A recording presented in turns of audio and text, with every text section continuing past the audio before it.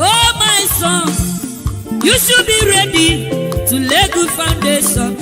Earlier the better. In the nearest future, you could be one of the leaders. So we pray. Amen.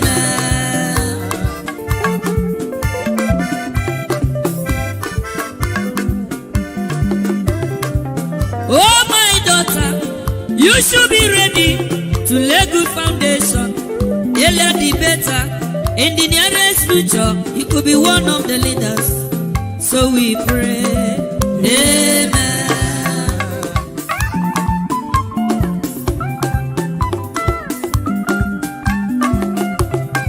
To become a leader is not very easy. To become a man is not a day job. Everybody's ambition is to become a leader and to become a rich man. That is the struggle. So my son, you should be ready to lay good foundation. Earlier the better. In the nearest future, you could be one of the leaders. So we pray. Amen. Thank you, my brother. God bless you. So my daughter, you should be ready to lay good foundation. Earlier the better. In the nearest future, you could be one of the leaders.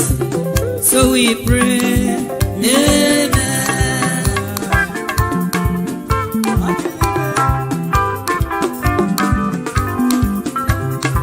To become a man is not a day job. To become a leader is not very easy. Everybody's ambition is to become a leader and to become a rich man. That is the struggle. So my son, you should be ready to lay good foundation. Earlier the better.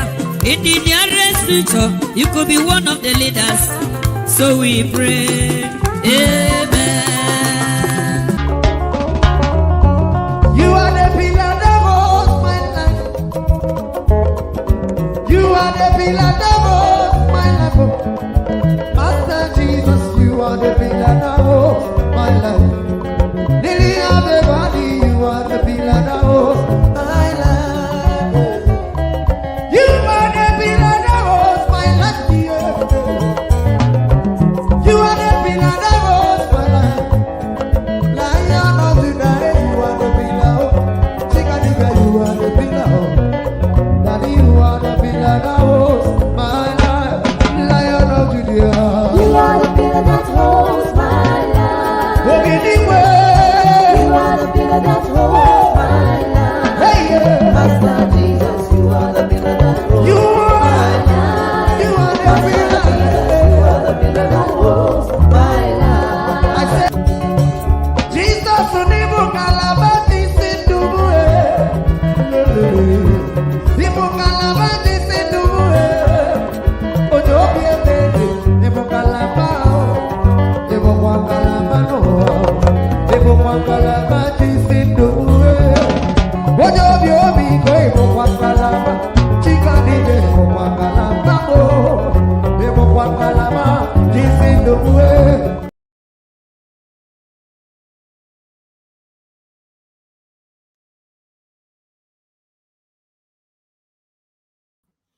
Okay, my people, good morning, good afternoon, good evening to every one of you right there. How you guys doing today? It's good to be back here again. Today is Saturday, 16 September 2023.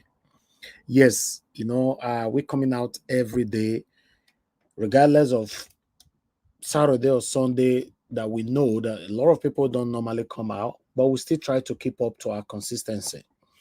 Even though we don't stay long, but we just want to keep that track on. How you guys doing, my people? I appreciate every one of you for joining us today. I quickly have to come in now to acknowledge the few that is already on the comment section, because we have a couple of videos to play, so I might be absent for a couple of minutes. So thank you very much, my people. Let me quickly acknowledge the people that is right here with me now. CXL is with us. Thank you very much. Happy Saturday to you. Good evening to you. Sabovo Kongai, Chris Emenike Obi, good evening to every one of you. Happy weekend to you all. Obejelo is with us. Madam Ahmed Bright is already with us. Good evening to you, Madam. Thanks for joining us. Don Gaddafi. can see you. Good evening, my wonderful people. Discussion Channel TV. Thank you, Fat Jacka. I can see you right there. Good evening to you. Joy Otaho, thanks for joining us. Good evening to you. Now, James Samuel Okafor, blessing Okafor. God bless every one of you. Good evening to every one of you. Didi Anthony, Roslyn, Urban Ruin say, thank you very much for joining us. Good evening to you. Thank you, my people. Clement Mekene, thank you very much. God bless you all. Paul Madugu, I see you right there. And God bless you, my people.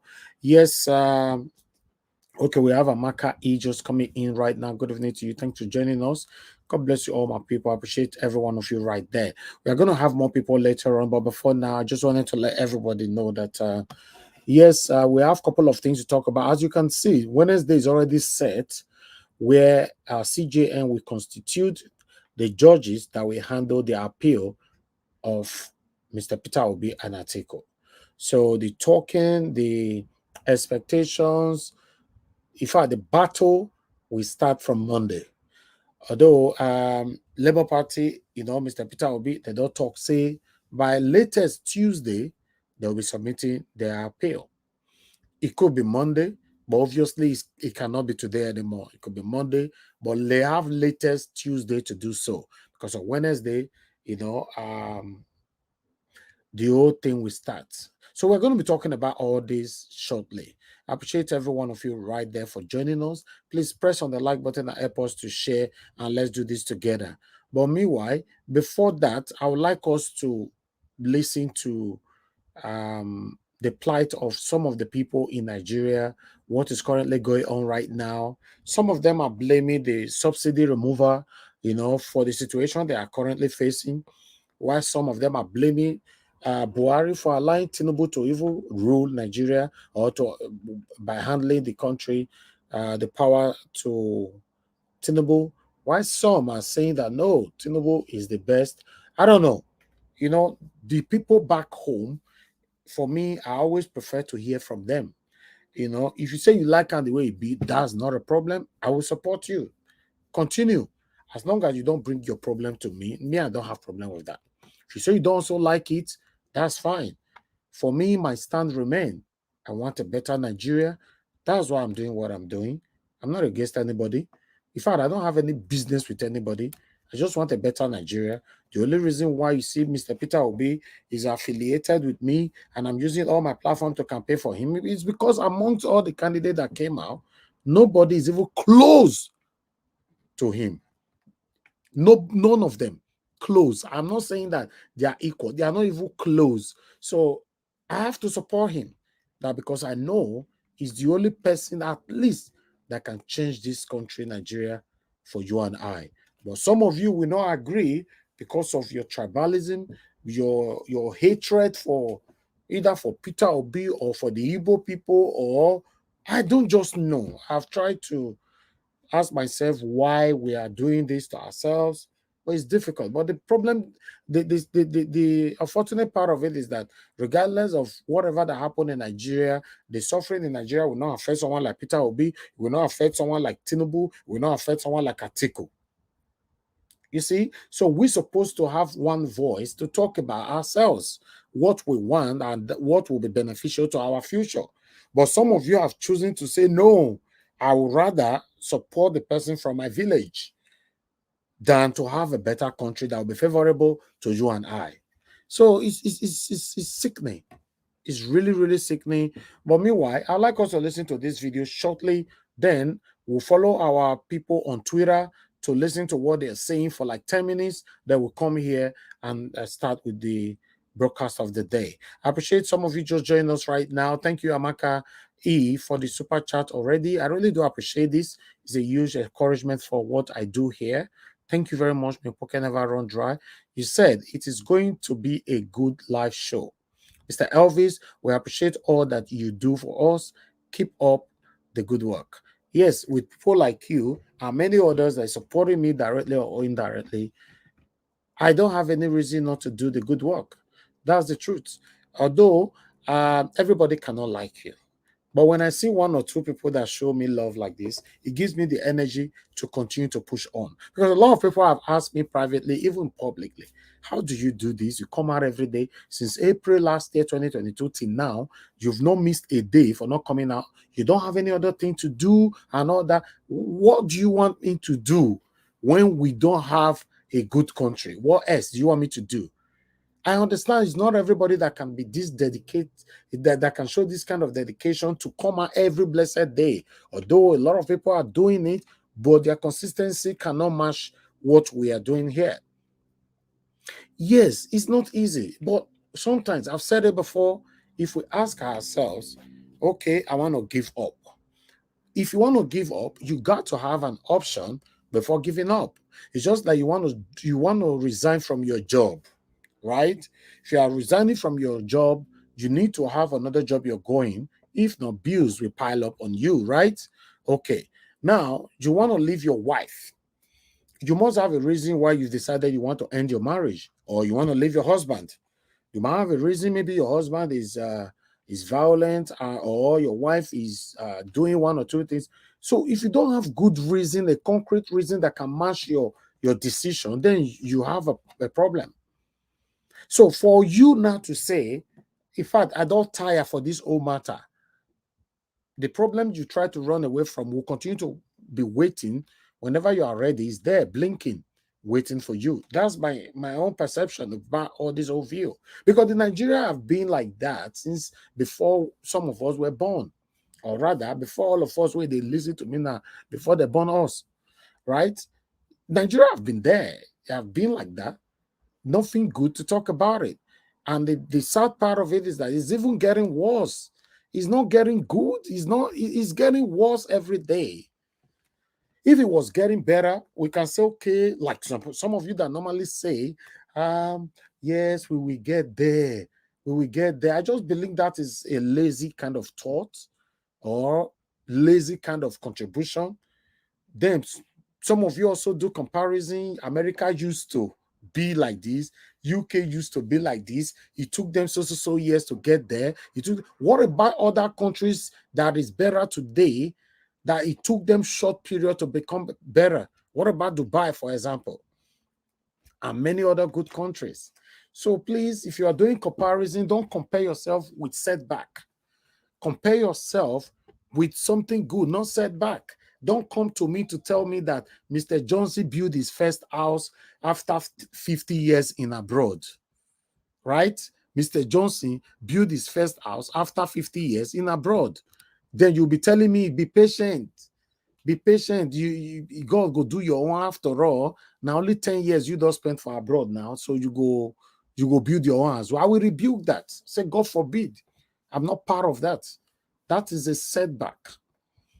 We have people that in December abroad who came to abroad within 12 months, they're already building their house. It's all about luck.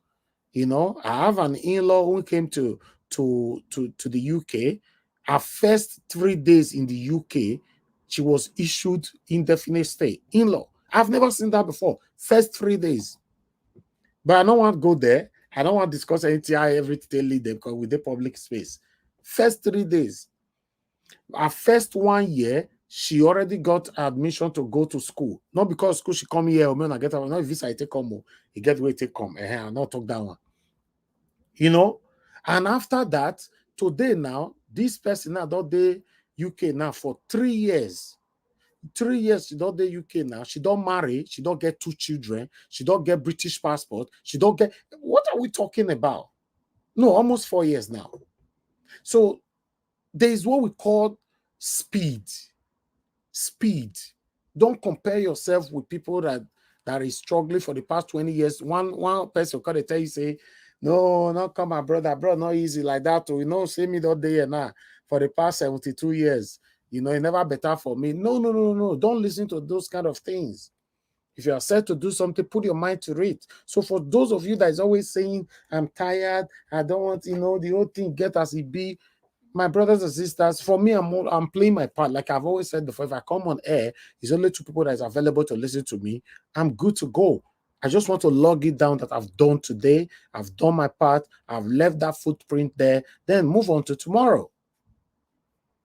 It's just like on the panel. If I have 10 people on the panel, I will pass the slot according to the people on the panel. If it's 5 people I have on the panel, I also pass it according to the 5. In fact, if I have 3 people on the panel, it means I will quick close. I don't know. Oh, you think I'm happy to spend 6 hours every day, even more? I'm not. You see, sometimes I have to drag with my panelists. I want to go. Sometimes they want to stay. Then I start feeling guilty. Okay, what can I do? Okay, let's continue. So if you come to the panel and maybe 3 people there with me, yeah, God bless that 3 people with me, then 3 of them will have enough time to talk. Once they are done, let's assume they are done with it 2 hours, I go close. 2 hours is even beneficial to me because I've logged in already. So doing 6 hours, even more, every single day is not easy. But I thank God for the encouragement. Listen, guys, the reason why I'm saying all this, when you're giving up, please try to have an option. If you don't have an option, then you are doing the wrong thing. Good morning, good afternoon, good evening to every one of you, my people. I appreciate you all. I can see more people join us right now. Madam Rita, I can see right there. Thanks for joining us. Good evening to you. Pat Sonny, thank you. Mercy Ayo, thank you very much. Juliet Okere is with us as well. Mary Daniel is with us. Thank you. Michael Organemaro, thank you very much, my people. I appreciate you all. Madam Origin, I can see right there. Thank you, thank you, thank you. God bless you, my people. Then we have Nikki Oko Ugo with us. Stella Ima Semedo in the building. Thank you very much. God bless you all. Mike Akinbari, my brother, I can see you. Mano Ferreira, thank you very much, sir. It's good to see you right there. God bless you all, my wonderful people. Help us to press on the like button. You know, saying on Saturday, it be us again. Madam Helen, I can see you as well. Frank Ono, thank you. Amaka Fojobi just coming in. Thank you very much, my wonderful people. God bless you all. Pat Sonny and many others right there. Very much, my people. I appreciate every one of you right there. Thank you. Before we move on to the next level, I would like to quickly verbally appreciate those of you that have supported me financially already. Amaka Fojabi, thank you very much for the super chat. I appreciate you. Thank you for always being there. Stella Emma Semedo, thank you very much for the super chat. I really appreciate you. Thank you for always being there. Every one of you, your pocket will never run dry. You will never regret supporting me. Thank you very much. May God bless you all. For those of you just joining us right now, I appreciate every one of you right there. Thank you very much. The Queen Valeria, I can see you. Thank you. Acropolis, thank you very much. Tonia Maduke, thank you. Jacinta Nani, thank you very much. I can see you. Madarita, once again, I can see you're busy on the comment section. God bless you. Appreciate every one of you right there. Discussion Channel TV and many others. David Platt, Aton of King, thank you. Ima Franklin, once more. Helen Chukura, thank you very much. Austin Prince, thank you. Mr. Joseph Orji is with us. Thank you. Uzo, thank you. You say I know say hello to you. I bet no verse. If I don't say hello to you now, Uzo, thank you very much. Beyond the Sky, Washington, Amorige, and many others. Thanks for joining us. God bless you all. Okay, before we move on, we're also going to be talking. You can see the picture of our legend right there, Charlie Boy. We're also going to be showcasing, one of his video where he came out to talk about what he have been passing through on Earthwise. So I would like us to listen to that. Maybe some other married men here, or people that is planning to marry prospectively can learn from that. So we're going to be learning from that particular video soon. But meanwhile, let's quickly go to Twitter and take it from here. Let's listen to what our brother Jimmy is saying right now on Twitter. Then after that, then I'll come back to you guys again. Now God bless you, my people. Let's listen to this. Thank you. Please press on the like button, my people. Help us to press on the like button. It's very, very important. I can see currently right now, we only have 78 likes. It's just so poor. I had no chance of carrying out the autopsy. And this was the key thing I tried to achieve, but I felt like it felt like I was the only person, up for it. So that pain is still inside of me. So I don't really know this Mubad guy. That's the honest truth. I don't really know him. And it was my friend here in Chicago that was telling me about him, even mentioned the song His Hands and everything. And my sister in London sent me a couple of, she's been crying endlessly. And she just started sending me pictures and videos of what happened to the guy. And the first thing I picked out was the fact that they had to bury the guy quickly. And that was a red flag for me because they are definitely hiding something. And that was exactly what happened the very day I got a call that my brother was dead. The moment my dad got there, the tenant that came to meet my dad told my dad, okay, so let's go and look for a way to bury him. I was on the phone when he said that. I said, who is that bastard? My brother is not a Muslim. Why is burying him the next thing for you to do? And my dad, a confused person, may we not, we parents now, may we not have that opportunity to see or witness the death of our kids or children. It wasn't thinking right. And it was like, okay, let's just bury. I said, no, hell no. No one is burying anybody at a point in time. Not now. We need to figure out what happened to this guy.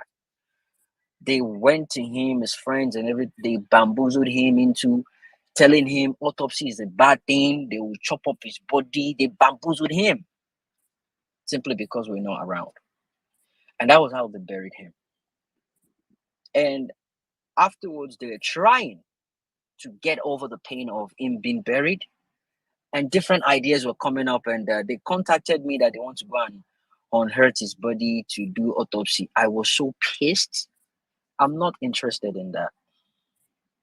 When I saw the picture, besides the fact that they buried this guy so soon, the humiliating part was when they opened his coffin and people were bringing out their phones to snap his pictures. They were bringing out their phones to snap his picture, how his head was bent. It was disastrous. The sight was disastrous. To me personally, I felt disgusted. But that being said, they did not do anything to adjust that. That's to show you how fast they want to get rid of that guy. They weren't particular about the size of the coffin. It was a situation of just grab one, put him in there, and just put him in the ground. It was a situation whereby, this coffin is too small. We don't care. Shove it in there. They don't even have the time to go get a replacement, a coffin bigger than the actual one they brought. They just want him to be buried. They're covering something up.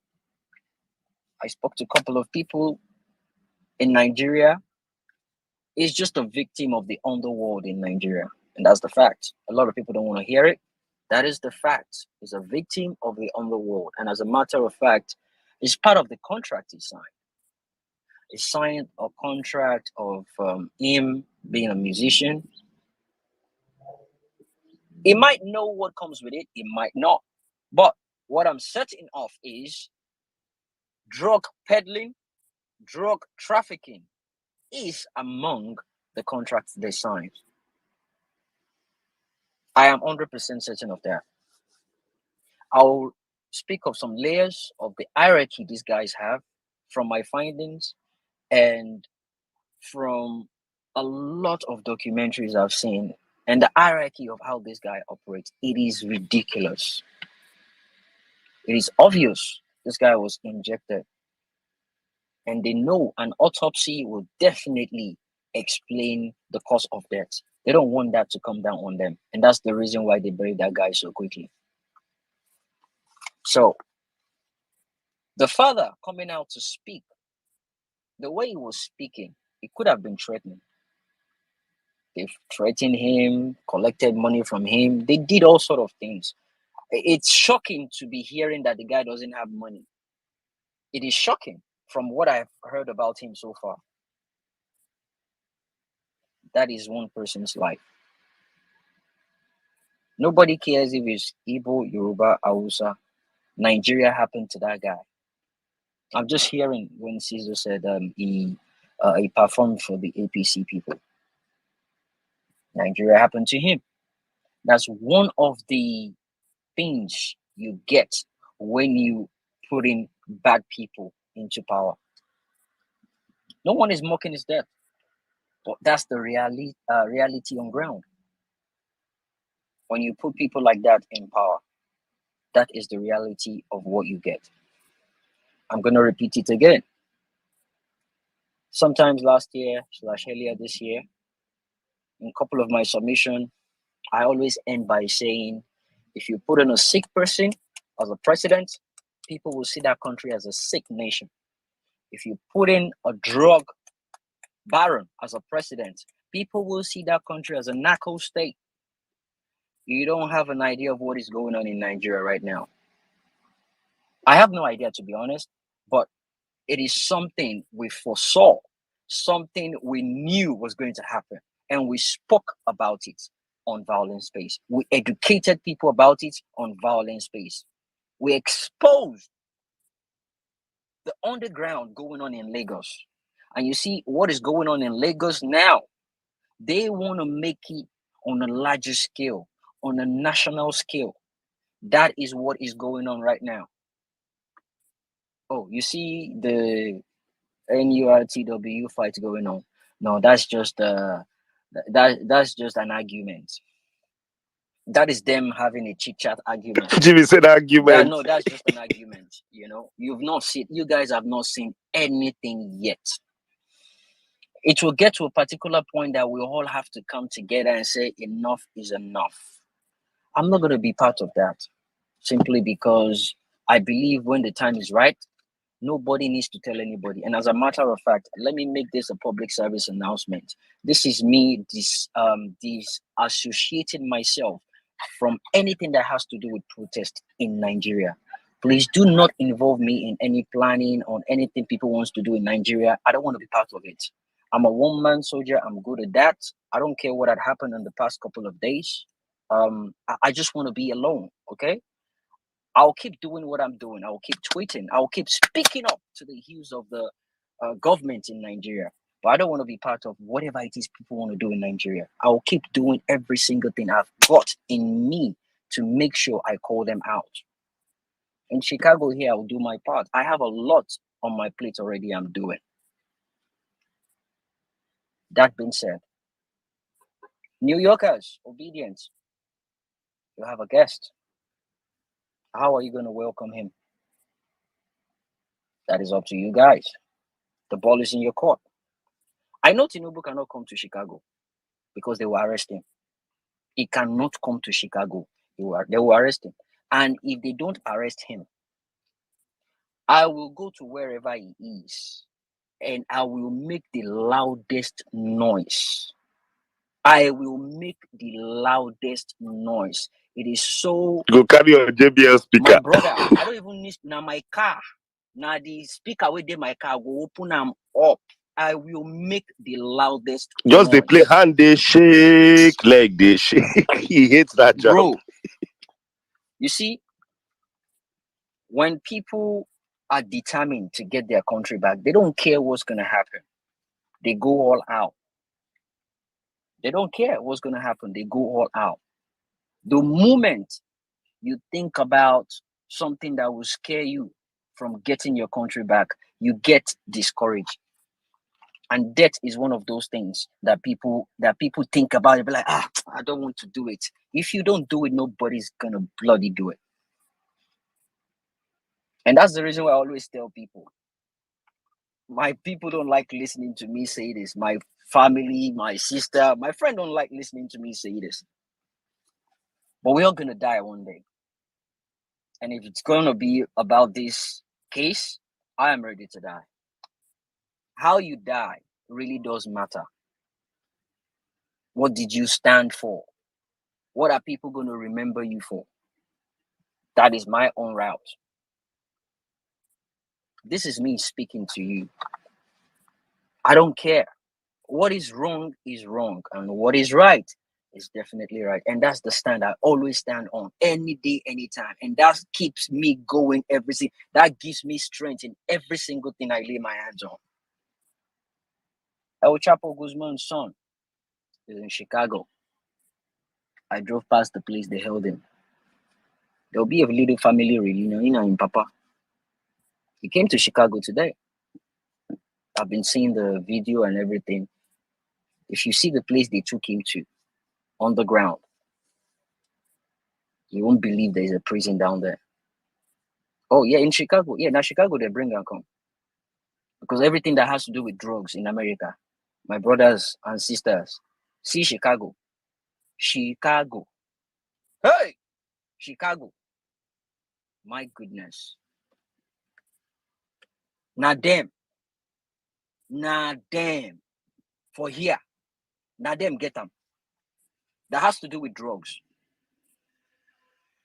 From the findings I did about Mohbad, I was told he misplaced a shipment of drugs. And they don't care if you misplace it, they want their money back. Just the way you see in movies, guys. Just the way you see in movies. So all those harassments, when they do, when they see all videos, they want their fucking money back. And you keep asking yourself why they don't make money from that. Simply because all they do is they get high on their products. This is first class information. In fact, the person is telling me that they should not even bother themselves trying to investigate in Nigeria there. The police are in on it. I made a list of the hierarchy for people to understand how deep this thing is. You see, it's like a business organization. When you hear of the cartel, it's like a business organization. They have the baron himself. They have the second in command. They have the financial advisor. They have the transport operation. They have a bookkeeper that records every shipment coming from every country or every state, depending. They have the international bookkeeper. They have the state bookkeeper, and they have the local government bookkeepers in Nigeria there.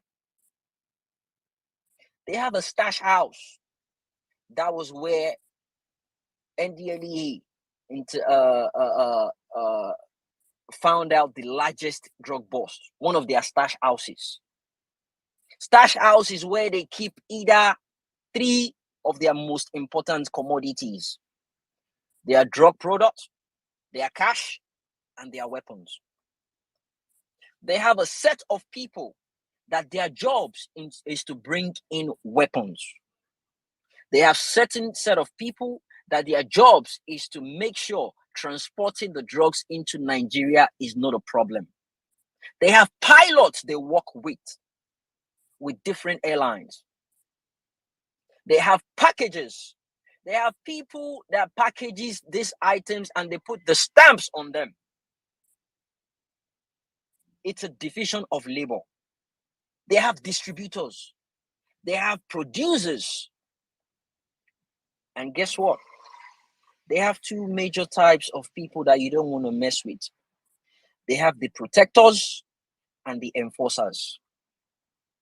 The Mexicans, they call them the sicarios. These people are the ones that protect their goods. Shipment, they call it. They protect their shipment to its destination or location. And enforcers are the ones that when they give you a package or a shipment to sell, you sell it, it comes short, or you don't want to give them the money. It's not even about the money. They give you a time frame. And if you don't meet up with that time frame, they don't care about that money. They will kill you. And your family members will end up paying that money. If they don't pay that money, they will kill them. If they have dogs in that house, they will kill those dogs. If they have cats, if they have fish in their aquarium, they will kill every fucking damn thing. That is how they operate. They don't care. These are heartless people. You see, and the drug has different classes. They have weed. They have cocaine. They have another one they call colos. I'm talking about Nigeria. They have cough syrup. And guess what? Each of these drugs I just mentioned, they have a cartel. The cartel for cough syrup is different from that of colos, from that of cocaine, from that of weed.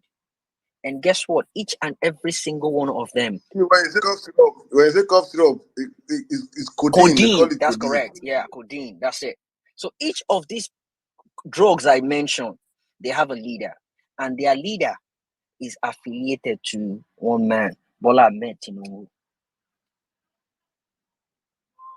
Bola Ahmed Tinubu. There is a guy, interesting guy. They call him Abul Abel. He goes around. He's in Lagos, Dubai. You hear them, praising him all over the place. Abu Ebeli. He's an underdog. He's a drug dealer. He's a capo di tutti. He's into cocaine. They have some that are into cracks. I don't want to start mentioning names, but from the findings and the information I got hold of, my goodness, Nigeria is in deep shit. The country is in deep shit. The police are in, the police are in this rubbish with them. The soldiers are in this rubbish with them. It is a capture. The NDLEA gave them ambassadorship one day. It is, let me just say, I can confirm 100% that Nigeria is a captured state right now. From the information I've gotten so far, Nigeria is a captured narco state right now because they have moves. You see, this is another category. They have moves, and what these guys do is they go around looking for people to they look for people to intimidate. They are the ones that smuggle drugs. They smuggle weapon across the border from Cotonou to Nigeria, from Niger to Nigeria, from any part of the country to Nigeria. They do all this small. They call those ones moves. They have the falcons, the fox. This is how they operate. So what they basically did was they copied the cartel hierarchy structure from the Sinaloa cartel in Mexico. They brought it to Nigeria, and they are trying to put in people in those positions. That is what they're trying to do now in Nigeria. Right now in Nigeria. The sicarios, I mentioned them earlier on. They are the one enforcing whatever it is they want them to enforce in Nigeria. And within that sicarios, they have two categories. You see, they are dealing with demons in that Nigeria. Within that sicarios, they have one they call sanguareros. The Mexican call them sanguareros. These are bloody, thirsty bastards. Another name for them, they call them butchers. They call them cook. They call them stew makers. These are people that will chop human beings into pieces. You see them in your narco movies. Or they just put a whole human being in a barrel. They soak them in acid. They call that stew. They have all categories of people. They have the intimidators, people that go around harassing you. I'll put on the link I got this whole thing I'm giving you guys. I'll make a tweet about the link so you guys can read and understand. By the time you understand and you read all these positions, then within your own mind, you now start picking everyone in Nigeria. Some certain people, you'll see the roles they are playing. There's a particular one that got my interest. They describe it so perfectly that they even said they pick people within the age of 40 to 60, and they are mostly with facial beards. Does that sound familiar to you guys? They are copying what is happening out there. They are bringing it to Nigeria. Again, when you put in a sick person to be your president, the country will be sick. And when you put in a drug dealer to be your president, the country will be known as narco state. Do you know how many dogs will be in New York now sniffing Tinubu's plane? Do you know how many dogs? Because they know him, regardless the fact that they have this diplomatic relationship going on. They know who he is. They know who he is. FBI alone claim they have 2,500 pages of his criminal record. Now, one thing I want people to understand is FBI do not keep valedictory records of people. Obviously, it has to be criminal records. And this guy has 2,500. And the Bible, King James Version, has 1,500. 1,500 pages. Tinubu crime pass a whole Bible. King James Version, to be precise. That is just the FBI. We now have to deal with the IRS. We'll deal with the CIA, State Department. Oh my goodness. The address he put on his Southwest College, where he said he stayed when he was in Chicago. I checked that address. There was no Tinubu on that address. I contacted a friend that is into real estate to get me an information. I actually want to find out when was that building built, because they have a database that can do that. If I can figure out when exactly that building was built, then I can figure out is that building even there when he claimed he went to that, he lived there. We are dealing with a demon. Nigeria, and I don't enter one chance. There is nothing anybody can do.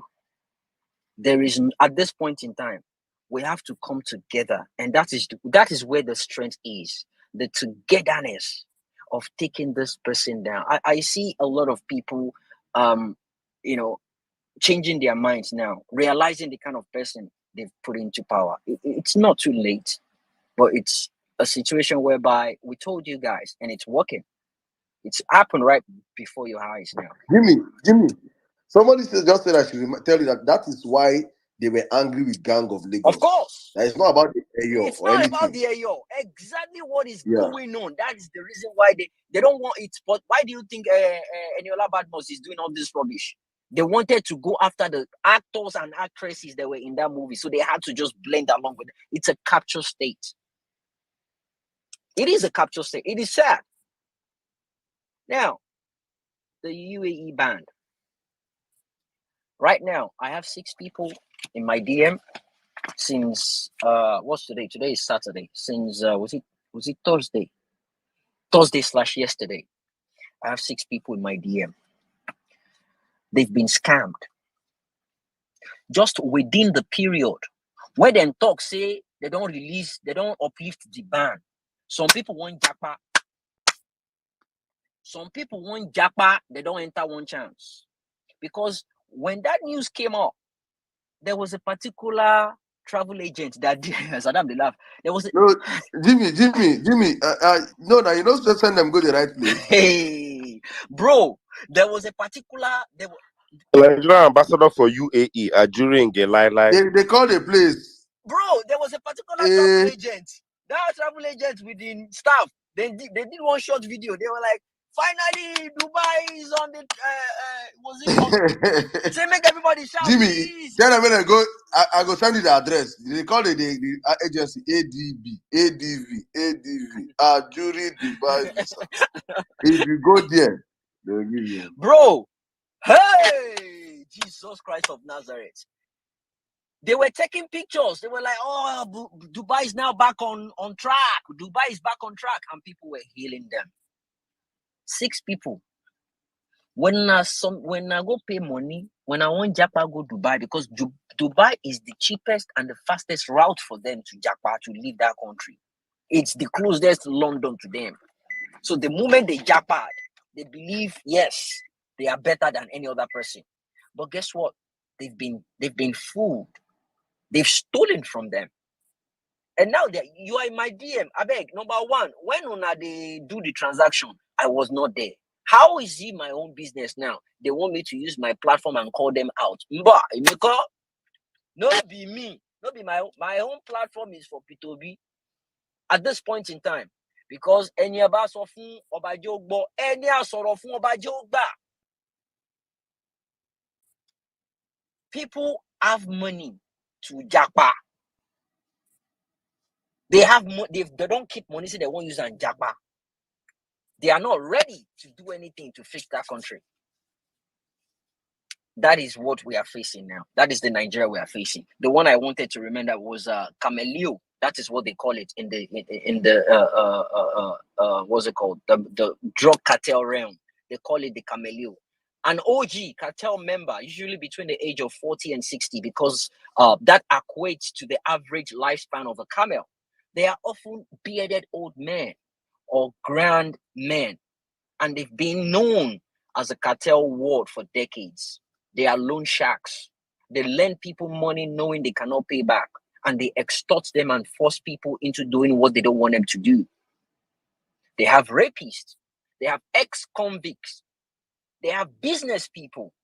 They have real estate members that works with them. They don't get their hands dirty, but they work with them and they help them launder the money. They help them use the drug money to buy shares, to buy properties, to refurbish that money. Not be even Monday again. They refurbish the money. They make it so clean, and they give it back to them. And people will let them know, okay, this is yours. This is a way you can claim you made your money. This is how you made your money in life. That is where we are now. Obedience. Welcome to Yoruba Lokon. Nepotism. I listened to the video this guy had with Sheo. The video is not even recent. I think couple of weeks ago. But yeah, the thing just came back online again. I listened to the video. You see, I did one of my Yoruba Rono space, and I said it categorically. I said, even these people, they shout, Yoruba Lokon, Yoruba Lokon.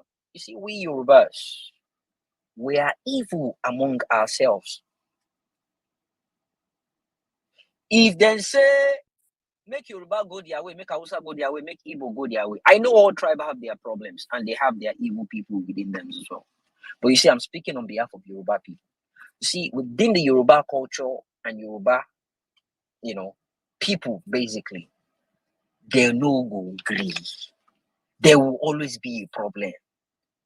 Now, they fight on ground now. Now say all the people where Tinubu they pack for power, they be Lagos boys. Abeokuta Yoruba people they vex. Or your Yoruba people they vex. Or Sun Yoruba people they vex. The man where come. Leave it alive. Bro, the man where come station, they follow Shehu Okibale talk say, I'm a Yoruba man. This is not fair. They know. Are you telling me there is no Igbo man that can do this, that can do that? Hey, Ron, the man is from Abeokuta. It is because they did not put his people there. It is because Tinubu is not even interested in anyone from Osun, Ogun, Abeokuta, or Ogbomoso. He's not interested. He's working with the people, the same people he stole and he embezzled Lagos from. The people that worked with him, the people that they've had connect, it's more like a cult. They are sworn members. They don't lick themselves blood. Regardless of what, I don't know. Maybe there's something that is happening to our media in Nigeria that you and I, we are not seeing. I believe there is a kind of oppression or threat and all that, or sanctions that is being put before them, that if you misbehave like this, this is what you're going to get. To be honest, you that supported APC, this is what we are going to continue to get. God forbid if the Supreme Court do the wrong thing. Nigeria will continue to get worse. In fact, Nigeria have been captured. In case you're not aware, Nigeria have been captured. At this particular time now, you're going to see more of talks, Agberus. You're going to see more of kidnapping, more of insecurity, and many other things are going to continue to happen under these people. So if you're part of the people that supported these people, I want you to have it in your mind that throughout the time they are going to be in that office, whatever that happened to any Nigerians, innocent Nigerians, I want you to know that their blood will be on your head. Yes, because you know that satanic APC cannot take us anywhere. Anybody that comes out of that party cannot take us anywhere. Talk less of even the baggages that Tinubu is carrying everywhere. You still decided to support him because it's from your village. Meanwhile, let's listen to this quickly. God bless you all. Starting with the United Arab Emirates has contradicted claims by the Nigerian government that it is yet to lift a year-long visa ban on Nigerian travelers. An official from the Gulf states told CNN that there are no changes on the Nigeria-UAE travel so far. The source asks not to be named because he is not authorized to speak to the media. The UAE said in a notice last October that it will no longer issue visas to citizens from Nigeria and 19 other African nations. It did not provide further details, and obtaining a 30-day tourist visa was relatively easy until the UAE abruptly stopped issuing the visas to Nigerian nationals. Flights between both countries were stopped last year after Dubai's Emirates Airlines suspended its operations in Nigeria, citing trapped revenues. The carrier said it could not access and repatriate its funds amounting to $85 million withheld in Nigeria. First off, I want to say welcome back. You were surely missed. But I mean, we're not in Dubai, so this did not affect you. But we have to talk about this. You know, just this week, you know, the president had, you know, gone to India for the, you know, G20 summit, and on his way back, he made an unscheduled stop at the UAE. And what we got from that was that there was a meeting between our president and the you know, and their president as well. And the outcome of that meeting was the immediate lifting of the visa ban, according to our president. Let me be very clear about that. The presidential spokesman, who is. They tell me why Ajuri will come on air, Tinubu spokesperson, to tell Nigerians that Dubai have lifted the ban immediately. Why? They need to come back on air, not this one where they do Kasho trying to bypass it. Come on airplane to apologize to Nigerians that we have lied, we are deceitful. Forgive us. That is what they need to do, because I don't understand. That meeting was the immediate lifting of the visa ban, according to our president. Let me be very clear about that. The presidential spokesman, who is representing our president, said the immediate lifting of visa ban on Nigeria, the resumption of Etihad and Emirate Nigeria routes, the $1 billion UAE investment in Nigeria, and joint FX liquidity program with details to follow. But here we are, hearing from an unofficial source. I'm sure by Monday everything is going to be clear. But an official source, and of course going to CNN, which is a very reputable news organization, saying no. And I myself, as an avid traveler, as soon as I heard the news, I remember going on their website to see if an announcement or some kind of briefing had been made. And up until this morning, there was nothing like that. So to be hearing this from a source inside, or from the Gulf country, is quite alarming, because on social media we could see people jubilating, travel agencies happy that we could start going to Dubai. But this, is who is not saying the truth here? Is it a situation where the president maybe did not understand what the objectives of that meeting was, or what the I don't understand. What do you mean who is not saying the truth here? Will Dubai lie?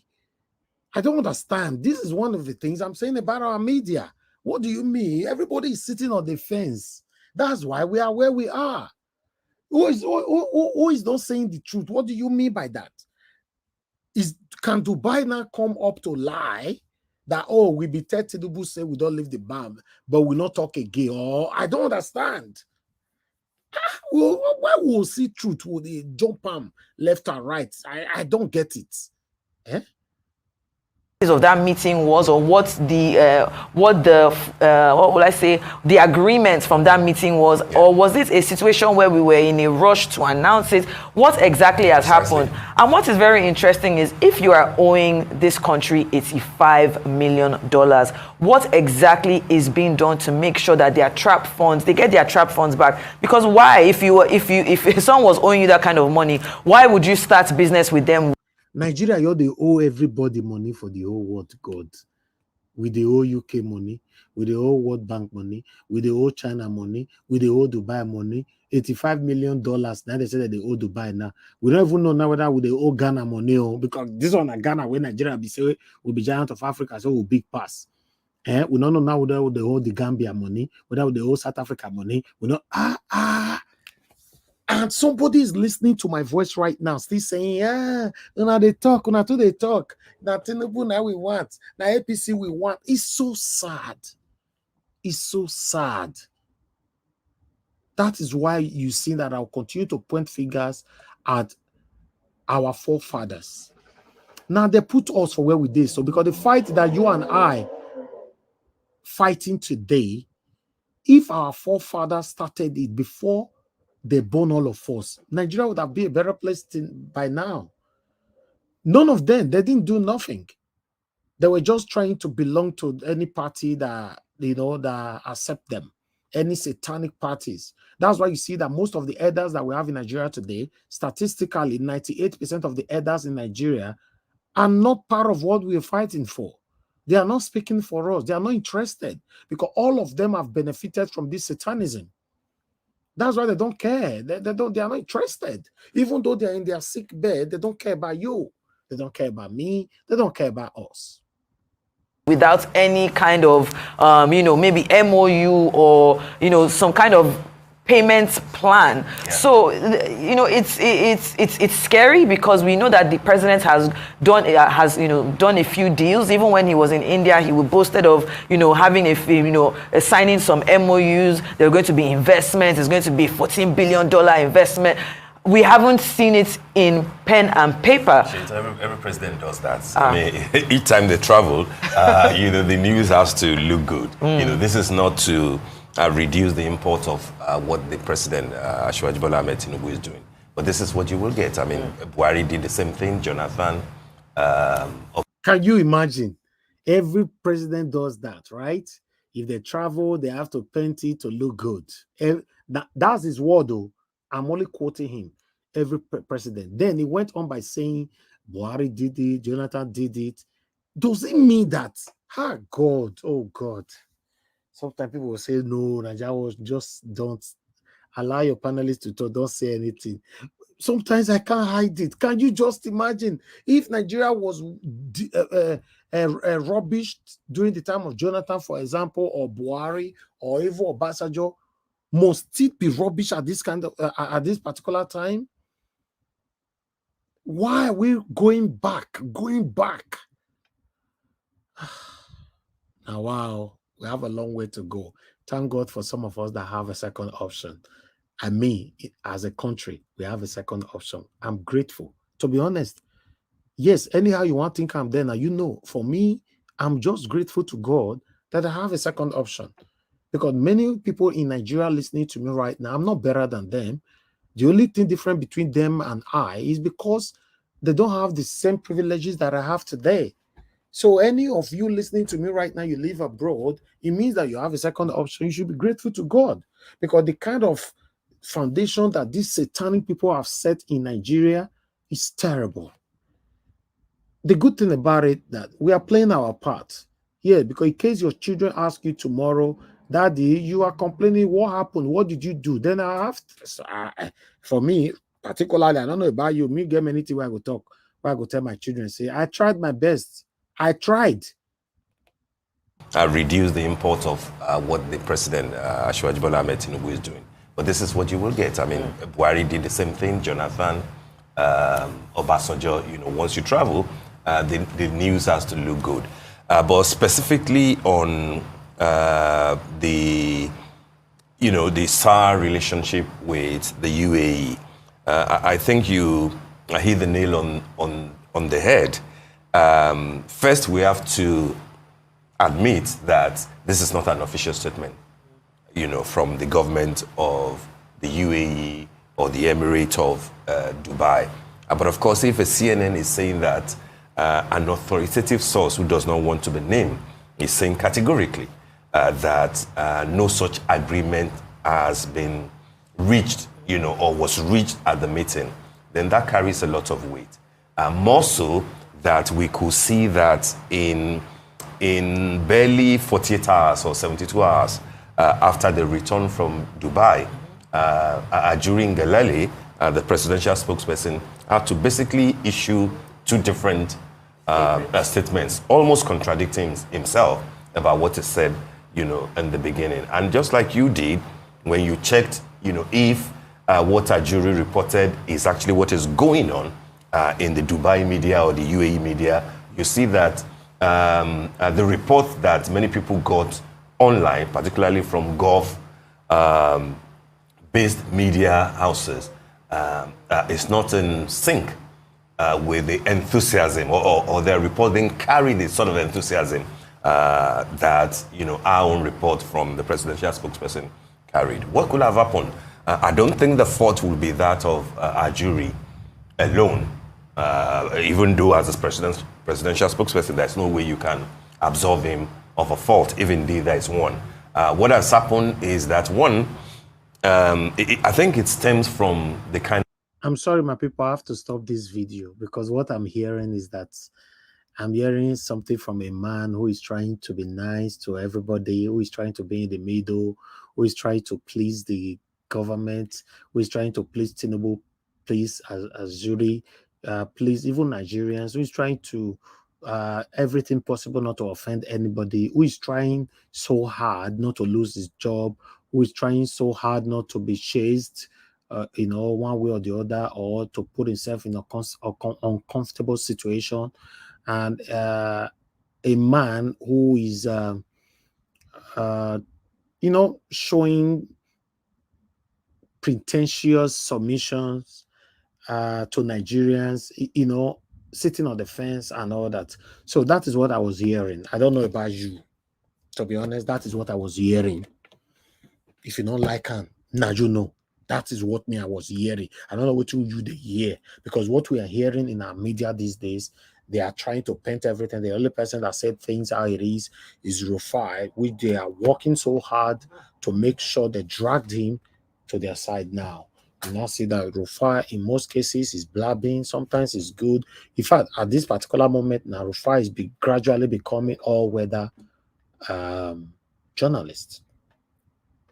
It's very sad.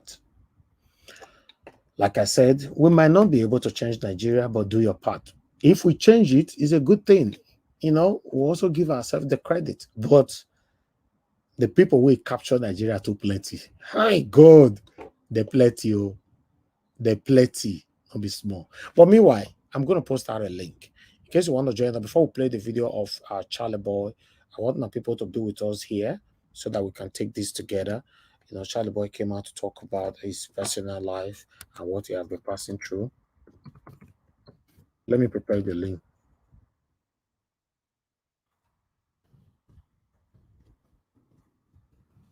Okay, thank you very much, my people. Please press on the like button and help us to share. I can see Madam Nena just coming in. Good evening to you, madam. It's good to have you here. Desmond the Beans, I can see you. Madam Bella Naomi, thank you very much. And thanks for the super chat already as well. I appreciate you. God bless you. Thank you, Winnie Igbinomba. I can see you right there. Ola or Adewale. Thanks for joining us. I appreciate every one of you. I can see more people right there. Kingsley Ogeriahi and many others. Asabosa, I see you as well. Thank you. God bless you all. I just posted out a link in case you want to join us today. Join us and let's talk about the things that's affecting you and I. Yes, let's listen to what Charlie Boy have to say here. God bless you all. Well, it's Friday, and what better way to end the week than in the company of Nigeria's veteran entertainer and political activist, the colourful, controversial, combative, unrestrained, bold, perhaps harmlessly dotty, but hugely famous Charlie Boy, a public figure whose life has... Okay, thank you, Mother Rita. I don't see you right there. One Love, I don't see you as well. So I will start accepting people in now. Thank you. Because I really want to listen to the introduction from Mr. Chas. Dotty, but hugely famous Charlie Boy, a public figure whose life has been nothing short of adventure and adrenaline.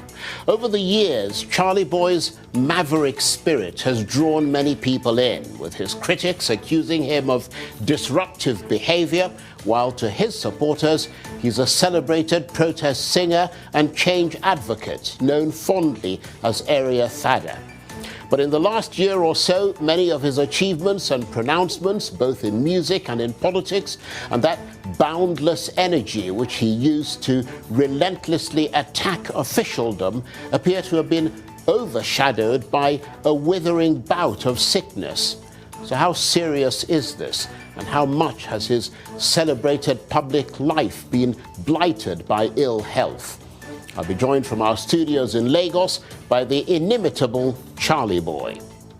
Also on the program, as Kim Jong-un makes a rare international visit aboard his armored train, are the leaders of Russia and North Korea about to forge a new alliance? If so, what are the implications for the West and, for that matter, Africa, where the Russian mercenary group Wagner has been making inroads in the last few months and years?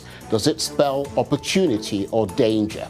I'll be joined from London by the former British diplomat and former EU Managing Director for the Middle East and North Africa, Professor Nicholas Westcott, who until recently was the Director of the Royal African Society and is currently a Professor of Politics and International Studies at the School of African and Oriental Studies in London. Plus, we have our analyst who will give us his perspective on the news and issues of the day. I'm Charles Enyegolu, and this is Arise Prime Time.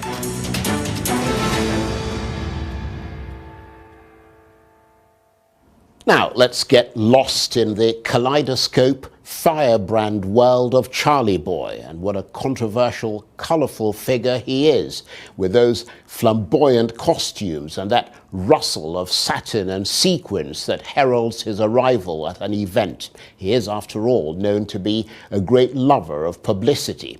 But he's also an activist, campaigner, and a lifelong advocate for good governance, well known for his social media political orations. And many of his supporters speak enthusiastically about his fighting spirit, his unwavering courage, and his liberal instincts. But suddenly, in that prime, he began to suffer from serious illness. First, in the last year or so, he was struck down by a diagnosis of prostate cancer. And then came COVID. But he says he's managed to overcome both. So, having experienced immense difficulties and emerged through the flames at the other end, what is his frame of mind today? Has he lost some of the shine and sparkle and passion that he's come to be associated with? We'll hear from the self-styled president of frustrated Nigerians in a moment. But first, here's one of his more recent protest songs. This one's called Nigerian Matters.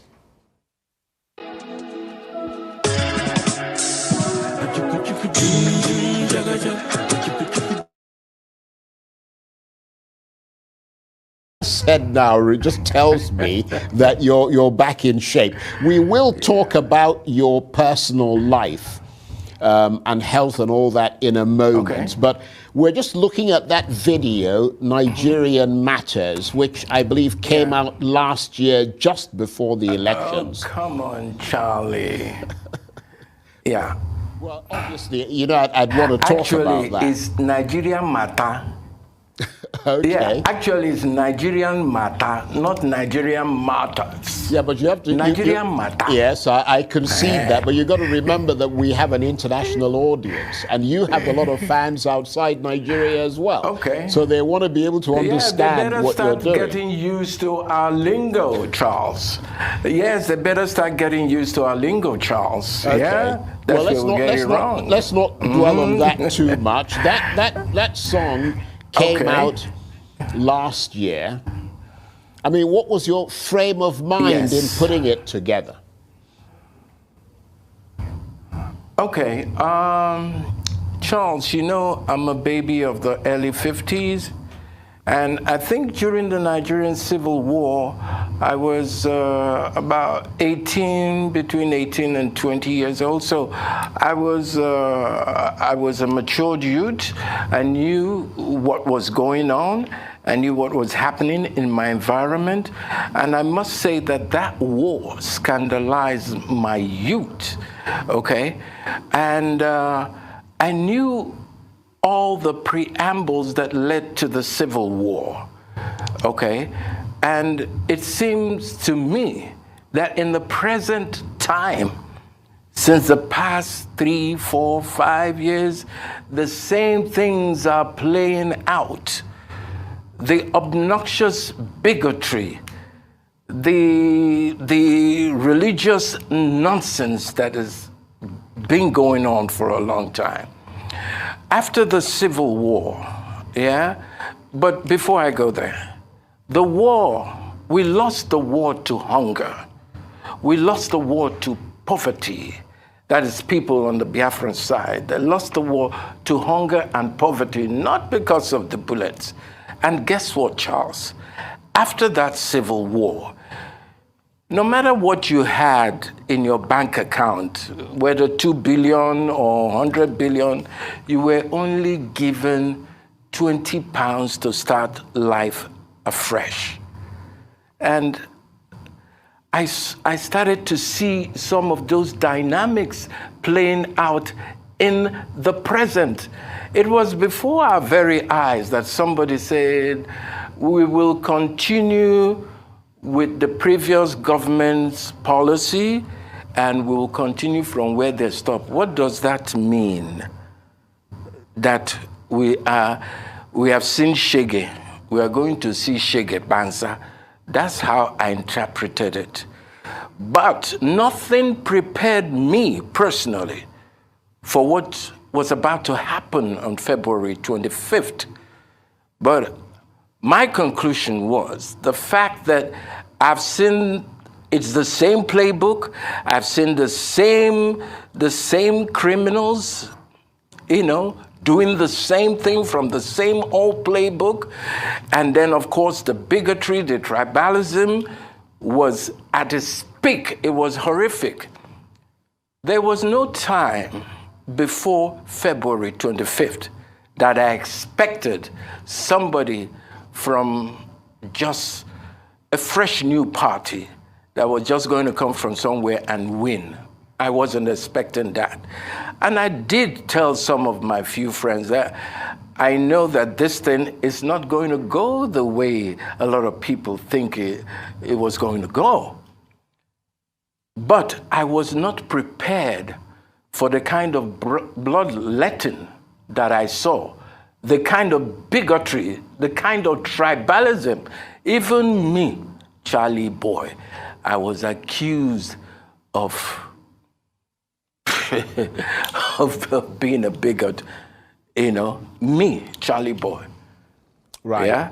So I put all of that together and I felt that, no, it's the same thing, but I was not prepared for the height of such corruption, such bloodletting, such hatred.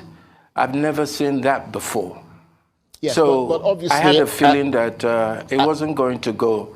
Right. But as you said, I mean, that song actually came out before the elections. So clearly that's not what influenced the song. The song was in January, actually. Right, just before the elections. It was in January. Yeah, so obviously, I see things. Yeah. I've been living ahead of my... Right. So it was a sort of predictive song then, predictive in the sense that it was going to, it was looking at a sense of how things were going to turn out. So what do you think Nigeria is headed now, and how do you think the political issues that you talk about can be resolved? Well, I'm happy that I see some rise in consciousness, especially amongst the young people.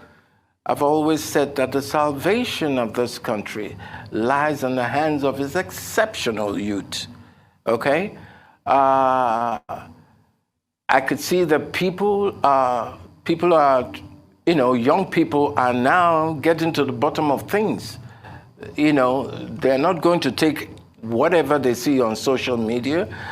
I know how they've been coming at, all the enemies of the people. I know how they've been going at them. And for many young people, I believe that their mumu, their ignorance, their stupidity is enough, okay? I know that the young people, these are the genes generation. they have the numbers, they have the intellect, and you can't tell me that these evil people in power, can outshine, overdo these young people. I believe so much in the Nigerian exceptional youths, because they are the one that is making us proud. They are the ones. I mean, you go to the United States.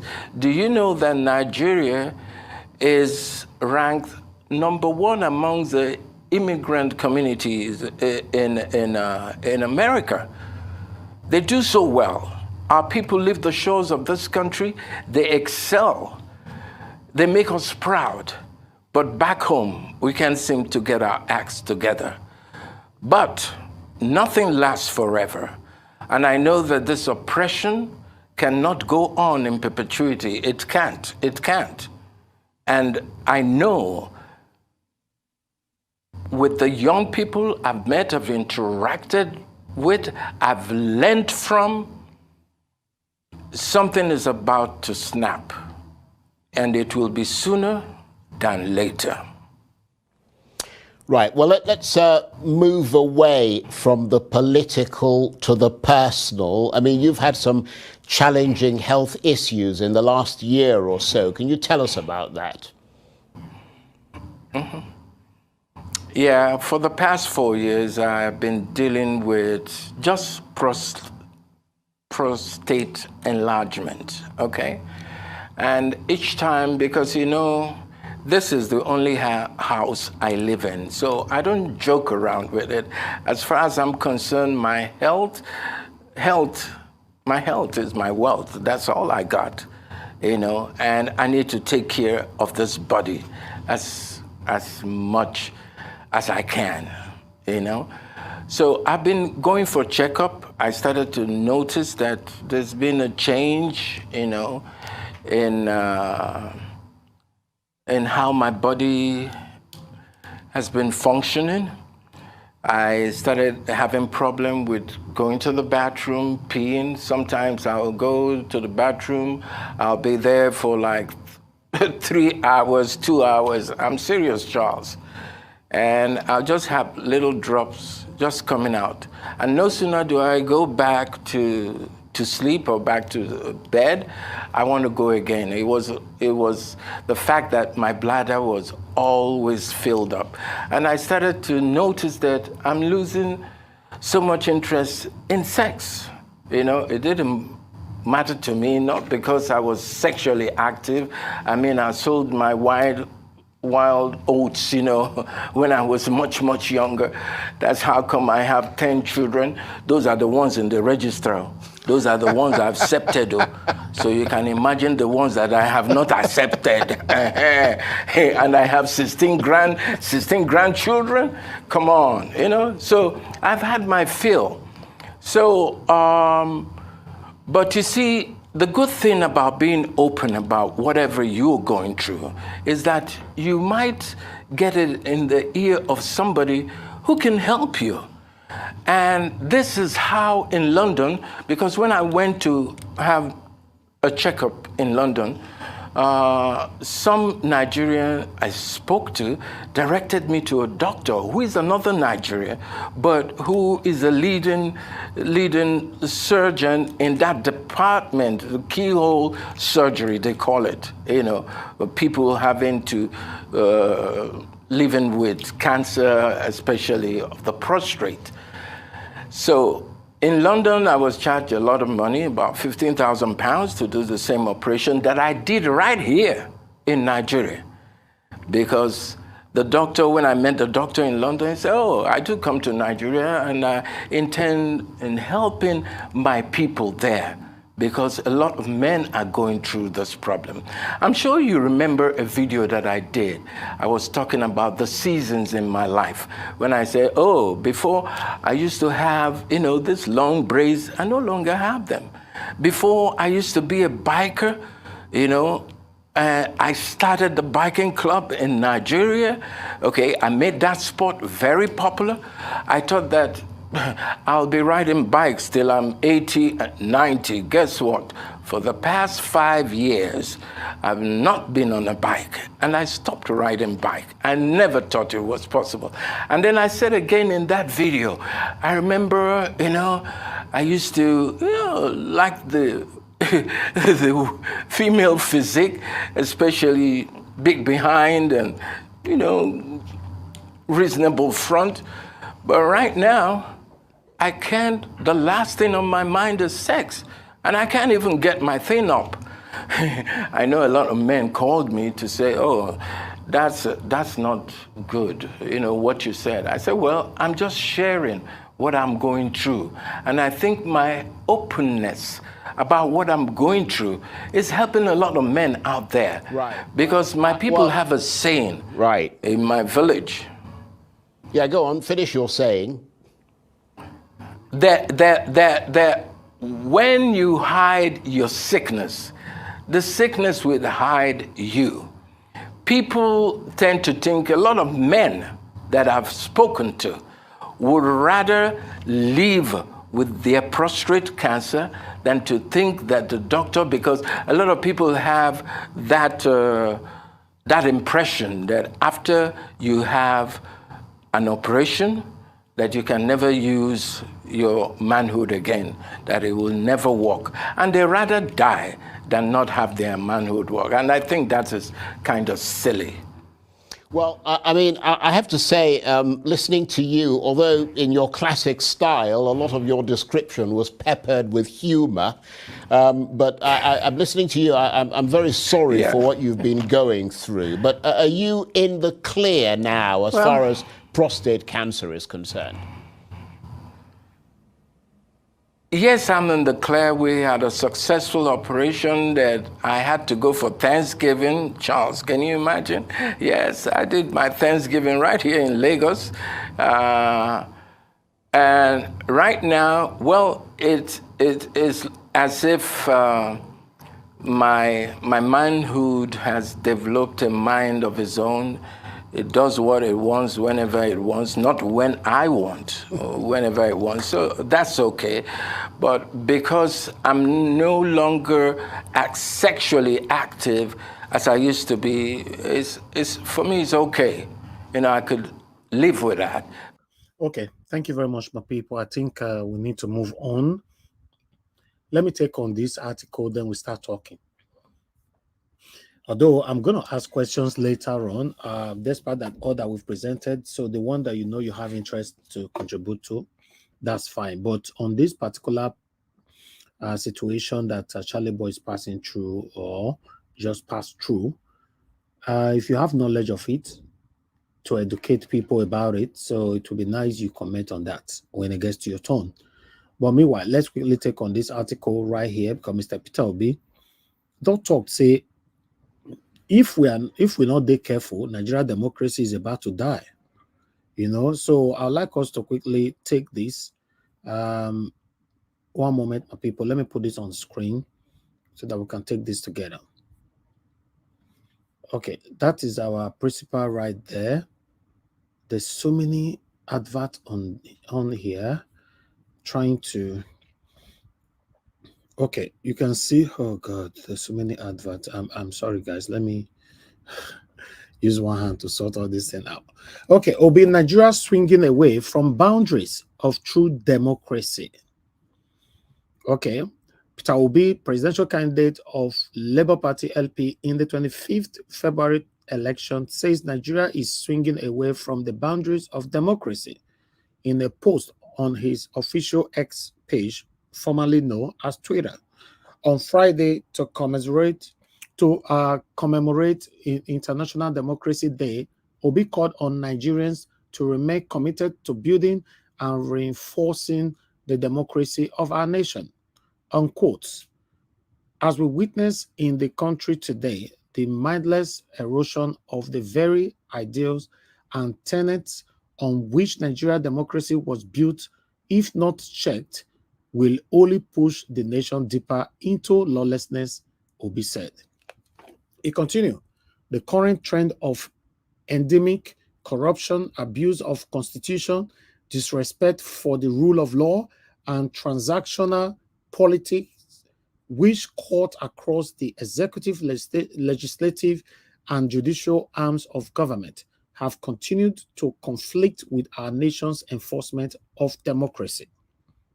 It went on. Consequently, our dear nation has continued to swing dangerously away from the boundaries of true democracy. And the yes, democracy, they come out from each side for almost everything. Then it went on, unquote. Gradually, we are losing one of the biggest intangible assets that makes a nation strong, which is respect for the rule of law. I call on all Nigerians to remain committed to building and reinforcing our nation's democracy. Obi, who came third in the presidential election, said he remains committed to a new and truly democratic Nigeria. Then he went on. Once again, I reinstate my commitment to a new and truly democratic Nigeria. I am in the struggle solely for the betterment of our society, he said. He went on, my vision of a new and truly democratic Nigeria is born out of the deep conviction that Nigeria, if given good leadership as I offer to give, will be beneficial to every Nigerian. He went on by saying, we must not give up on our nation because a new and truly democratic Nigeria is possible.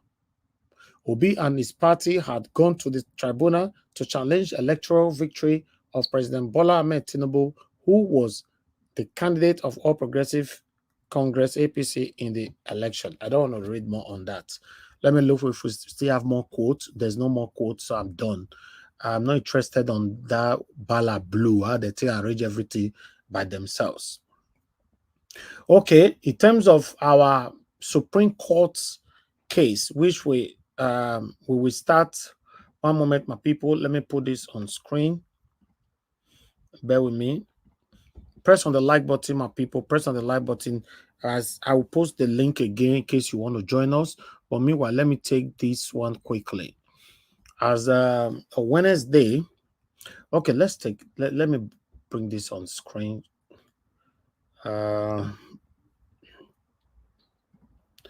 Okay, there you go. Peter Obi to file appeal at Supreme Court on Tuesday. Okay, let's quickly take this with all this advert trying to disturb me here. I'm doing my best. The spokesperson of Peter Obi Dietary Presidential Campaign Council, Yunusa Tanko, has revealed that Peter Obi's legal team may file an appeal at the Supreme Court on Tuesday. Obi is also said to have no plan of changing members of his legal team. Tanko and the National Legal Advisor of LP, Kehinde Edun, revealed this to reporters. Unquote. I just confirmed that we have not filed the appeal. That will be done between now and Tuesday. We are also not seeking to engage or tweak our team of lawyers, Tanko said. Edun said, unquote, we have not filed the appeal yet because we are still within the time frame. It will be done any moment from now. Our legal team is still intact. They are some of our best hands.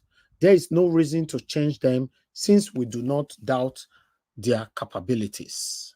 Daily Post report that Peter Obi petition challenging the victory of Bola Tinubu at the 2023 presidential election was struck out by the Presidential Election Petition Tribunal sitting in Abuja. The LP presidential candidate has since vowed to challenge the tribunal judgment at the apex court. All right, my people, I'm not sure. Do I still have another one? Okay, I think we are done.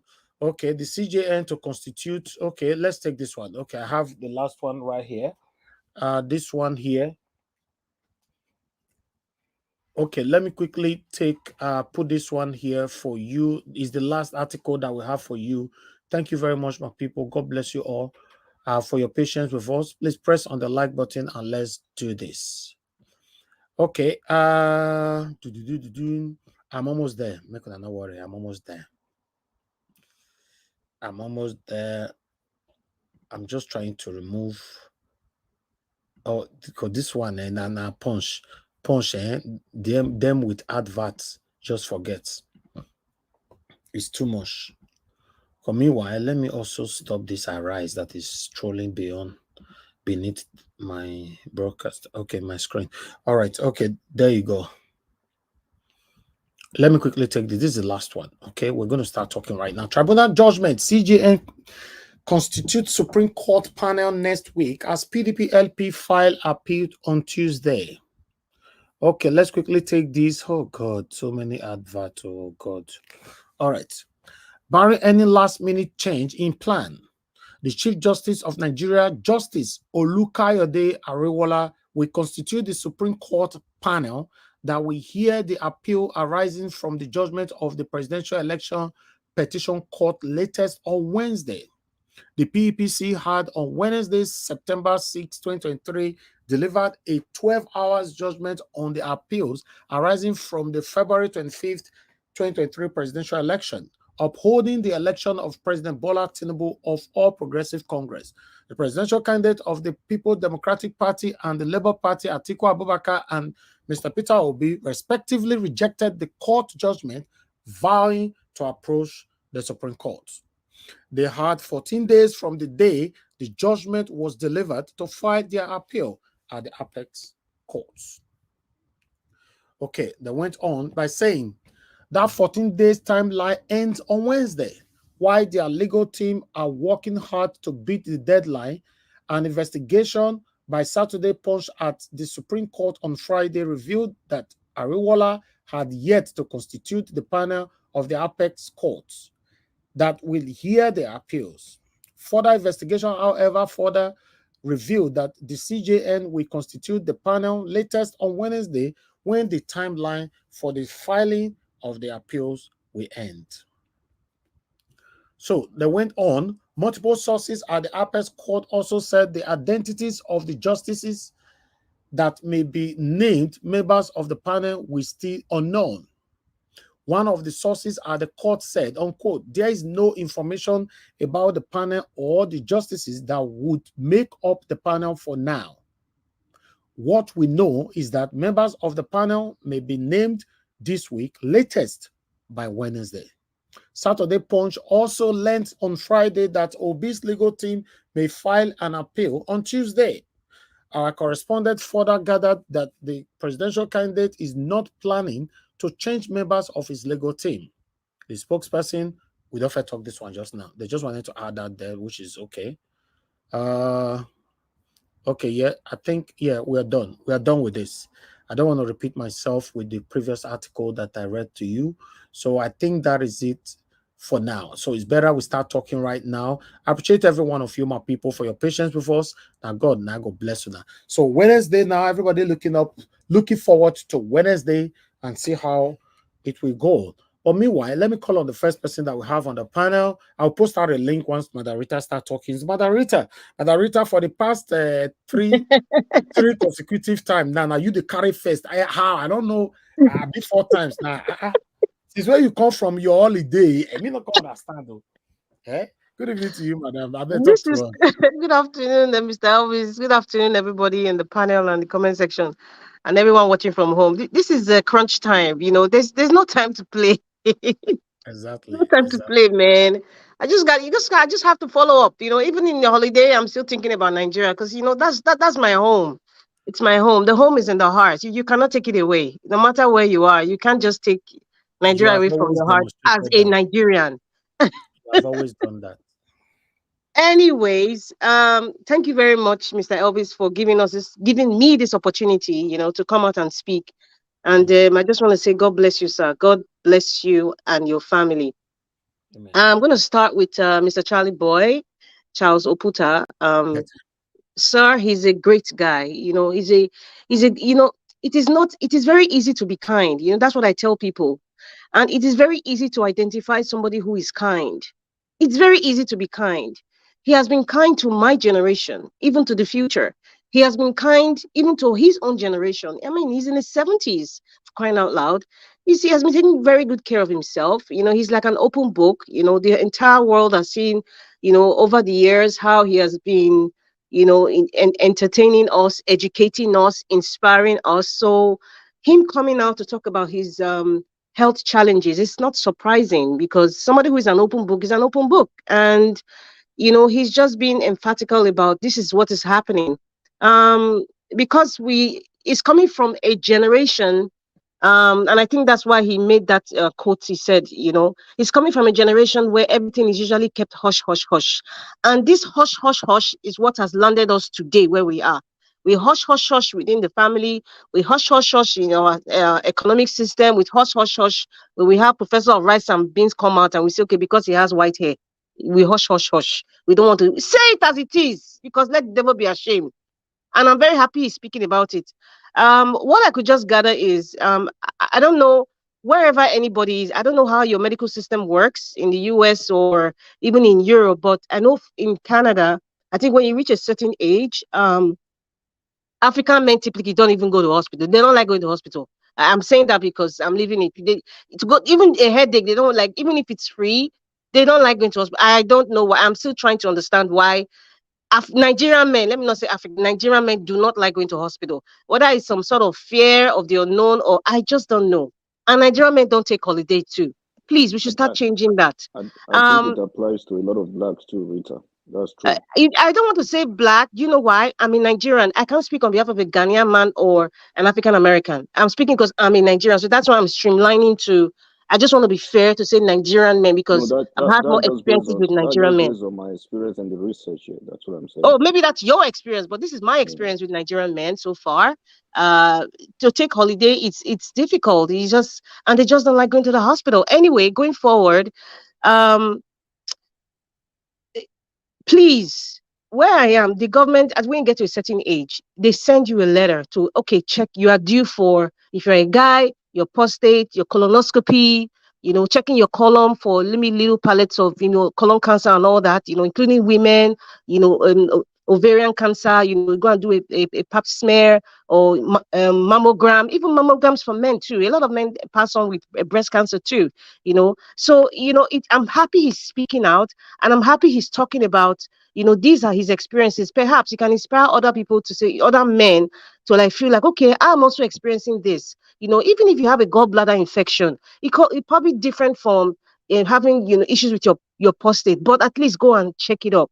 He just gave a site example, difficult to pee, difficult, for erection and so many other things. Everybody knows their body. I believe everybody knows their body. And really, he said, my health is my wealth.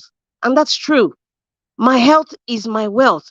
And I'm happy he said this quote. He said, Rita, sorry, I have to come to the quote. Now you want to talk just now. You continue from that quote. All right. But what I want you to address as well, if you can, what is the cause of this prostate cancer? And do you also think that women are part of the reason why men are facing it? Thank you. Oh my goodness. Your second question was funny. How is it that a woman who is an external entity on her own would cause a man to have prostate? I think I know why you asked that question. Okay, what is the cause of prostate cancer? It's like asking me, what is the cause of cancer? Everybody has, this is my own little understanding. I'm not a medical doctor, but I like to read a lot and just to learn. And I just want to say that, everybody has these cancer cells in their body, right? That's my understanding. Anybody who is a medical expert there can correct me, but this is what I have read and my understanding. Everybody has these cancer cells in our body, right? And it just takes certain things to trigger it, and then the growth starts. And what are those things that could trigger it? Hereditary. I would say hereditary for me is half and half. The second one will be our environment, the things that we inhale. The third one will be the food that we eat. A lot of these foods are, covered with GMO, genetically modified foods, environment, and sometimes aging too. Aging too is part of the process. Different things, different kinds of things come with age. Those people who never had any illness, thank God for them, they're blessed, but there are so many causes of this word cancer. Now, if you want to streamline it down to, because the topic is prostate cancer, I cannot emphatically tell you that I can say the cause of regards the prostate itself. I don't want to. I cannot say it's too much sexual activity. I cannot say it's maybe they are using some kind of carcinogenous cream. When I mean carcinogenous, creams and things that have compounds of cancer ingredients in our creams, maybe the house that you live, the spray that we use, the deodorants that we use, so many things, even the soap we used to wash our clothes, so many things can cause so many things. The world is evolving and we want to make life easier day by day, and different things have been created just to make our life easier. Even the telephone that we hold, many of you who hold your phones, forgetting that there are so many what they call them, I'll find the word now. Many of guys, I've noticed guys, they put the phone in between their legs, close to their prostate. It is wrong. Whether you're a man or a woman, you shouldn't even do that. Even women putting their phones on their chest or on their stomach.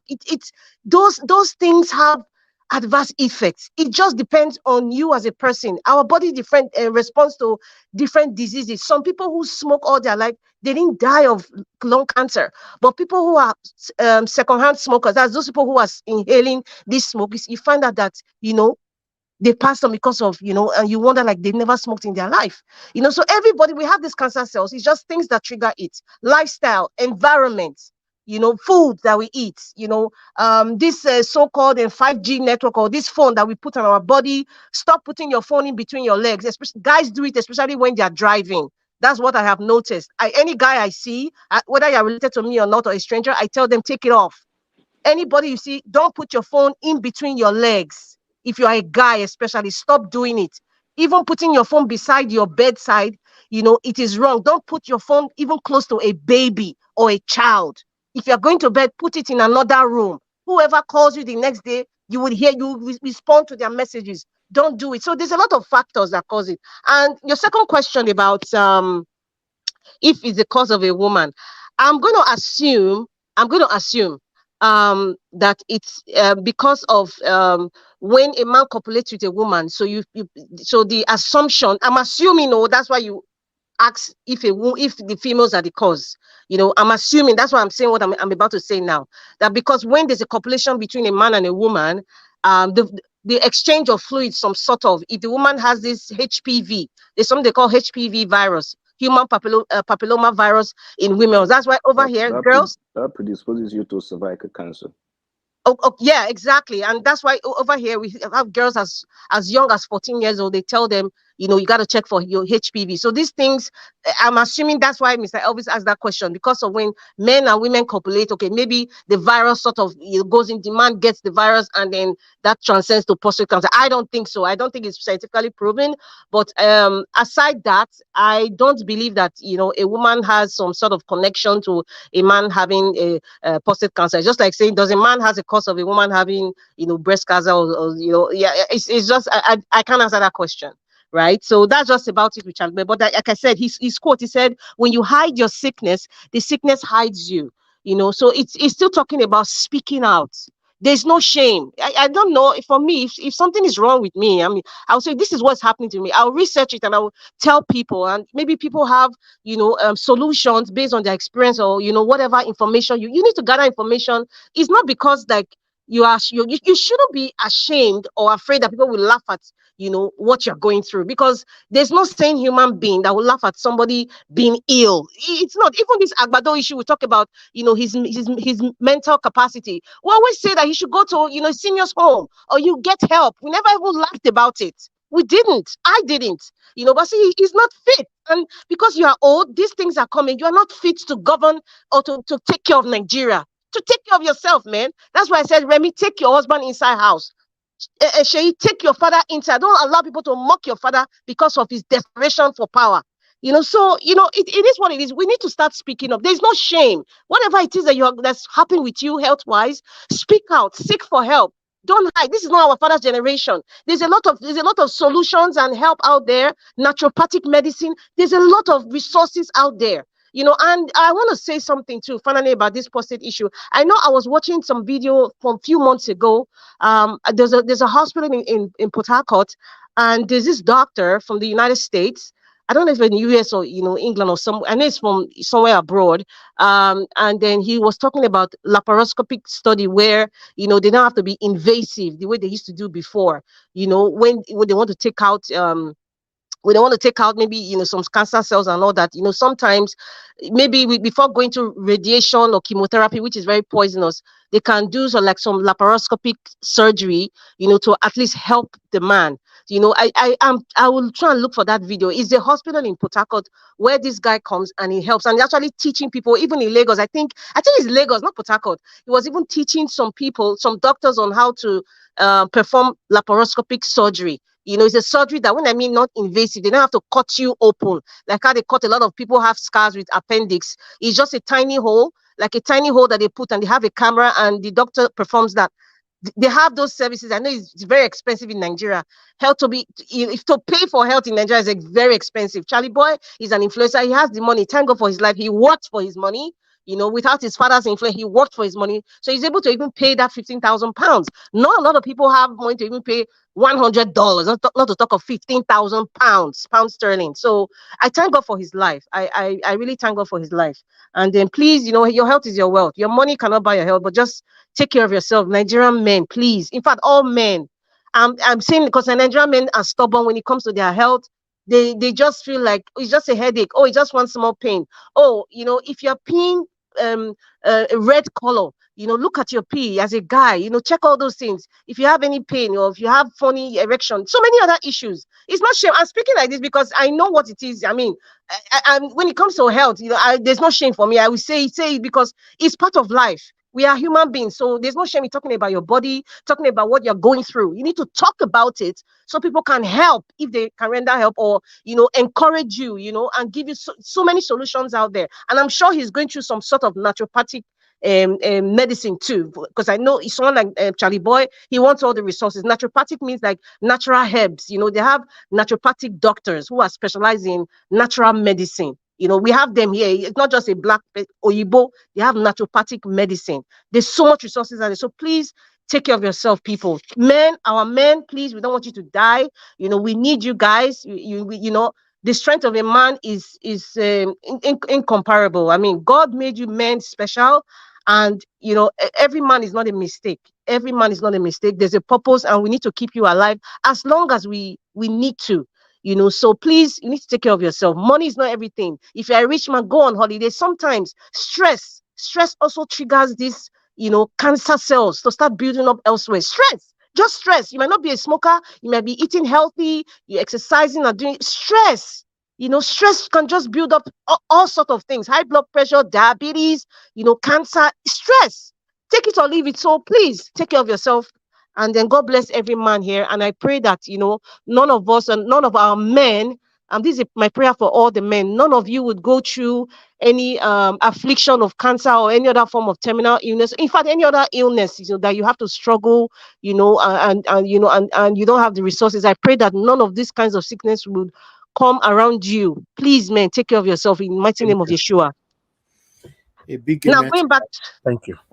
Yeah, that's my own knowledge. I know my sister, Madam Nena, who's is in the medical field, and maybe some other men too. They might know more than me, but it's a very long topic. It's something we need to talk about on another day. Health. Going back to the topic about Nigeria. About Mr. Jimmy or Jimmy, the guy with the Bambi ears, the one that's a spokesman for BAT. Mr. Ajuri. And I call him AKA another Lai Mohammed protege. I've said it before. This administration is just shrouded in seeking legitimacy. It's like they all look confused. They don't know what to do. They don't know what the modus operandi of their offices or their position. Is everything just a yes sir? Everybody's working on eggshells.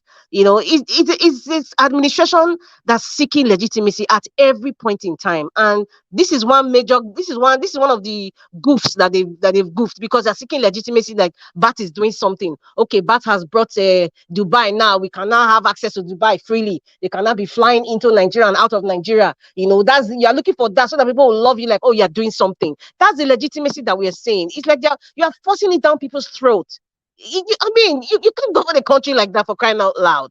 It's so because you are fraudulent, because you were selected, and because the people didn't want you, you are now forcing yourself on the people. So that's why you are goofing around, messing up everything, making very rascal decisions without even finding solutions. So this is where we are. So many more are coming, photo ops, just like Daniel Boala said. Forget about all these legitimate actions you're taking, photo ops and line that you have gotten this contract for Nigeria or business. For crying out loud, focus on your country. We're sick and tired of it. And another thing, why is it that every media house, I don't know if it's me, but I've noticed that anybody who comes in the mainstream media in Nigeria, whether it's Arise or any other TV, they are so careful. It's as if maybe their bosses have shoved it down their medulla oblongata, their brain, that you must use the word president. But I don't know. They have to add the word president. I don't know if it's me or Mr. Elvis. They must, it's like if they don't add it, like, he didn't say, he just called him Bola Ahmed Tinubu. They must add president or the president. President Bola Ahmed Tinubu. That's what they normally say. They don't say the word president. It's a big deal, because I know they attack Rufai in the beginning. It's a big deal until the Supreme Court, finalizes this issue. Then that tension of like, okay, but you can never be my president. It's just the drug baron at Bodilon Avenue. That's just it for me. And there's this hazy information, when it comes to BAT. What is really going on? I think I know what's going on, but I think every other person knows too. There's a haze in information from CSU, Chicago State University. There's a haze in Dubai affirming that there is no, hazy information, like it's cloudy, it's not clear, it's not confirmed. CSU is not confirming. They're not using, this CBC in America is, one of these mainstream media to say, okay, he went to the school. Now coming to Dubai, the Dubai mainstream media are not saying it, but somebody lurking behind, the Dubai authorities saying, oh, I want to be anonymous, but there's nothing like, Nigeria is a freeway now, to Dubai or vice versa. Even the courts, everything is hazy. Everything is hazy. Everything is like, is shrouded in some sort of secrecy. Everybody's afraid to talk. Nobody wants, it's like everybody's walking on eggshells. You're walking on pins and needles. You're careful to step. Why? I don't know. It's just laughable. It's annoying. It's comical. When I say it's laughable, it's like they're not even behaving like adults, like they're little children, just because of some favor. I don't know. Obi made that comment coming to my president, Peter the Rock Obi. He said, listen, from that caption, as for me, Nigeria has swung away from democracy from the day Justice Arirola swore in the INEC select as president of Nigeria. It's not like we are swinging away from true democracy. We have, the moment he was sworn in, according to my vice president, Ahmed Dati, he said, if you swear in this man, just know that you have murdered democracy in Nigeria. And it's true. It's not that we are swinging away. We have swung away. And Obi's comments about,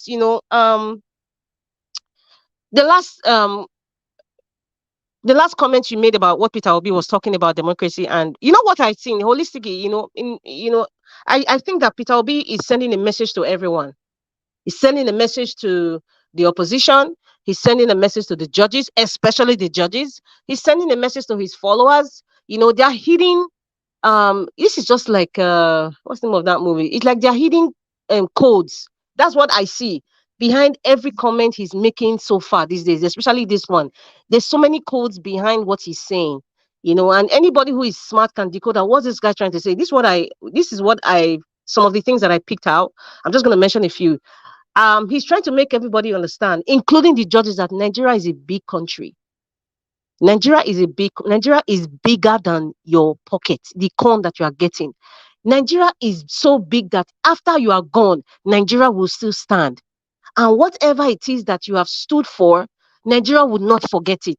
Nigeria is a big country. And another thing he said respect for the country. He's trying to tell them, you need to respect this country that's bigger than you, that's bigger than Bola Ahmed Tinubu, bigger than the money he's giving you, bigger than the threats, allegedly, that they are threatening you or your family bigger than it. That's what he's saying. He's also saying that another thing he said is he's trying to use the word like when he became repetitive, saying the word democracy. He's trying to send a message like if we are saying we want to practice democracy, as it is, just like the United States of America, are you really practicing it? He's speaking to their conscience. And he kept using the word democracy. I know what Peter Obi is trying. He's trying to tell every Nigerian, if they're not practicing what they say is written in the Constitution, then what are we doing? Be careful. He's trying to tell the judges, be careful. This is democracy. We have to respect the country. Other people will respect our democratic process. Nigeria is bigger than your personal aggrandizement. And then another thing, he made his intentions. Peter Obi made his intentions and say, I am here not because of my pocket. I am contented. I am here because I love this country. I am here because I believe I can take this country to where it ought to be at this moment. I am here because I am willing to sacrifice myself, my family, to serve Nigeria. I am here because I love my country, Nigeria. I am here because I'm not feeling like I'm the smartest person or I know it all, but I have sacrificed by putting myself out there. I think they have even searched his lineage and his parents and everything about him, even if they lied, there's nothing on him. They got nothing on Peter Obi. For someone to come like that, he has sacrificed everything that he's got personally, sacrificed his time with his family to come to serve Nigeria, and he's a work in progress. He has just said it. That was his intentions. And the last part that from what Mr. Naija was reading, he's encouraging us as well. He had encouraging words to say, I urge everyone, to keep standing, keep speaking, keep supporting this democracy that we believe in, and keep believing in Nigeria. What a leader. What a leader. God bless him. I'm not going to talk about Ariwola, whether he brings his son, who they put as a judge, or as one of the Supreme Court, or their girlfriend, because according to one video I read, they put their girlfriends or the child of their friends, or whoever is selecting among the Chief Justice. I don't even know who the Chief Justices are. Maybe I have to go and look it up. Maybe we need to put out all the Chief Justice Nigeria had now, not the retired one, the present one, and let's see, look at their history, and we'll probably guess by Wednesday the one Ariwola we pick based on our research. So that's what I have to say. Thank you very much, Mr. Elvis and everyone. And please, guys, please take care of yourself. Take care of yourself. God bless you. Thank you. Thank you, Madam Rita, for your submission and for your advice for the men. Make we look after ourselves. So I beg, if I say I want to go holiday safe. Because, thank you, Madam Rita, for that wonderful advice. In fact, for reminding us to look after ourselves. Because men, bring. Now with the year, not be everybody remind us, say, now you they spend, they look after yourself. Sometimes when we hear this, it's very that's helpful. why our women need to take care of us now. Not be saying now we go take care of us. We they take care of them. You see yourself, everything is woman. Mr. Elvis, you see women that cause prostrate now. Women have to. Who is taking care of the women? Not be we they take off now. We go take care of now. Give our credit card, our debit card, our bank account, check account, everything. Exactly. Why did God create man first? God created man to water the ground for us, so we can step on the flowers. You say we stubborn, but now go collect our credit card. We go do. But you're forgetting something too. The women actually bear the children. They carry the children from 9 months. They vomit. They add weight. They go out of shape. They go through a whole lot for the men, and they also have to perform wife duties, family duties, in-law duties. I won't allow you to talk, because no, there's nothing you can say right now, because women. They carry the children. When the woman get pregnant, the husband is pregnant. What are you talking? Wait. Okay, Mr. Naija, let me not just stop, because if I start talking today, when it concerns women, somebody say it's not a man that carry the children. Please don't go there. No, just go there. Give us our mandate, my Yoruba brother. No, don't go there, beg. I appreciate men. I'm not saying I love men. I appreciate our Nigerian men. They are hardworking, but take care of yourself. Please leave women out. Take care of yourself. When you take care of yourself, we can be assisting to take care of you. Our women, please, no cannot take care of our men. Okay, let me say, our women, please do the best you can. Where your hand reach. Take care of our men too. Take care of your brothers, your fathers, and your spouses. Are you happy now? Are you happy? Thank you very much. And now you talk and please also add to it. Please, our women demand less from our men. Oh. Who are we demanding for? It's for our children. Anything we are demanding for is extends to our children. Your children. No, Mr. Elvis, they can even they can demand as much as God they provide. They can demand. You are a man. Give us our mandate. Oh, yeah. Oh. You see, carry this go. one that Rita like. You see, this one. Oh, yeah. Eh? Anyway, let's hear from someone else, and maybe we might have a different view on this. Thank you very much, my people. I appreciate you. I have my brother with me. One love. One love. Thanks for your patience. Please talk to us. What's your take with all this? Mr. Heavis, good afternoon, and to everyone in the panel. Good To evening. those in the comment section, I appreciate your time. Yeah, I've been trying to listen to you guys, just looking at so many videos that you've posted and the talk. I guess I must have missed some point, but I think I tried to just jot down some of the main idea from your presentation today. But I just want to start with Charlie Boy.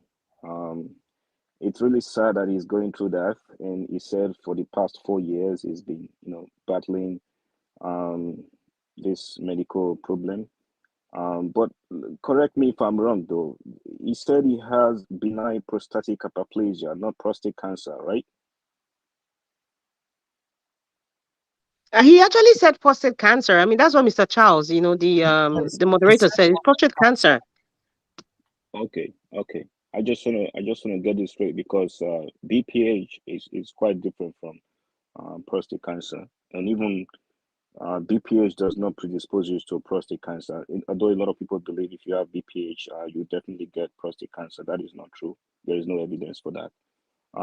But it's really sad that a guy like him who has fought so hard for Nigeria just for us to have a better country is going through this at the age of 70, I believe. But again, for me, I'm not too surprised because BPH and sometimes prostate cancer does tends to correlate with age. The more we get older as men, especially black men, African American, Nigerian men, Somalian men, however you want to categorize it, we tend to have more. I guess I would say we are more at risk for benign prostatic hyperplasia than other races and even white. And this is just based on so many researches that have been done here in the US and in all over the world, even in the UK. I think the guy who actually, if I'm not mistaken, the guy who actually saw him in Lagos, is a doctor who has been going to Lagos back and forth for a couple of years now to try to educate men in Africa regarding the issues of prostate enlargement and prostate cancer.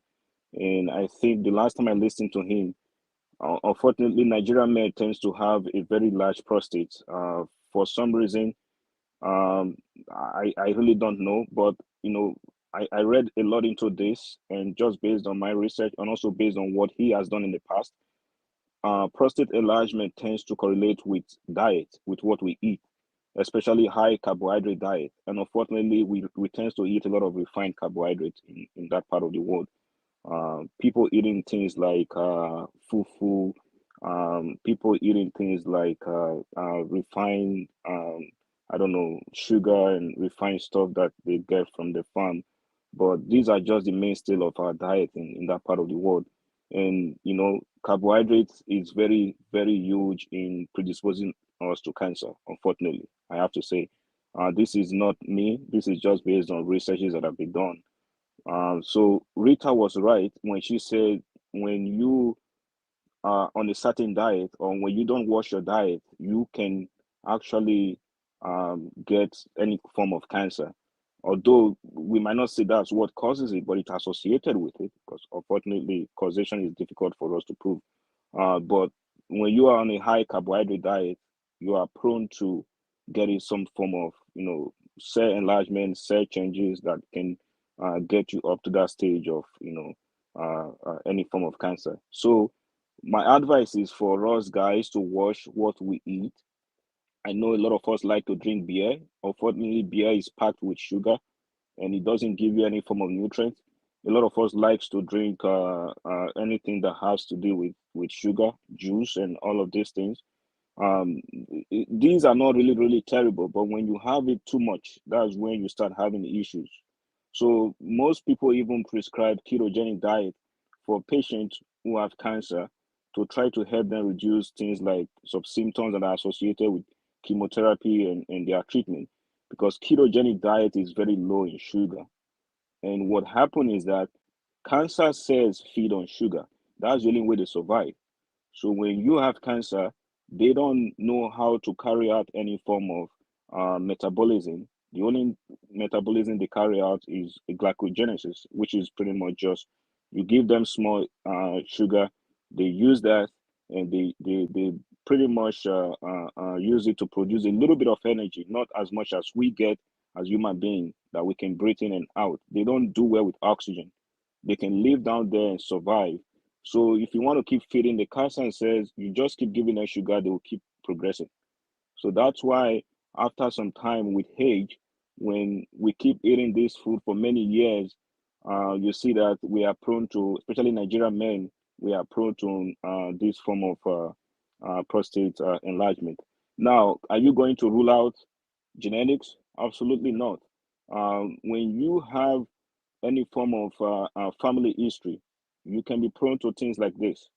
You know. Now there are cells in the body. Rita was trying to say something about cancer cells. Well, we all have some form of cancer cells in our body. I'll probably say partly true, but the major thing is we all have every one of us have what we call the tumor suppressor gene. That is the one we call the guardian of the genome, the one that makes sure we don't get cancer. It's just like a gatekeeper. Every time your cell divide, the guy is there to make sure the cell divide right, to make sure nothing bad goes on.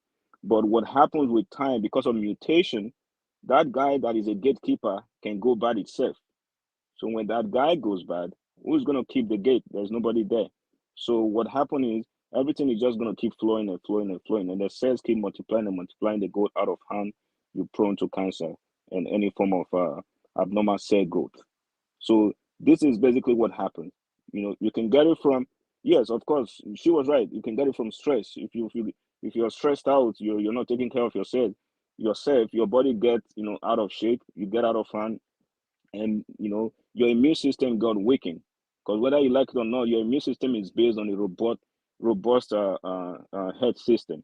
If you're stressed out, your immune system is going to be out of shape. Your cells can be prone to abnormal cell division. You can have so many issues that go on, and you can be prone to so many things that leads to cancer. So definitely take care of yourself, guys. Stress can lead to stuff like this, but a major big factor when it comes to prostate enlargement is diet. Now, what happens with men when we are born? If a baby boy is born today, you have some form of estrogen. Estrogen is just an hormone. You have some form of testosterone that is produced. That's what differentiates us between guys and ladies. Guys have a lot of testosterone. They don't have a whole lot than we do. But with age, testosterone tends to decrease. But the issue is estrogen remains intact. So estrogen to testosterone ratio increases, and estrogen is what makes things grow. If you want to fact check me on this, you can look it up. High estrogen level predisposes women to uterine cancer and uterine enlargement and anything that has to do with abnormal growth. Estrogen makes things grow. So when we age, testosterone decreases, estrogen increases, and we are prone to getting things like prostate enlargement. That is why I'm not surprised that Charlie Boy, who is in his 70s, is having prostate enlargement. Probably at the end of the day, unfortunately, he got prostate cancer. He probably might have gone through chemotherapy, so many other treatments, and other things that might have happened in the hospital. But I'm sorry to hear that. That's just what happened, guys. I like the fact that Rita actually hammered on the issue that we Nigerian men needs to check out ourselves. I know sometimes things might happen. Let's not try to rule on emotion and religion and cultural factors. again, I'm not trying to rule out anybody's belief. Maybe when something health-wise happens to anybody, they'll be like, oh, now my papa for village, or now my mama for village, or now this person where I don't give money, now I cause on. Let that be the last thing that comes to our mind, because we've advanced so much in science that these things just happen to our people every day. It bothers me. I mean, it bugs my heart every day when I see simple things that just spy people in Nigeria. These are just lack of knowledge. And these things happen in Nigeria. It happens here in the West too. It happens every time, but we don't know about it. And unfortunately, we don't seek care. If you don't go out there and seek a doctor, a healthcare provider, how are you going to know what is going on with you? That is why I like what Charlie Boy did. If you don't talk about it, you will keep it and you buy in silence. Pretty much that's what happens. But I'm glad that he's out there, able to educate other Nigerian men, probably in their 60s, in their 50s. Normally here in the States, if you're just up there in the 50s and above, they start, doctors start advising you to go out there and screen for this benign prostatic hyperplasia, or probably screen for prostate cancer. There's what we call a PSA.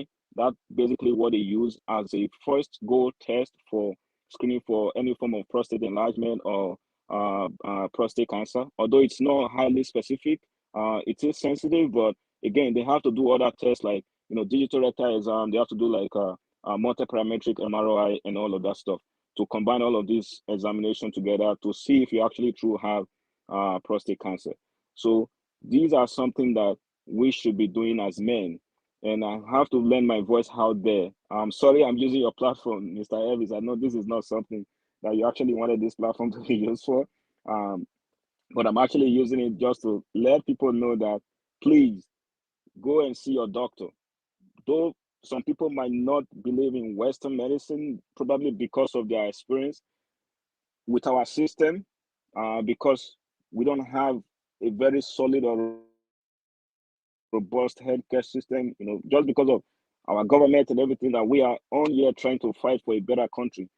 People probably might have lost hope or trust in the system, but you still have to go out there, just listen and see what the doctor tells you. You can always compare it out there with, maybe another source, or maybe go see another doctor and see what this person is talking about. But you have to find out what is wrong with you. Don't stay in silence, because if you do, you'll probably die in silence as well. Although we have a lot of things that have been done in the past to try to probably I would say researches that have been done in the past to try to evaluate if you can get cancer from non-ionizing radiation, things like radio frequency in our telephone. But unfortunately, there has never been any conclusive evidence regarding you getting cancer from your phone. I have to say, I'm sorry, Sister Rita, I have to disagree with you on that one. But other than that, you can get cancer from just overexposure to the sun as well, because these things can disturb our DNA, and this can actually lead to abnormal cell growth. But I'm sorry, Mr. Charlie Boy, this is what you're going through. I hope you feel better. But this is just for every other Nigerian man out there. Please, please, please take your health serious. Health is wealth. You can get all the money in the world. If you're not feeling okay, if you're sick, it's not going to go anywhere for you. That's just kind of what I have to say on that. I don't want to dwell too much on this health topic. If we want to continue talking about it and just pulling up more researches and so many trials that have been done, we can keep talking about it in another channel. But I would love to give other people more time to talk about what they have to talk about. Just quick, going back to the media, Mr. Najawat, just know that we don't have media in Nigeria. I come here because you are the only one that I trust. You see that those guys just invite people to the channel and interview them. They don't actually go out there and report from the field. Now they're waiting for CNN to actually say something, or they're waiting for BBC to actually say something before they actually have the mind and the guts to actually go out there and talk about Tinubu and other guys. We don't have media in Nigeria. I'm sorry. I come here because I know you are not going to give us anything that is out of hand, but that's just what is going on in Nigeria. You can see the lies they've been telling us over the years has been catching up with them, telling us that Dubai lifted visa restriction on Nigerians. That never happened. Telling us so many things that have been going on. it's never happened. They're just trying to seek for some sort of legitimacy when it comes to what happened on February 25th during the election. Other than that, thank you so much, Nigeria Watch, and thank you, Sister Rita. Thank you all, to other guys in the panel for lending your voice to educate people. Have a good day, guys. I'll be up here just listening to you guys. Thank you, my brother. One love. God bless you, sir, for your wonderful submission and for recognizing the good work we're doing here. Yes, one thing I'd like to quickly add to what you said is the last statement from your submission. Because you actually brought my memory back, which is true. The media, because like for today, Arise was actually waiting for CNN to talk about it. They now brought CNN to, before they now say, God, it looks like you guys cannot just do underground investigative journalism on your own to come on air to say, okay, Nigerians, after the submission or the statement from the advisor of Tinubu the other time, our investigation find out that, UAE have not lifted the ban. Let it be directly from Arise or directly from Chinese. How come we don't see things like that in Nigeria? Because, One Love just brought my memory back now to realize that most of the things that these people are reporting, is the things that people already talked about, So they are mainstream medias. We're looking up to them. 90% of what they are reporting is what people or other bigger people have talked about. For example, now if you look at what's trending is what you, me, all of us here are talking about, and other Nigerians on social media. Then you look at, the money show. Please, I think these guys needs to do something. I don't know. Like I said before, maybe they have been captured. Thank you very much, my brother. One love once again. Guys, press on the like button. Press on this like button. Let's see how many likes we have before call on the next person here. We have 132 likes. Please press on the like button if you can hear me. Thank you very much, my sister Omoyes Kona, for joining us today. How are you doing? It's been for the past 7 years now. We never hear from you. How are you doing? For the past 100 years, I'm good. No, Thank you. my calendar na 7 years, to be honest. Now 7 years. I know the lie now. You know I, now. I know you know the line where you lie. In one sentence, no now. And you know, say that after 7 years, whatever sins anyone has committed or whatever debts are forgiven on every 7. Exactly. And if you also join the peace, your sins are forgiven. Exactly. Thank you Hey, so God, much. I beg you. Oh my goodness. Thank you so much, my brother. I appreciate all your work. I never feel join since partly one. Of course, I get my own too when I did do, but on the other end, I've been spending most of my time on Twitter Spaces because there's been a lot happening, and also behind the scenes, there's a lot going on as well. Because I was shopping around for action. That's all I cared about. Because me, I've been shouting action since February. I mean, since March when they did their sham thing. So I've been waiting on action. So I was shopping for it and I finally found something and I'm pleased with what I'm hearing and I'm seeing behind the scenes. So it's kind of calmed my nerves down all the way. So having said that, before I even continue, I beg make greetings to my special people on the panel. Sister Rita, One Love, excellent submission on the health issues. This is brilliant. I was like listening in and just taking it all in. Kudos to you guys. Sister Nena, give us our mandate. Everyone in the comment section as well. Greetings, everyone. So, well, for me, we don't have a country anymore. That's my own reality. I'm speaking from my own point of view. We don't have a country anymore. You see, when Ahmed Dati said that you swear in this man and that will be the end, right, of democracy, or however way he puts it, that's where I'm standing on. So whatever is going on with that sham arrangement, I don't even relate to it. Whatever is going on, if they're giving positions to whomever they're giving their positions, and they're coming up with one story today, oh, they've lifted the ban on visas in Dubai, turning around and it's all a fraud and all of that. I don't see them. There's no legitimacy. So I don't pay attention to what they have to say. We don't have a government in Nigeria.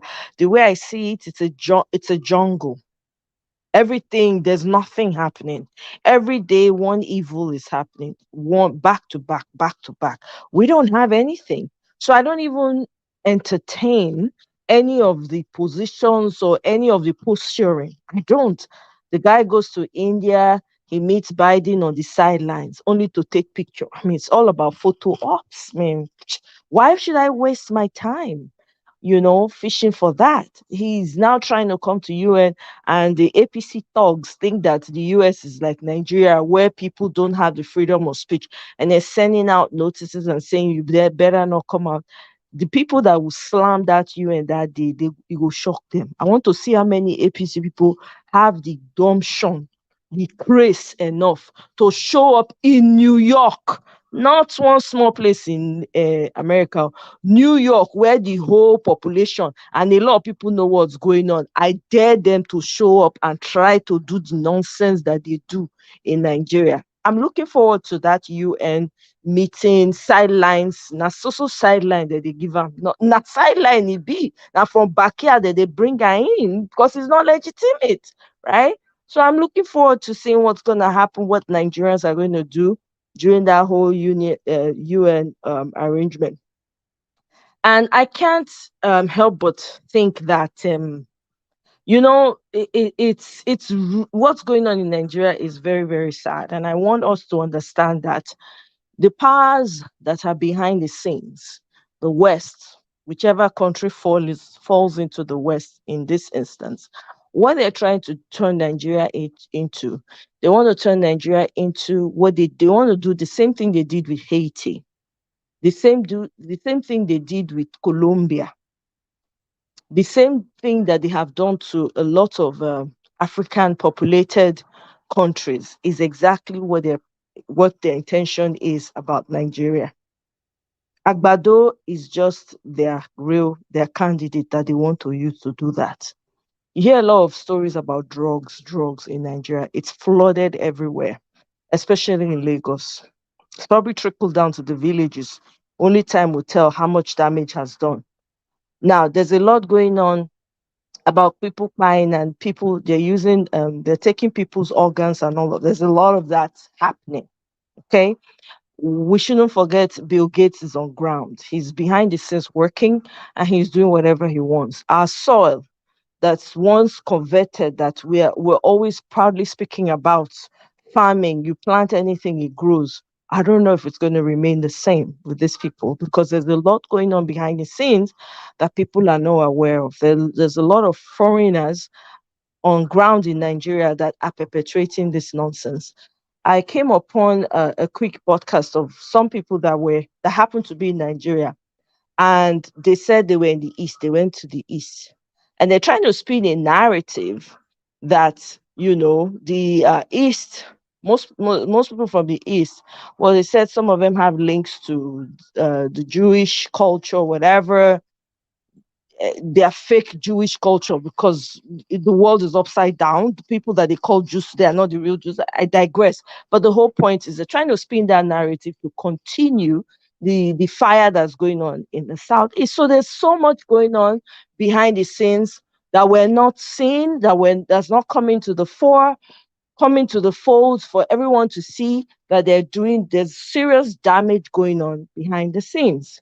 So as far as I am concerned and where I'm standing right now, I'm not trying to dampen anybody's spirit. I'm just saying what's on ground. We don't have a country anymore. It's gone. You see, Nigeria that you once knew, it's no longer Nigeria you thought that was Nigeria. It's no longer that at all. People are selling their children at an alarming rate. Wives husbands are sending their wives off to go and become slaves in other countries. Recently they recorded the number of immigrants that were fleeing from different parts of Africa through Italy, I think in Morocco, wherever it was. They were piled, they were all in a massive, I don't know whether to call it a warehouse or a field or whatever. Many African immigrants. So there's a lot that is happening that is heartbreaking. And the only thing that's going to cure the problem we have in Nigeria is a revolution. It's going to be a very, I don't want to use the B word, but a lot of palm oil. Okay? That's what it has to take. Because the people that are currently running the show, they have the backing and they have the support. So in order for us to take it back, there's no way around it. What gladdens me, the good news at the end of all of this is that all these people, these evil people, demonic cult, because it's a cult that is running Nigeria. Forget it. From primary school all the way to the government, they're all cultists. Okay? They belong to an occult group. They are demonic. So the only thing that glides is that they are all going to die one day. When it will happen, I don't know, because no matter how evil someone is, one day that person will finally give up. Okay, the same way Hitler in Germany did, the same way a lot of wicked people before them have, that's going to be their own narration as well. But Yeah, the but difference is when. the thing is that Go ahead. before they die, a lot of people normally go down. Before they die, a lot of people That's suffer. that's the bad news, right? Yeah. They're going to die, but a lot of people, like we're experiencing right now, are dying every day. Look at Mobad. I can't even bring myself to read the story of Mobad. I can't even bring myself to watch his videos. I cry. The first time I saw the guy, what he was saying, I was crying uncontrollably. I can't imagine the level of evil.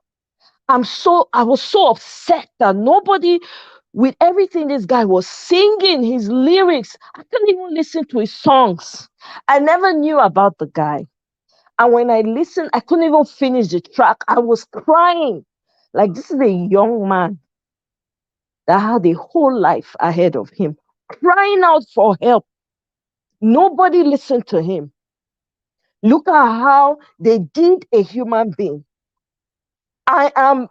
For me, I'm looking for the action. I'm tired of talking. I'm done with talking, spending too much time talking. I look for things that will give me some type of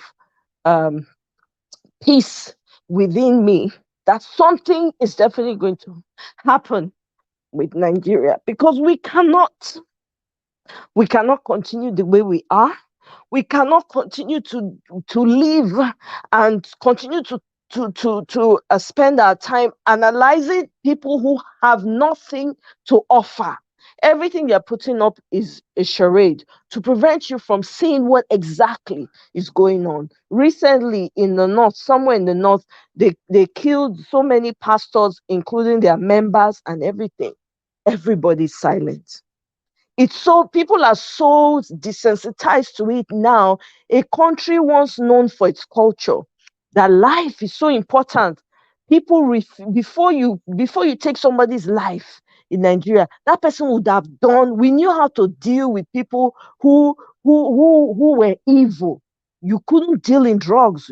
They will kill you. Now, the people that are dealing the drugs are the ones ruling. The people in charge of it are the ones ruling. I'm tired of asking, what are we going to do about it? Because I'm hopeful that behind the scenes will come to fruition very soon. That's all I care about. Every other thing is a wash, because there's so much going on. People are selling off they're just selling off people's body parts. Look at the doctor that was caught in Jos, doing operations on people and taking away their body parts to sell.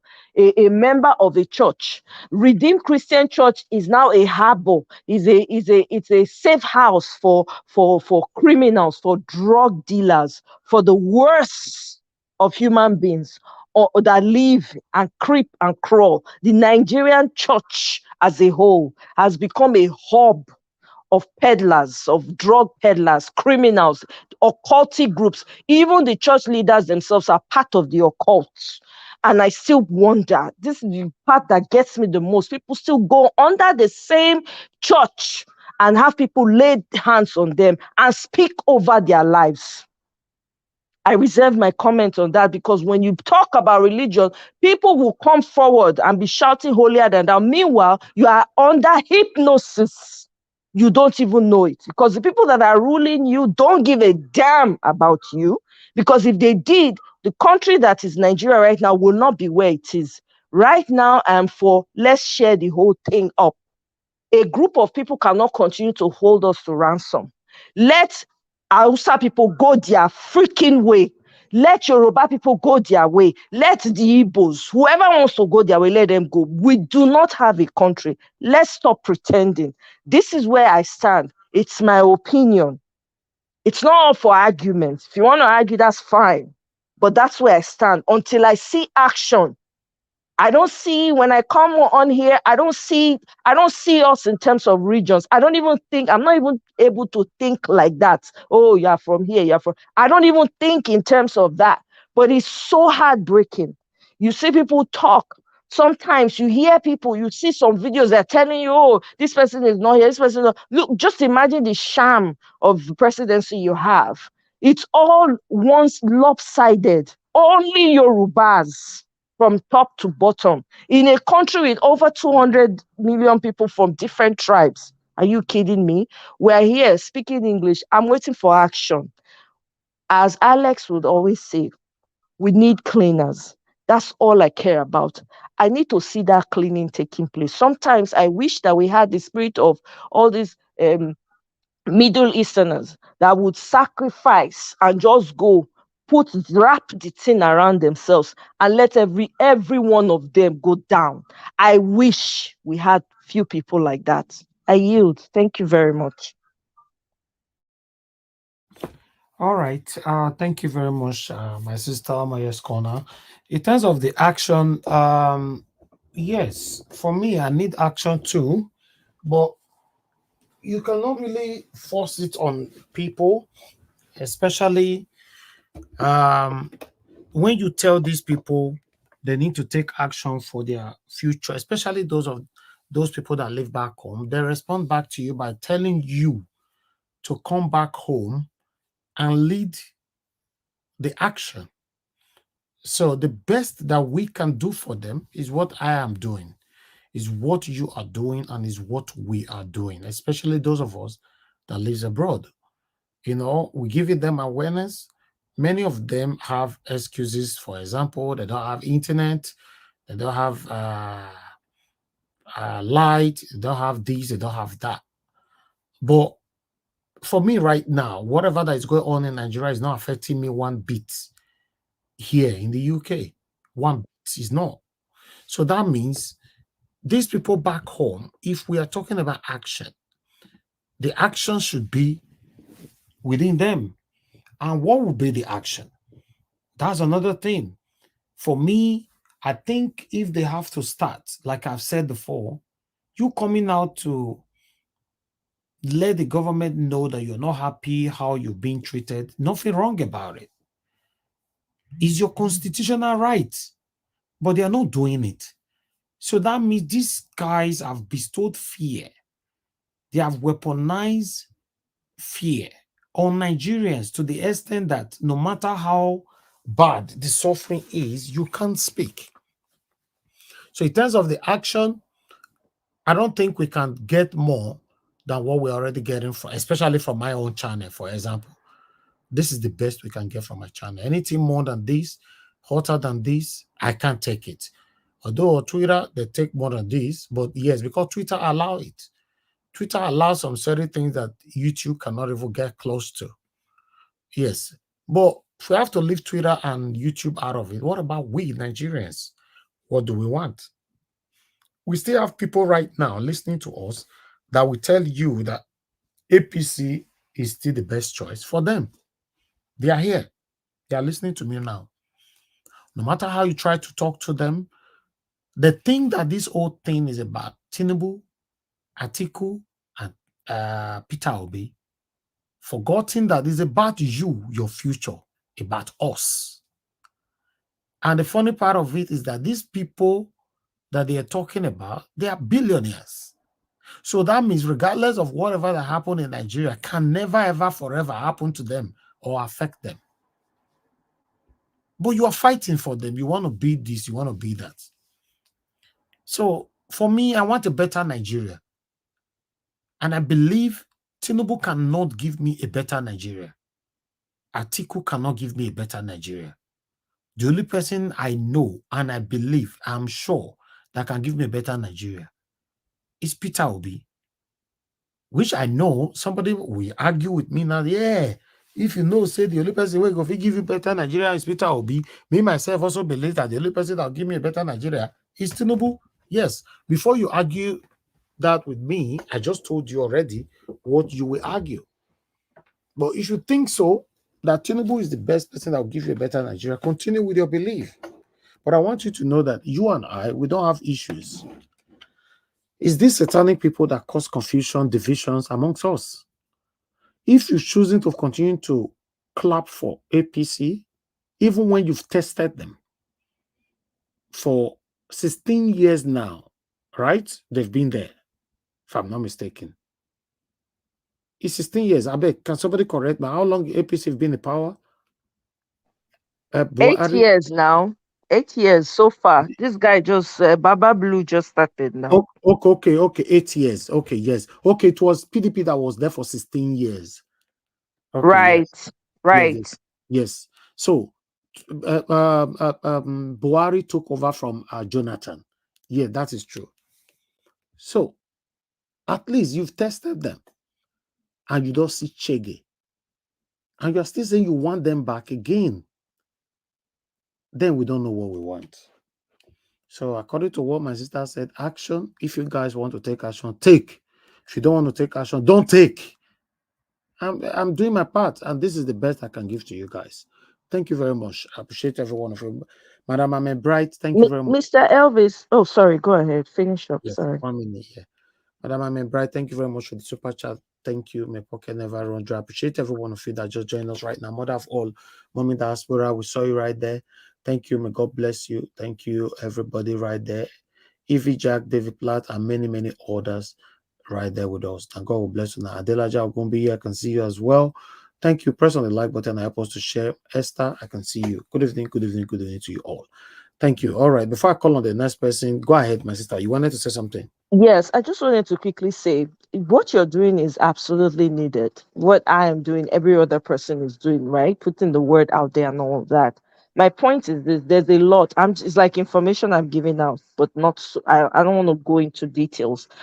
So there's a lot going on behind the scenes, right? So you have to there's a particular person on Twitter. You have to go through the person and stuff like that. Do the checks and all that. So there's a lot of strategy taking place behind the scenes that none of us, that's what's calming me down, because I see Nigerians on ground taking it upon themselves in those circles and organizing and decide planning on how they're going to move, which is, to me, is glorious. I'm waiting for that. What you're doing, you cannot do more than this. Me, that I'm here, I can't do more than this. Anybody that's expecting anyone, all the time I've spent, how many for the past 1 year carrying this matter, doing everything that everybody on this platform and all other platforms have as well. We've all contributed immensely. Matter of fact, it is what we're doing, what you are doing on your platform, that's fueling a lot of, giving the people on ground a lot of energy to even consider, okay, well, let's do it like this, let's do this. So I'm not even talking about, people who are using their platforms to project the voices of what's going, the things that are happening in Nigeria.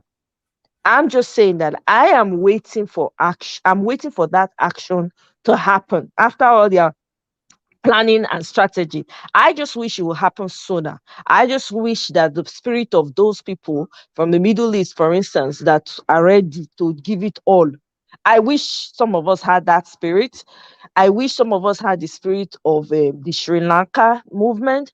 I wish some of us had on ground now. I'm not talking about here, because even here, you can attest to it. People did their own protesting in different places, in different countries, right? Without, because here you have a freedom of speech. So I am waiting for that action.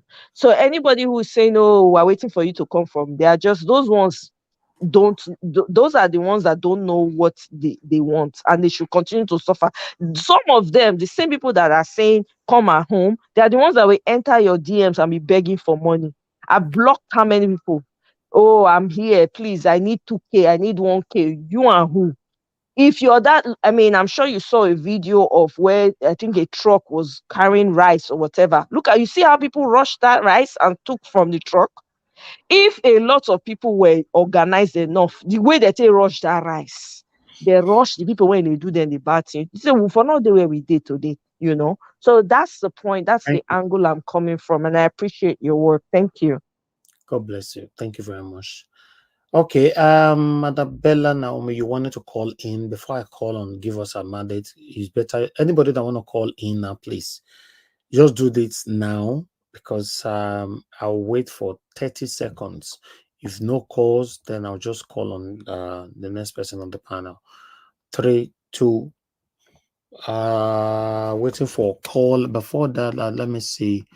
Do we have please press on the like button, my people. Press on the like button. I really want us to finish on time today. If that's possible, I'll be very happy. Okay, you're not calling in now, Madam Bella Naomi, because you just asked me now if you can call in. You're not calling in. So fortunately, I need to call us somebody. Give us a mandate. Thank you very much, my brother, for joining us again. God bless you. Please talk to us. Thank you very much. Good evening to you and to everyone on the panel. Greetings depending on your location and then your time zone.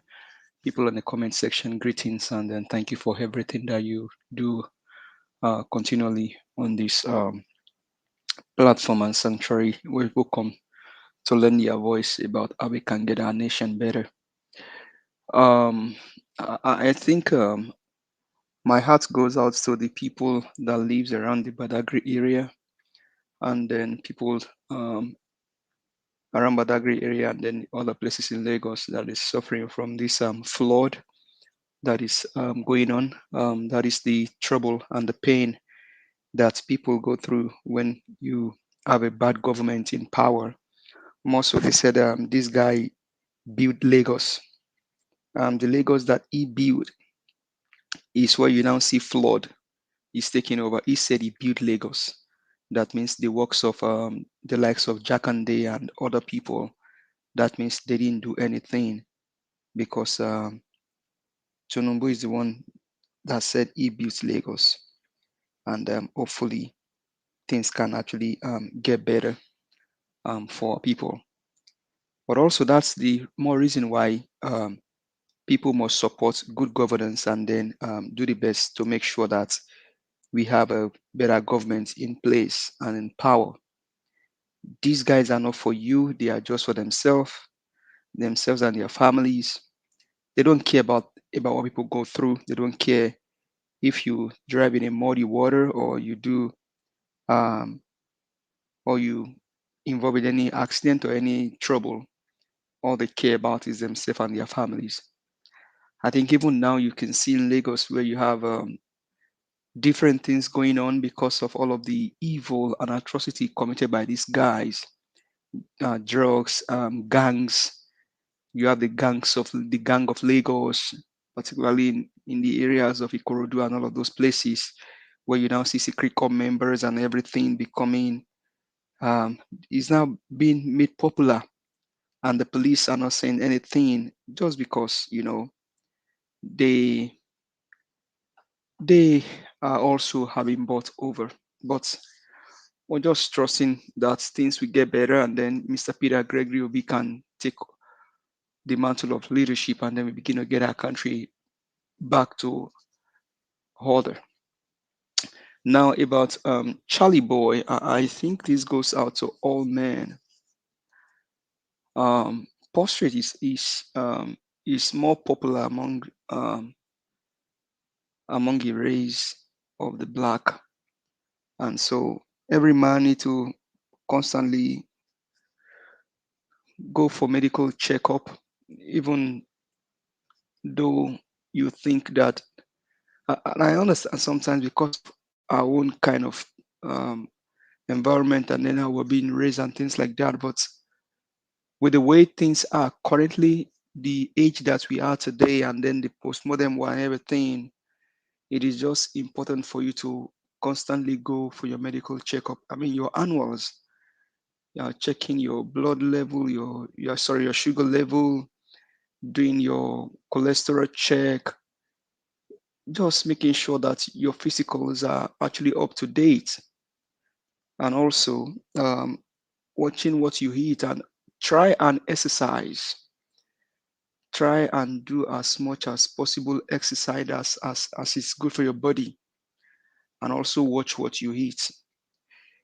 I think for me this year, I don't even know, the last 2 years or 3 years, I don't know when last I took soda. But people live on that. Any little thing they want to drink soda, they want to take sugary things and all that. I can't even remember the last time I take soda. So just make sure you're watching your health, because health is wealth. Once there's no health, if there's no good health, there's no way you can make a living, even though God is the one that gives strength. But God is going to push strength in a healthy body. God is going to put strength in a healthy body.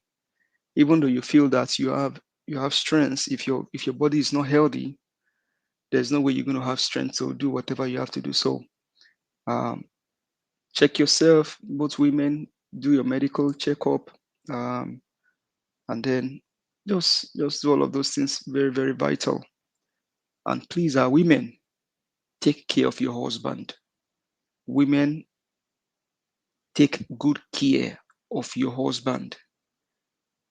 As much as the money keeps coming, you have something to spend. Remember, that man must take care of you and the children. So as much as they are taking care of you and the children, also do your best, take care of your husband. I think on that, I'll leave that so that way we can move to the other matters. Now, on the CJN set for Obi's appeal, Obi and Atiku's appeal, I think what they're trying to do on Wednesday is just to constitute the judges that will be hearing the case in Supreme Court. But I think somebody also said among the PDP that Ariwola should recuse himself to be on the panel that will be on that that'll be hearing that case. I mean, we've all seen all the shenanigans that has played out between Ariwola and Tinubu. But far beyond that is the fact that Nigeria is a state capture.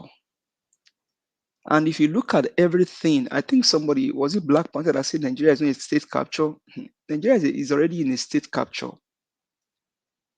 Everything that needs to show, or every indices that shows the country as a state capture country, Nigeria has it now. Just some few days ago, you played a video of somebody that went to Rivers State to interview people. And one of the men that spoke in that interview said, Nigeria is now a place where you can buy anybody and nobody will hold you for it. Have you not seen that with the case of this young artist that just passed on? And then so many people, I mean, some few weeks or months ago, we had the story of army officers are the one now, when you see that you're riding on a good, clean vehicle, they stop you, take the person to an unidentified location, and then they buy the person, take their vehicle, and that's it. And nobody says anything. The police is part of them, because this the guy's name, Mohab, I may not say very well, pardon me. The guy got a police report. He went to report to the police about Mobad. how You said what? Mobad. Okay, Mobad. How his life is being threatened. And the police did nothing. Nothing was done. But the guy that talked about Fashola, the young man's brother that talked about Fashola writing judgments for the appeal courts, the younger brother is still in police custody. That boy did not put metal on Fashola's head. That boy did not buy any Fashola's family. That boy did not even buy Fashola, but that boy only for saying his brother only for saying that Fashola he's writing the tribunal's judgment. The younger brother is still in the police custody. And after the judgment, we've been able to see that of a truth. The judgment was written for these people because they were asking themselves, the day they were reading that judgment, I don't know if you guys pay attention to it. They were asking themselves, oh, what is this? What is this? They were asking themselves. That means somebody wrote the judgment for them. As he's not far fetched from Fashola and whoever it may be that did that evil work. So Nigeria is already on a state capture, and if you hear what Jimmy said on Space and then what Omoye just said, who is the president of Nigeria now, selected by Mahmoud Yakub? He's a drug baron. He's a druggie, drug lord. Amoda Weda Tifunumbu, Remi's husband, Sheyi's father, the Chicago druggie, is the president. So everywhere has been littered with drugs. Don't be surprised. You'll be seeing, allegedly, some few days ago, we saw this video of a lady calling on Davido. Hey, this is that. Your father's private jet, something is going on there. That is what you see in the state capture. But how long are we going to allow this? And that's why it bothers me when when you see people that should speak truth to power support this evil operation. When men need to rise and stand against this evil, our country has never been in this kind of situation before. This is the worst I have ever seen. Roads are not motorable, no light, no water. Education is going down. People are being pied every day. Cultism is now the order of the day. And people will be asking you, how did we get here? We know how we got there. Because this evil man called Tifnumbu Amoda Weda, the druggie, Remi's husband, Sheyi's father, the likes of Obasanjo would have cut him down. I don't mean probably by him, but they would have cut him down as soon as they saw him, because there was a video of a young man that talked about this evil man. How that he got the name Tinubu. He wasn't a member of the family of Tinubu. Tafa Balogun has his case file. But because of corruption too, Tafa Balogun got himself into nonsense and his own came, and that was the end for him. Atiku had the case file of Tinubu.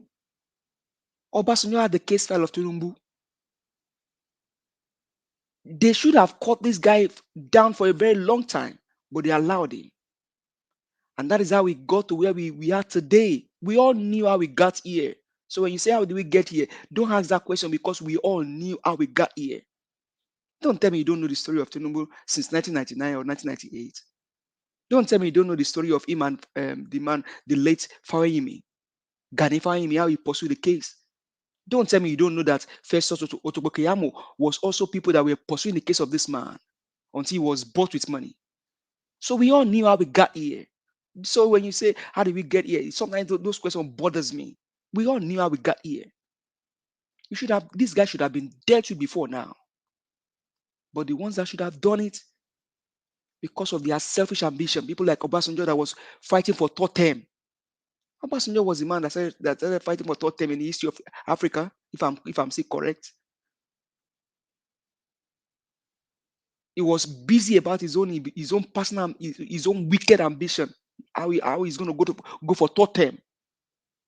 You see, wicked men. He was a military president. He became a civilian. He did 2 terms, and he was going to go for the third term. You see wickedness. So when men like this should have caught this guy, should have tamed him, they were busy for their own personal agenda. So we knew how we get here. The only issue is that people that have the power, the infantry, everything, the wherewithal to have caught this guy down, they all allow their personal ambition to swallow them. They don't care about the nation. They don't care about humanity. They only care about themselves. Obasanjo is still there walking around with all of the evil they did to the nation. Babangida is still there sitting down in Mina with all of the evil they did to the nation. They all have oil blocks and oil wells. And the people of Ogoni suffering. People in Nigeria Delta, they are suffering. While one man in Mina, one man in Ota, they all have their oil bricks and oil wells. Wicked, evil men. I'm from the southwest. But this evil and nonsense, we need to fight against it. Come on, yeah, I will not ask you a question, but maybe behind the camera, I really want to know what is going on, what the plan is. Nigerians, now is when we need to fight for our country. We cannot allow this to happen. Badagry Express Road used to be a very motorable road. Now it's been taken over. People are suffering. Just some few days ago now, they say by people in Plateau Jos. Organ harvesting, taking people's kidney. So surprising, the last one that we had is a member of the Redeemed Christian Church of God, a pastor. So we heard and saw in the video. Evil, evil, evil. I have never seen this kind of evil done to our nation. And whether you believe it or not, it all started in the time of Jonathan. The evil that went through in the time of Jonathan cannot be swept under the carpet. This man should have stood against this evil when one woman will go and buy a brazier for $1.something million. Obasanjo too, his own era, they stole money. All of this nonsense happening. Evil men. Now a druggie, a drug lord has now come to power. And the Obabaku of Lagos, all of the ass lickers, the crumbs eaters, the begri eaters, the pomo eaters, they are saying it's your turn. It's your turn, don't worry. At least now you are eating rice and gari, you are eating a rice and sansan. They will soon miss sansan into your begri so that it can be delicious. Since it's your turn, and yala elojuti, on male, kiran. Ìran Yorùbá kò sí agbéwèrè kò sí afábùrù ṣùgbọ́n ẹ̀ sọ pé àsìkò tí yín ni kí ẹni tó ń fa gbọ́ ẹni tó ń fa gbùrù ẹni tẹ́ ẹ̀ mọ̀ bí tó ti sàn wá ẹ̀ mọ̀ yẹ́ ẹ̀ mọ̀ bàbá ẹ̀ òun nìkan ni Tinubu òun nìkan làmọ̀dá òun nìkan làwẹ̀dá òun nìkan ni ẹni tó ń gbé wiri olè alájẹnu gbogbo Èkó ó fà á mọ́wọ́ ó fà á mábẹ́ ẹ̀ ń sọ pé ẹ̀yin ló kàn ẹ ti ń jẹ ráìsì àti yẹ̀pẹ̀ báyìí ń sìn abẹ́ tí máa jẹ́ ẹ̀yin ló kàn ẹ tó máa jẹ ráìsì ẹ tó máa mú gbẹ̀gìrì àti yẹ̀pẹ̀. Only wicked and wobia. selfish human beings. Only wobia. I don't know how people just sit down somewhere and because of tribalism and evil, you want to put into power what you cannot even stand for. In our culture, I know growing up as a child, you will not go and steal. You go and pick something that does not belong to you. You take it home, your father will be asking you, they'll beat you to stupor. But today, because ẹ̀yin ló kàn, torí pé ó kàn yín, ẹ gbé bàbá àwọn agbèrò, agbéwèrè, afágbùrù, ẹ gbé sórí oyè, ẹlẹ́yin ló kàn. Ẹ tí ì jìyà, ṣèbẹ́ tí ń jẹ ráìsì àti yẹ̀pẹ̀, ẹ tó mu gbẹ̀gìrì àti yẹ̀pẹ̀. ẹ̀ tó jewédú àti yẹ̀pẹ̀, ẹ̀ tó jẹ̀fọ́ rírò àti yẹ̀pẹ̀, tó bá tún yá wá tún fi àmàlà, wọ́n á tún fi yẹ̀pẹ̀ sínú ẹ̀ fún yín. Evil people. I am a born and raised Yoruba child. This evil I've never seen in our race before. Ẹ̀yin ló kàn, ẹ̀yin ló kàn, ẹ̀yin ló kàn. Ó ti kàn yín báyìí sìn, ẹ má worry. Ṣégè tẹ̀rí, ṣégè banza, ìmí tún ń bọ̀. Tó bá yá, wọ́n á tún sọ pé Dubai, ẹ lè lọ sí Dubai sìn. Kò sí pé Dubai ò ṣe nǹkan kan. Irọ́ náà ń pa fún yín. Ẹ̀yin ló kàn, ẹ̀yin ló kàn, ẹ má worry. Inú oṣù yín gan, ẹ tó fi yẹ̀pẹ̀ jẹṣu tó bá yá. Mr. Elvis, thank you very much. These people that we just have home with, the same heritage, the same tribe, they just nonsense and wicked human beings. Foolish people. That's why you see the likes of Dele Farotimi, Pa Adebanjo will always tell you, stand for your conscience. I've never seen this kind of wickedness in our race before. Ẹ̀yin ló kàn, ẹ̀yin ló kàn, ẹ ti ń jẹ yẹ̀pẹ̀, ẹ ti ń jẹ yẹ̀pẹ̀ àti ìrẹsì papọ̀. Ẹ tó mu gbẹ̀gìrì àti yẹ̀pẹ̀ tó bá yá. Thank you very much for service. I yield the floor. Thank you. Thank you, my brother. Give us a mandate. Thank you so much for always saying it how it is. Madam Bella Naomi, you called earlier on, but I believe you are not following us live, because if you are following us live, I believe you are a few minutes behind. If not, you're supposed to be hearing me right now. Call in now before I call on the next person if you are there. But I noticed that after like 3 minutes and somebody's already talking, that you try calling in. That was late. Okay. Or rather, let me call you back. Let me just call you. Let me do that. I think that will be much better. Okay, you're talking on the phone. Okay.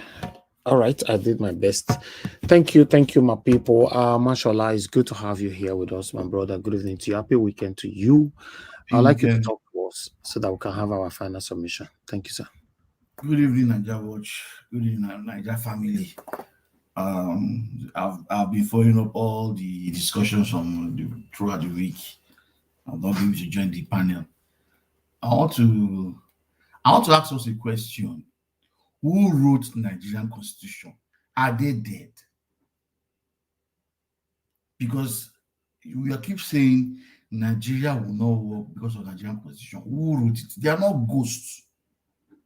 They are not ghosts. And the most funny thing is, the generation that is leading this country is the generation that wrote this constitution. They should come and rewrite it. They should come and rewrite it and correct it, because it is benefiting them. That is why you see people like Deeper Life Pastor, because it's their generation. Charlie Boy is speaking. He was in his youth when we had civil war. Of course, there's nothing you see at that time that they will listen to him. It's his father's generation that did all those things. His father's generation were the good set of people that trained good children. And we see have people's fathers that are like Tinubu, that trained armed robbers, looters in government. We should, to me, I believe we should ask questions to find out the list of people that sat down to write this constitution and let them explain why they have this issue with the voting pattern and how elections are not being decided. It's not being decided by the courts and not by the people that voted for their candidates. The Chicago State University issue too. Throughout the week, I listened to everybody speaking. I cannot say I have gone to secondary school, primary school, university. I can mention my classmates. If I say my classmates, okay, if you can't remember everybody, you should have a close pal, one or two, you can remember their names.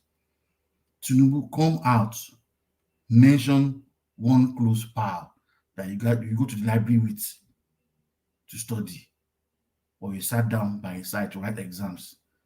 If you know you really went to school, we are not even asking for university, primary school or secondary school, mention him.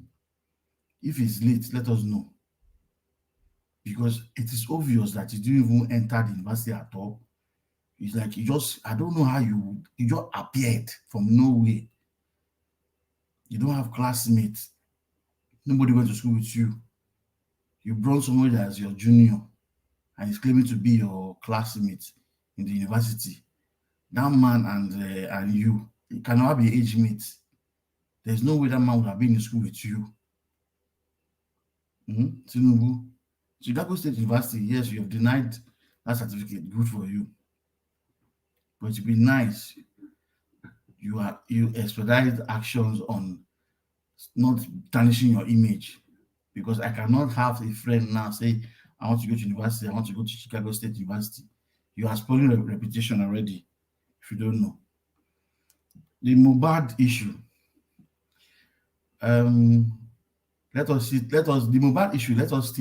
Let us thank our uncle, the Nobel laureate, Wole Soyinka, because these are his boys in action. Where you went to school. You went to school, you are oppressing people. It is courts. So people that can't even go to university again now have joined courts. Those days, when you talk about court, it is assigned to people that went to university. Now you don't even know to go to university. Agbero now have joined courts. That is why a man that is just growing up, his life is just springing up, and then you are oppressing him. Because when I saw the video, a man died yesterday. Few minutes, I'm seeing video of him being buried. Okay, he's being buried, no problem. You're not buried and pour concrete on it. What are you hiding?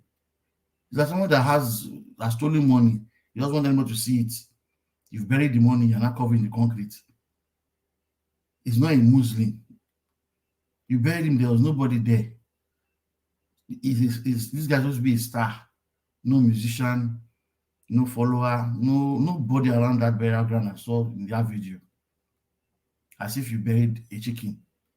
And then tomorrow now, the Nigerian police is not coming to say, to me, it's rubbish you're talking about. To me, that man, whatever that policeman was saying yesterday, is just total nonsense.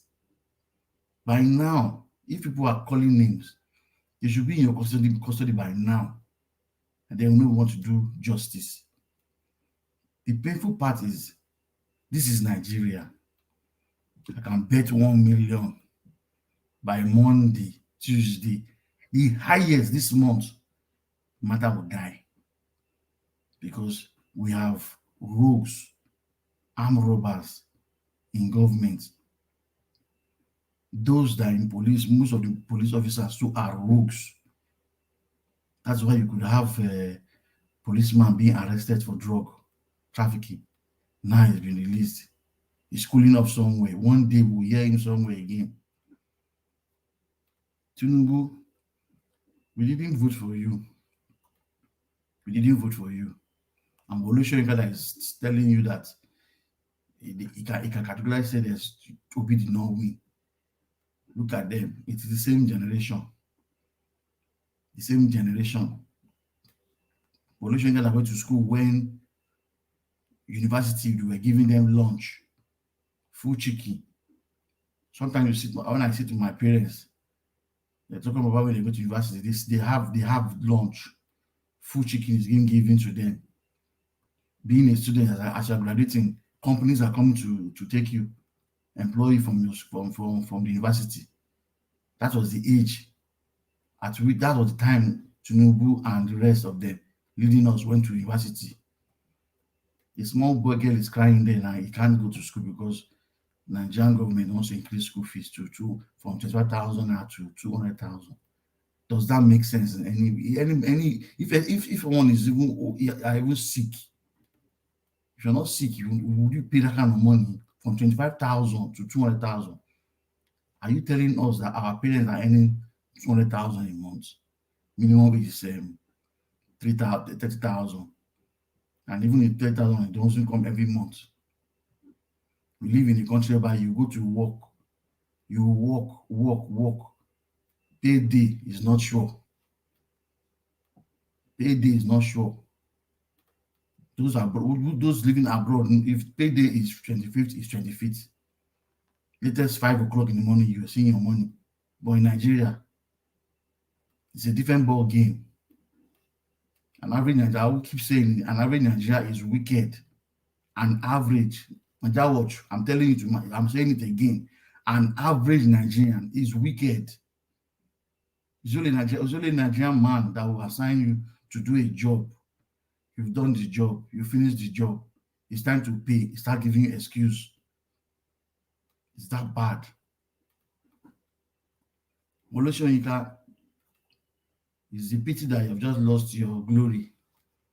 Instead of just being quiet, or those days they say courts are meant to assist students being oppressed and people that can't get justice. So what are you telling us now that you've joined the group of looters, or you're the one collecting you are the one sitting down by the table collecting the crumbs that is falling from the table of the looters? So that's why you will see someone like Tinubu and you're supporting him. You see Peter Obi, you went to school, yes, everybody agrees that you're very brilliant. They keep saying you're brilliant. To me, Tinubu is an example of a student that reads, is very brilliant, but will not show his fellow students the way forward. He will be the one that will take them to play, gist, go to beer parlor, drink, 2 weeks to exam. But meanwhile, after all that grooving, he's the one that will go and read. He just needs maybe 30 minutes of reading. He's done. And he goes to an exam, he passes. His friends that go with him up and down to jive will fail. He's that kind of person. He's a deceiver. You cannot put Tinubu and Obi and Atiku and they ask you, these two people go in a debate and they ask you who is the best. So you are going to tell me now, they put you on a panel of a debate between Tinubu, Atiku, and Obi, and you will tell us that it's Tinubu. It's a shame. It's a shame.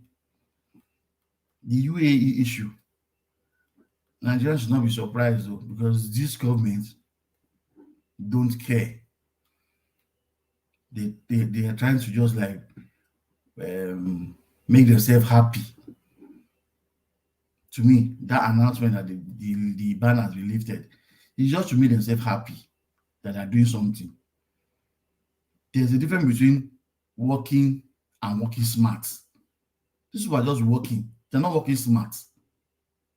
You can have 8 hours during the day to work, and just moving up and down, left and right, so that people will see that you're working. Meanwhile, you are not moving. You are just in one place. You're not achieving anything. That's the kind of government we have in Aso Rock. That's what they are doing. They don't have anything upstairs to do. They don't have anything. Concerning OBJ, give us a mandate. Despite we say yes, he wanted to go for third term, I have a feeling that the man worked. Everybody has a bad side, but I'm not a fan of Obasanjo. But I feel in his government, he brought capable people to do the job for him. Nigerian debt was striked off. The country was expecting some money to be coming in. Of course, it's just like you've done something, you spent 2 tenures, the country is in a verge of getting to the right place, and then your dividend is going to come in a few months' time. But it's about time you leave. But he does not know who to give the government to. That is why I feel he wanted to go for third term. And the best thing for him to get is Yaradua. Yaradua said he couldn't help him. If Yaradua had stayed on, he said, let's assume God gave him enough time, he said it was okay, we won't be in what we are now. I did my NYC in Katsina. I saw, this is not they told me, I saw what that guy did as a governor. I saw what Yaradua did as a governor. the only state that built a brand new NYC hostels and all that facilities for them. I saw things happen in that state. So when he was nominated to be the president, I was still happy. But his health, the only president that brought fuel from whatever it was at that time, brought it down. There has not been any president since Yaradua that has brought any price down. It is up, up, up, up, up. So to me, I just believe he did his best. But despite what he did, he's not making noise now. I don't know why he's not making noise. Before election, he was making noise. I was expecting him to still be making the noise. He's not making noise. So maybe he has been brought over too. Niger Watch, the country to me is, they say it's under a state capture. They are about capturing it. They've not captured it. There's still hope. And the hope still lies in the people of Nigeria. We are still sitting down inside. They are expecting Obi to come and announce it's time to go and protest. People should come out and start protesting now. The appeal court, the Supreme Court, I'm saying it today, 16th of September. Nothing will come out of that place. Nothing. I'm not dashing anybody's hope. I'm not dashing anybody's hope. This man in gray, Ariola, there is no magic that he's going to do. He's going to continue the rubbish they did at the tribunal. They will see the same thing. So Nigerians, don't be expecting anything. I'm not dashing your hopes, but I can tell you there is nothing. For this same man to, this man didn't win this election. Constitutionally is not qualified. You swore him in. Is it the same man that swore him in that will now take him out? No. So option 2 should be the best. He's going to court. Yes, it's good. Let it just be for history state that, okay, we went to Supreme Court to appeal. But the real truth is nothing's going to come out from there unless God take over their voices. That's the only magic that can happen. Thank you, Niger Watch. Thank you, Mashallah. Thank you very much for your submission. I appreciate you, my brother. Thank you. I appreciate every one of you, my people. Thank you very much. May God bless you all. I'm going to take some calls quickly. I think about 2 or 3 we need to round up. Today is a Saturday. Me will not go to push me to 6 hours today. Hello, Mother Joy. Thanks for calling in. Good evening to you. Please talk to us. Hello, well-meaning Nigeria, obedient nation, Niger Watch family. I greet everyone. Why we do come here, Mr. Niger Watch, God bless you. You are doing and have continued to do your part. We have gone above and beyond. We have your crown for you. And we will continue to celebrate what you are doing for your country, for the people. That, I tell people, it's not like there are no well-meaning Nigerians or people that can change this nation or people that are willing to change the nation Nigeria. It's not like Nigeria cannot be like Dubai. It's not like Nigeria cannot turn around. But the problem we had were 2 major things. The Nigerian people, the well-meaning Nigerian, had no voice. The media is a sham. NTA is out of existence. The AIT is oblivion.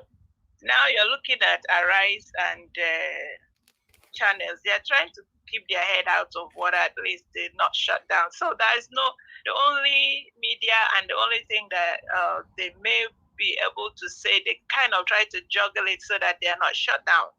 So we are in a place, in a situation that is very dire. It has been like that for a while.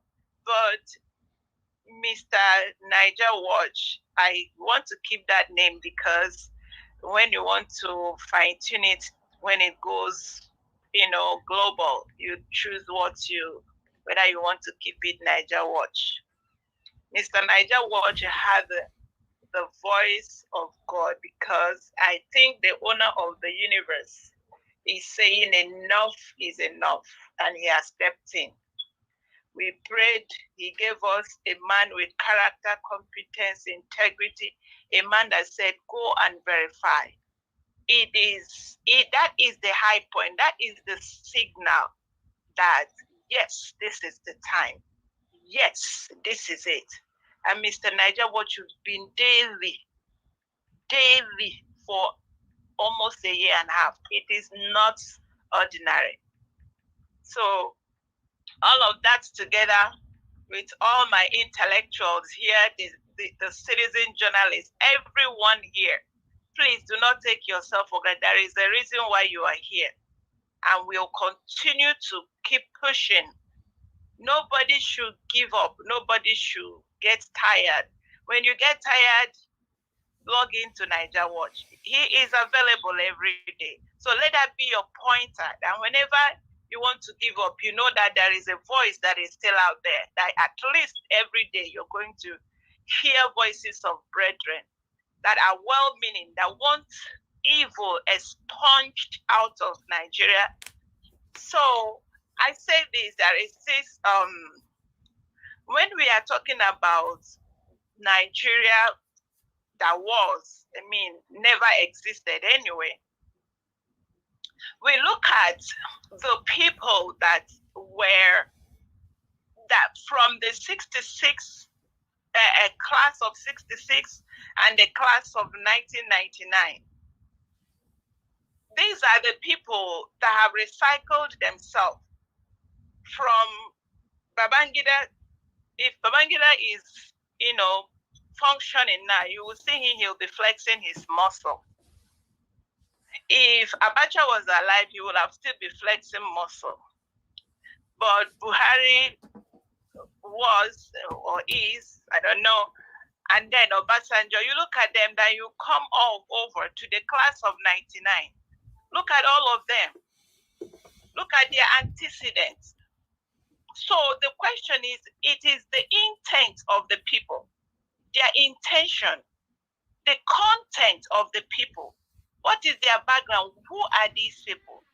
The constitute, whenever we are talking, it does not matter how much we pull this constitution, if it is Obi that is there, he will do the right thing. At least he will find out all the loopholes in the constitution, and you begin to work on it to make sure that all the bad things. But this class of 1999, they saw a loophole and they cashed into the loophole. A gathering if you say satanists.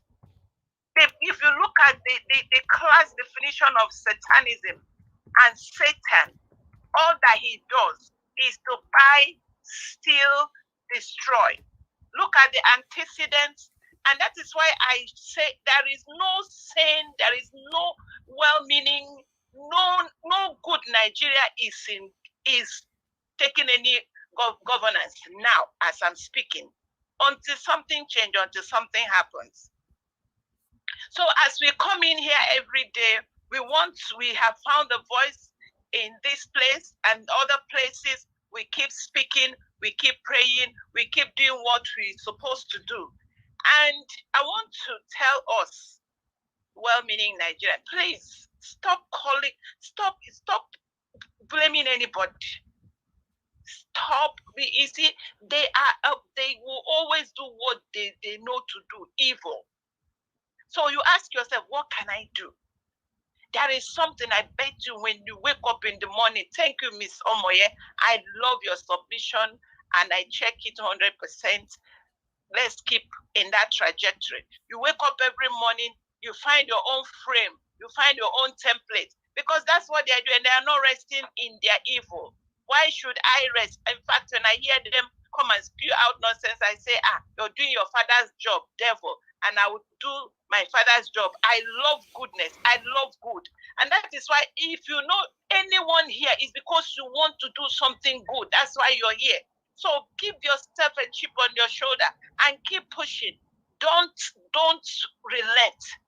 Let us keep moving. Something good will come out of this. I have that feeling in my heart. I greet everybody. I'm just here to tell you, I'm doing my part. I know what I'm doing. You do your part. We are going to come out. There is a light in this at the end of this tunnel. Exactly. We will be proud that we didn't stop. Thank you, everyone. Thank you. Thank you very much, Mother Joy. God bless you. Yes, she said she's doing her part. You should do your part. And this is one of the things I talk about all the time. I'm doing my part. You know, it's not up to you if you want to do your part or you're happy the way things go on. You know, I appreciate you all, my people. Thank you very much. Thank you, thank you, thank you. I think it's time for us to have our final submission right now. If anybody, Ogasiem, who give Ogasiem link now, eh? God. Oh God, I believe Sina give us a man. They go give this man. Hi, Ogasiem. You foresee me? Okay, me all of us just log out. More they go out. They know they give CM link. CM they get there.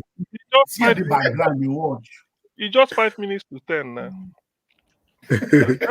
Now 5 minutes to 10. At least this is weekend. Not wait till they talk. It's a 5 minutes to 10. No, it's true. I started talk to now. Okay. I just watch. But I tell you this CM. See him, the link. He don't get the link. He don't put on down. He listing. Yeah, but if you decode Niger Watch, if you decode Niger Watch, you know, come hold link for pocket. You know me say you are not a true Niger Watch. That is, you implicated yourself now. So if you never hold the link for pocket, now be say you don't get it. You don't get there. They wait. I don't go tell now. We see me. I they do. If I don't see the link for Niger Watch, I know I will go copy the link. I go to enter this channel, but I know tell you now. Or you invent your own you go crash your own link. Take enter. Give us a man. They don't write me. Know. He don't write me for private chats and say somebody they ask for a link for this. I your pretend say I not see him. Cause me myself, you know, now know why you happen so I don't go your pretend. This una day here. Meanwhile you're close so make una talk and go because I can't. For me don't tire. But before that. You know, Oga Chris, you know, I believe you want to join the panel. Oga Chris, you are calling in. Please, okay, do you want to come to the panel? Good evening to you, sir. Good evening, sir. Okay. Come to the panel then, please. Yeah. And give your submission. Thank you, sir. I'll post the link again. Thank you. Now you the copy for now. Now you can invite to meet the company. No, no. I cannot fit talk and I know they pick another call again. To be honest, my people, I know you feel like Black Panther, where you did company. You guys will feel sorry for Mr. Elvis now. I feel sorry for the man. I mean, he's shy.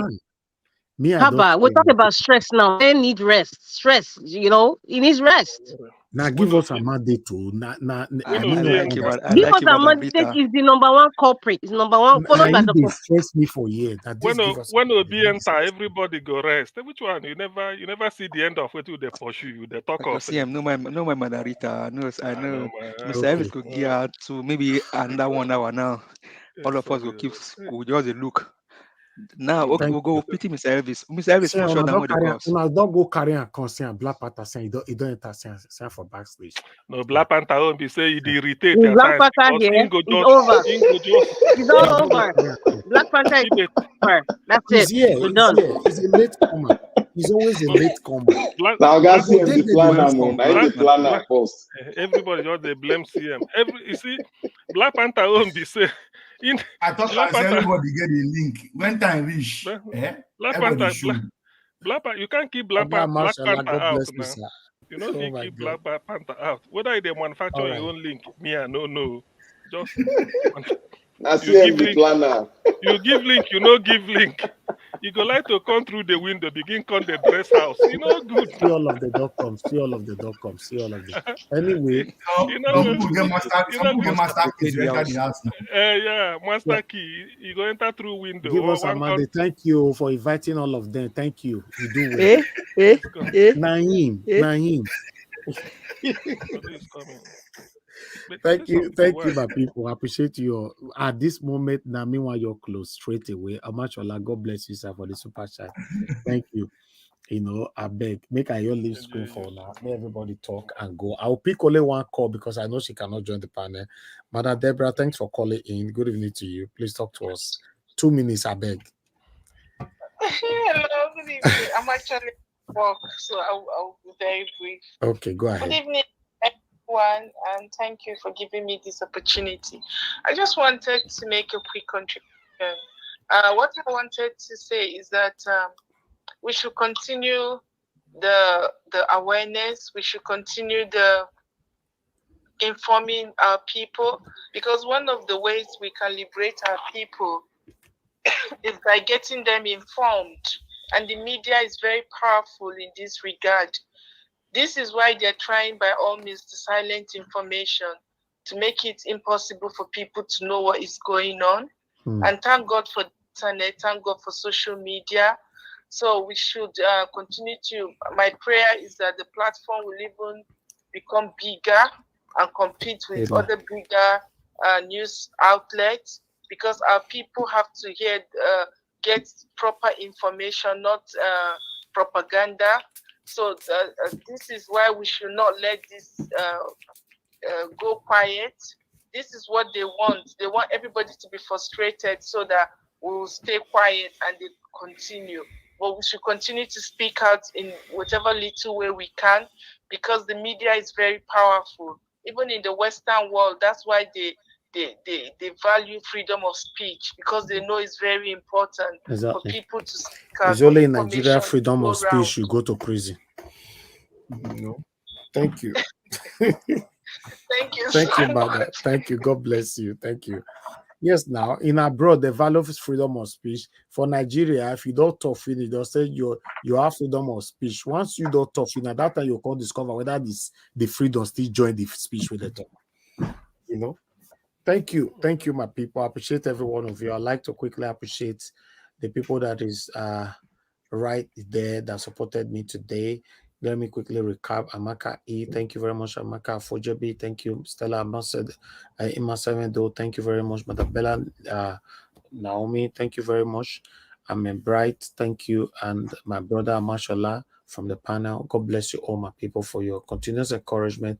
I'm very, very grateful with all you all do for me. Thank you. God bless you all.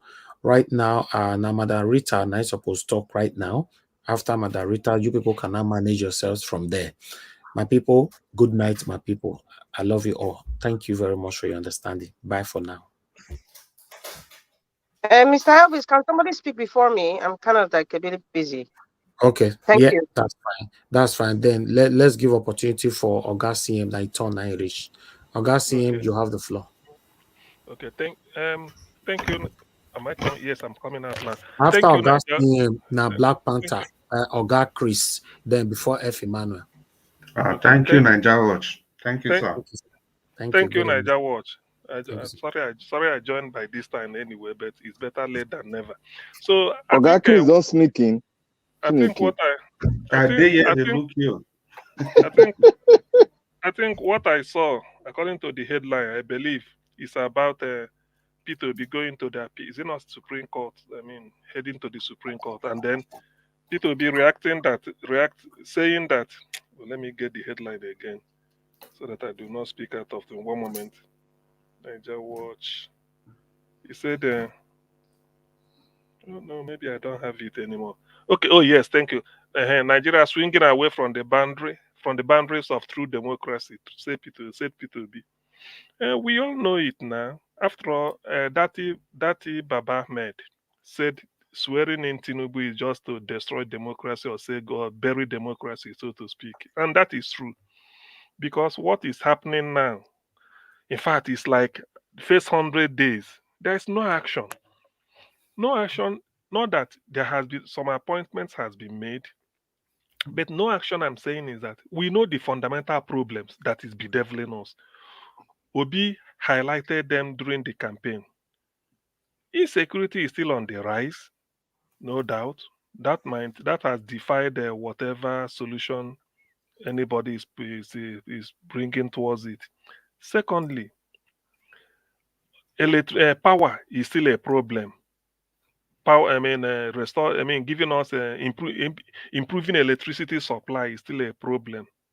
Oil theft, nobody is saying anything about that.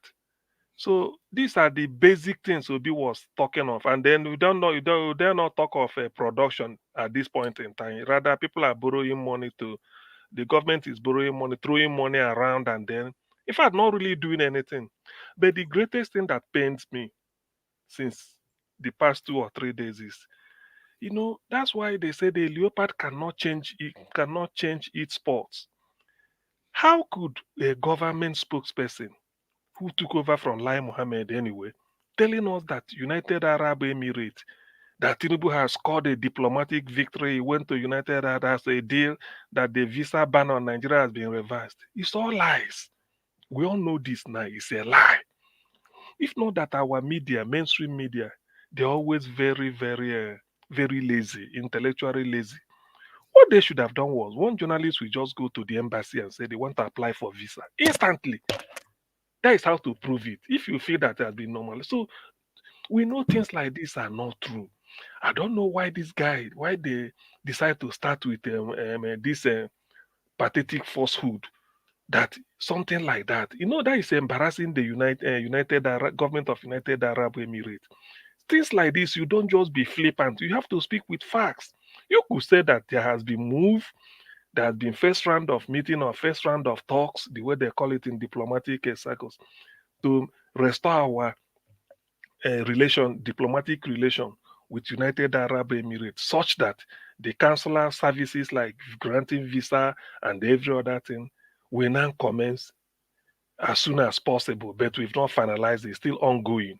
I mean, that is telling people the direction you are going. People will now judge. So, okay, because of investment.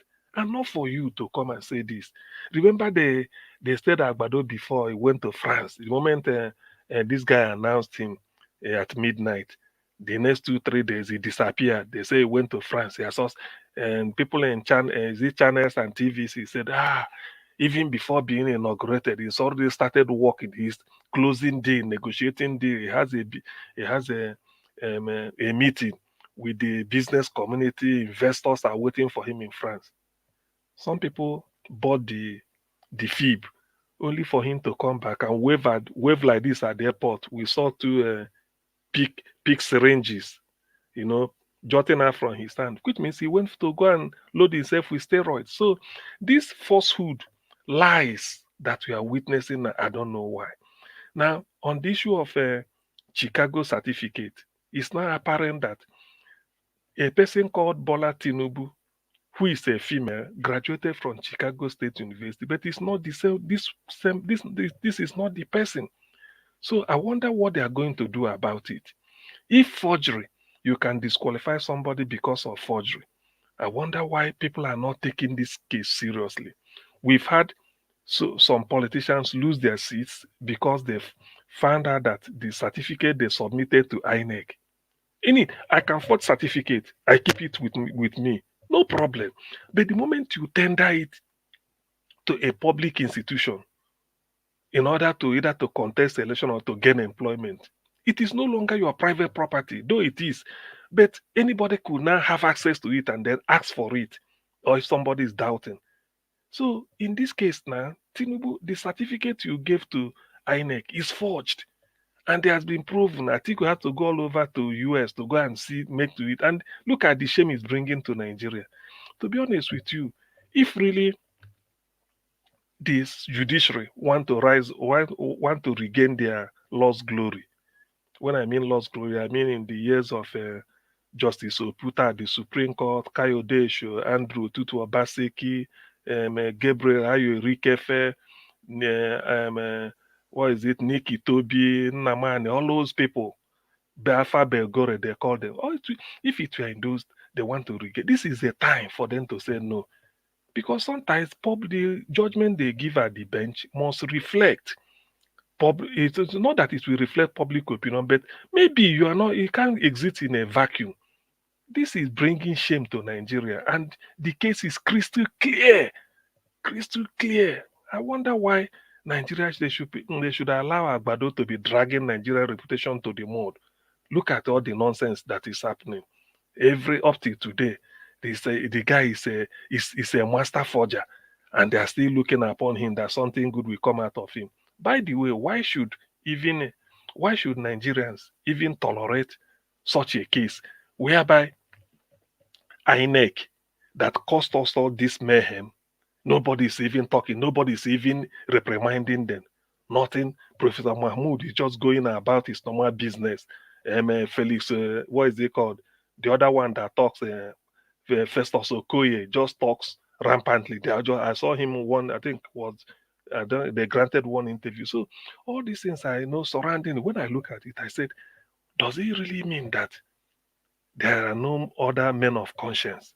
I think in the midst of all this confusion, you now hear Professor Rice and Beans, apologies to Rita, saying that the Labour Party is a regional party. I don't know whether people listen to that interview.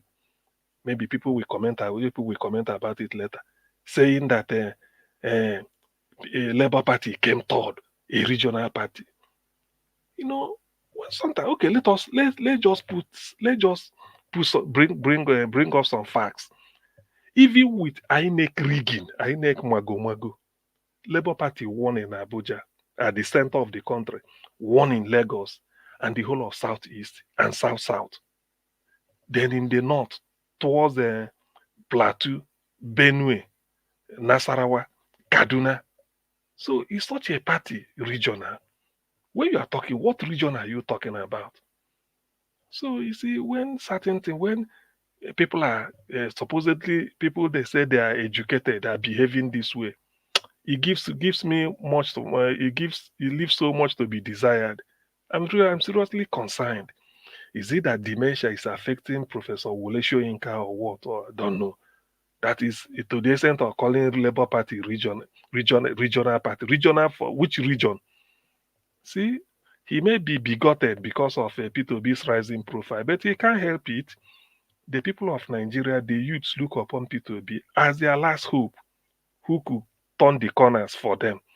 APC failed. I mean, who could have witnessed Buhari's 8 years nonsense, wickedness, and then still be voting APC? PDP is nothing. All these are cash and carry parties. So when I reflect on the news items these past few days, I have a sense of foreboding, to be honest with you, and I feel that something must surely give. Something must surely give. This Supreme Court judgment can never be like what the whitewash they gave at the tribunal, just messing up. I believe with the strong evidence, they have to look at it, and they look at it critically. Tinubu, with all this nonsense, how can this man be a president? Is it not a national shame that they are dragging the name of Nigeria to the mud because of one man's ambition?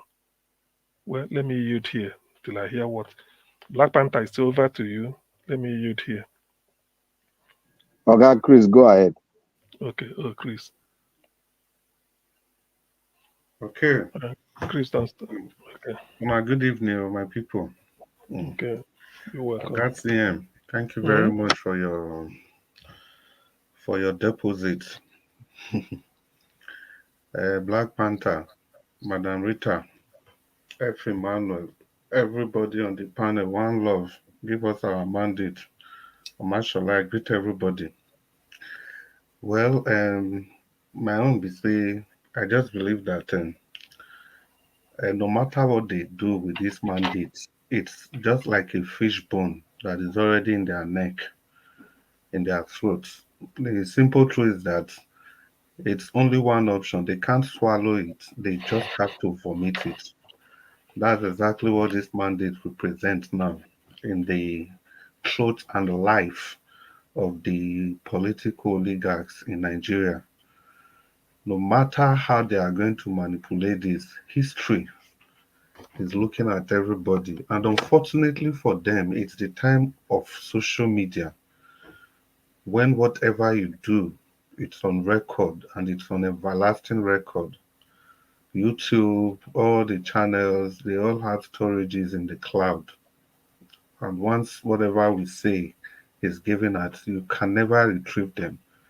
The best you can do is to try and modify them.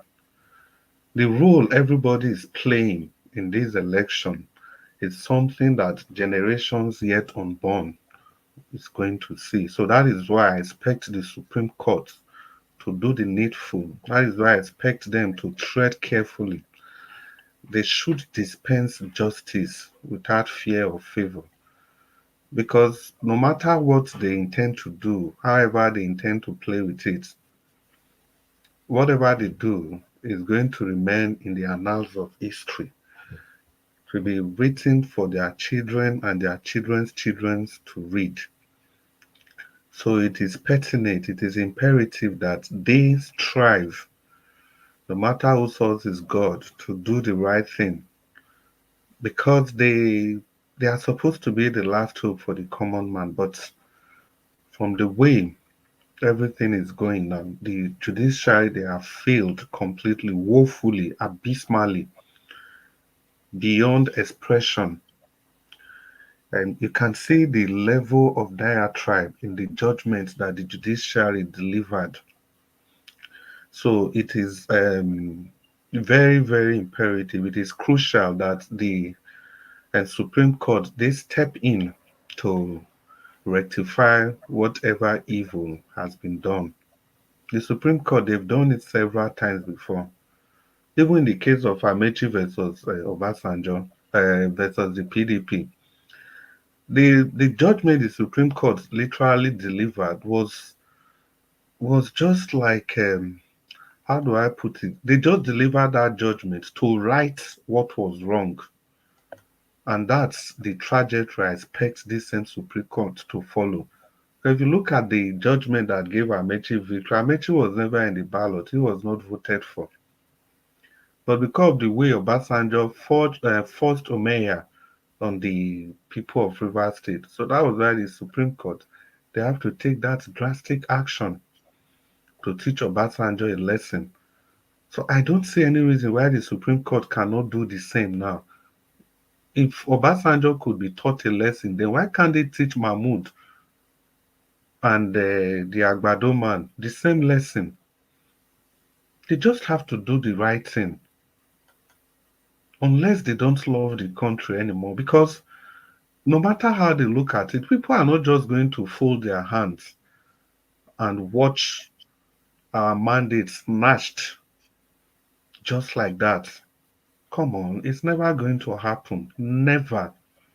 Not in the widest imagination of any person. It may take time. The obedience, they have persevered to this extent. So what's left is just to wait for the for the Supreme Court. We have endured every embarrassment, the ability to register, collection of the card, everything, voting, the harassment, everything. We've endured all of them. Even the broad daylight robbery of the election victory, we've endured all of them. So I don't think waiting for Supreme Court is going to be another hurdle that will be too much for us to endure. But the truth is that it's not going to be another day in the office for the judges that will be looking at this appeal. So it is quite instructive for all of them to do the proper thing. And it's not just only on Nigeria Watch that this message is being trumpeted. There are quite a handful of platforms across the country that feels the same way. So the Supreme Court, they should realize that there are eyes watching them from everywhere, every part of the country. Eyes are watching them. Ears are listening to them. The international community's hands are folded, waiting to see how justice will be dispensed. Because whatever they do is going to define what Nigeria actually means to the rest of the world. We've had the opportunity of rescuing ourselves. The people went out during NSAS and you told them that they have a better alternative. Instead of towing that route, they are supposed to get themselves involved in politics. And that's exactly what they did. But how did you pay them back? You created a brick wall, a completely insurmountable brick wall for the people, for the youth. And every well-meaning Nigerian that desires change, I expect them to fold their hands and be looking. That's not going to be possible in 1,000 years. They can keep suppressing, they can use all the state apparatus to do whatever they want to do, but it's only going to be for a little while, because it has never lasted this long before in the history of Nigeria's politics. Usually after election, after 2 3 months, the dust settles down and everybody goes back. It's business as usual. But this time around, the obedient group and every well-meaning Nigerians, they will have nothing of it. We all want to see this to a logical conclusion. And I would sincerely advise the judiciary to do the right thing, to keep this nation together, that they so love to keep together. They so love to keep the nation together. There's an opportunity for them to do the right thing so that the nation is kept together. I know my brother Omashola, you talked about Obasanjo before, and I've also have cause to mention him in my submission. I love him or hate him. I feel Obasanjo is a part and parcel of this problem. Okay, I understand that he has supported the obedience movement, but we must have to understand where we are coming from. Because Obasanjo had all the opportunities to turn this nation around. If we are crying for the 25% of the FCT today, then can we actually say anything good about a man that did the same thing in 1979? In 1979, there was this same imbroglio. That was two-thirds of 14 states of the Federation. No, 19. Yeah, sorry, two-thirds of 19. Yeah, and it was supposed to be 14. The controversy was how they get two-thirds of 19. The man that sat and superintended over that election that gave Shagari instead of Awolowo the victory then, that was in 1979. If you leave that, look at 1999. The man came again. The election of 1999, okay, be that as it may, perfect, near perfect, but the one he conducted in 2003 was a complete write-off. Results were written. Results were written worse than what we are protesting against today. It's true. So the point is that we can't be protesting today and we be celebrating somebody that did worse. In 2003, there was even people were not even input. The only difference is that there was no violence because there were no people just go to the polling booth. Results are ready from home. PDP, they come to the polling center with already prepared results. So there was even no room for violence. If we even leave that alone, our principal today in Anambra State, I think first governor of Anambra State was Zumba before the Ingige and the Uba brothers. We know the role Obasanjo played in that drama. We all remember the role he played. What about in Edo State? He made sure that Professor Sarimo Sumbo was declared the winner. They took a flight to Benin to declare him the winner against Oshomole. And it has to take the court that sacked Osarimo Sumbo and reinstalled Oshomole. The same thing happened in Anambra State. The Uba brothers, like I've mentioned, in Gege, before Peter Obi was, I think that was even the first time I even got a glimpse of Peter Obi. I think his deputy then was Etiaba or something like that. I can't quite remember. Yeah. I followed that news. I was like, who is this man? Very gentle and, followed him. I said, this is somebody that you have to keep your eyes on. That is what Obasanjo did. That is exactly what he did. And the constitution that we are all crying about now, he had all the opportunities of amending the constitution. But what did he do? He was only interested in amending it and giving him opportunity for a third term. That is the greed, the typical sit-tight syndrome of every African leaders. All of them. Instead of him to have amended that constitution to carry everybody along, he left the constitution for his own personal greed. He didn't want to offend the oligarchs. It's like 50-50, little to the left, a little to the right. Let all of us have what we are looking for and let the nation just continue like that. That is Obasanjo. What about in 2015? He was part of the people that brought in Buhari when he knew quite well that Buhari has gotten nothing to offer. But because of just that grand conspiracy to remove Jonathan from the way, how can a sitting a past president, a national, you know, a national figure for a political party, you came out publicly to tour the card of your PDP. Even if you felt aggrieved the way PDP treated, can't you just, stay inside? But he fueled the emblem. He gave gas to the fire that brought in Buhari to power. He was part and parcel of it. And we have seen the destruction Buhari has caused for the past 8 years. So the summary, the point I'm just trying to make is that it's not about not acknowledging Obasanjo as a statesman. Yes, he's trying to be part of this obedient move, which is good. But trust me, if he had done what he was supposed to do, the battle we are facing today, maybe we would not have even faced it in the first place.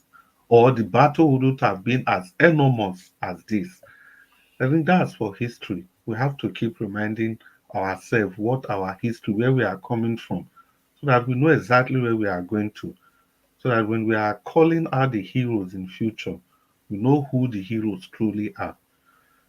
Yeah, having said that, I still give kudos to him because it takes a brave man to understand that, okay, I've gone the wrong way. It's time to take another trajectory to do the right thing. And thank God Obasanjo has taken that route, but that wouldn't erase his checkered history. Like I said, if he did half of what he was supposed to do, I'm sure Nigeria would have been a. Just imagine that 1999 constitution that has tied everybody with his power, the power he had then. He could force the National Assembly to amend that constitution to truly reflect the will and the wishes of the people. But he would have none of that. He choose to go a different direction. Well, having said all that, I think I'll just conclude by saying that no matter what the mountain we are facing today, there's nothing that cannot be surmounted. Before you know, we'll get into a state of equilibrium. Like CN, the Dr. CN, remember you quoted the Catalyst principle. It's true. Yeah, It's you true. know, yeah, if I remember my chemistry well, Yeah, if you have, when a yeah, system is in in equilibrium, equilibrium, like when we did Niger Watch, we are in equilibrium, yeah. and If somebody you if you somewhere put if you put anything, the system will kind of adjust to go adjust back to to that equilibrium state. to Whatever you neutralize put, yeah. yes, If you put more reactant, it will give you more product. If you put more more product. products, the product will degenerate back to reactant. I think that's basic what Yes, the catalyst principle is talking about. yes, So no matter what, we will achieve that equilibrium. And once we achieve that, the sky is going to be our limit. And the obedient will forever be remembered in history. That is why everybody, if you see everybody attacking the obedience, those are the true owners of Nigeria. They are the people attacking the obedience because they know that it's only the obedient group that is But willing, that has that courage and the tenacity to remove Nigeria from their hands and give it back to the people. And that's exactly what Peter Obi Chris, stands for. exactly, Okay. Chris, one moment, yeah, it's like when a lion. There's a saying that when a lion is sleeping, don't go and wake up the lion. Better do your thing Exactly. and go. People said, "Hey, the youth, you complain, take over, come and join politics." Come. Now the youth came out. They saw It's Obi problem. as the rallying point, and It's now problem. you now want to tell them that they don't belong. It's not possible now. That is where the problem is. So that's what I'm saying. Yeah, the mistake has already been made. The mistake was, I think, it's 48 laws of power. Which law is that? Never underrate your opponents, and they underrated Peter Obi. So that's the mistake they made.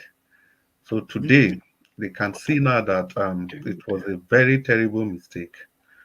But now we are already in the race. The information, everything is out there. So nobody can change anything again. Thank God it's a digital world. Everybody have every bit of information of what transpired. The videos are there. Well, thank you very much. And Mr. Chris, let me correct one, and it's not correction. Let me just say I'm suggesting when you said the obedience, an obedient person is a Nigerian. Anybody that's not obedient is not a Nigerian. That's why they're in Actual Rock. So any Nigerian is an obedience. Let's just have that in our mind. yeah, that's ordinarily how it will be. I agree with you completely. But I still know some people that don't want to go under that under that name. They just want to say they are working for the benefit of Nigeria. They are working for. Some people don't just want to be called obedient, but I am proudly obedient, and that's whom I am, and that's what I'm fighting for. So, back to you, Dr. CM, and thank you, Mr. Mashallah, for the explanation. Thank you, Dr. CM, for the time. So I yield. Yeah. Okay. I think it's Black. Is it Black Panther? I don't know. Okay, F.A. Yeah. or Black Panther. I don't know. I'm here. Black Panther. Thank you, Mr. Chris. I don't know. I have a friend I call Master Chris. He's a mid school boy. It's my friend. So I always sometimes I want to call your name.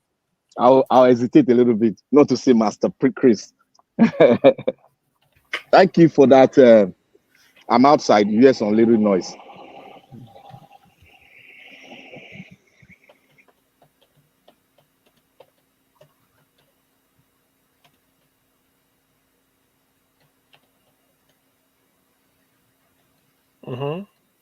Okay, sir. I'm here. Just on the noisy. Oh, thank you very much. Thanks for sorry for that cut. I want to say something here. I want to thank everyone. I want to thank Mr. Chris, Mr. Omosola. He was very direct. He wasn't hesitating. He was very blunt. I want to thank Sister Rita. I want to thank Madame Omoye. Moye, thank you very much. You see, the passion is there. And I want to thank most especially our mommy diaspora. I want to thank her for always present and always keeping everybody up, all the other people that are out there, keeping them, aware of what is going on, and also telling them what directing us on what to do. So I just want to say here now today, when I said Nigeria is not yet a captured state, when you say captured state, Nigeria is a big country. Nigeria is a big country that is diversified into various groups. It is the only country where you have a huge amount of languages, more than 250, because we've not really gone down to really ask to conclude on the languages that we have. Because even in Edo State, you have a lot of languages there. You have the Akoko Edo, you have the Ishan, you have a lot that even in the north, they have a lot. Even in Igbo, the Igbo, some of them are different. So we have a lot, and our researchers and our intellectuals, our literature people, the historians, they know that is one thing I don't like about we ourselves. We don't like to write our history. We like somebody to come and write it for us. Just imagine common language. We cannot even do our research and make a final conclusion. Let everybody that did not put them into that group, Let them come out to say, no, you did not include me. That's a good way of starting. But when we keep quiet and we start assuming, it's absurd, and it pains me a lot, because most of the African history, we were not written by Africans. And I don't know why it's so. And we have a lot of intellectuals here. We have a lot. So I beseech our intellectuals, the historians, the ones that go about researching about the origin and other languages, and to go and write a book. Try to give us a book about our languages. How many we have? Because I know we have more than 300. And Nigeria is one of the countries that has so many languages that, because if you want to capture a state, it's not be you being there as a president, go there and you capture it, and in believe say you can. It's an opportunity. The person that gets to power has a lifespan. After 4 years, you go out. If we want to talk about capture state, we talk about Cameroon. This is a capture state. They do anything. The president can be anywhere. He dish out laws, and that is it. Even he can be in the sick bed, in surgery, you say, take that man to jail. They will do. That is a capture state. A man that has been there for long, more than 30 years. And we have another one, is he not one other one again? The other guy that is in Diane and his wife, they are just like what happened in Zambia.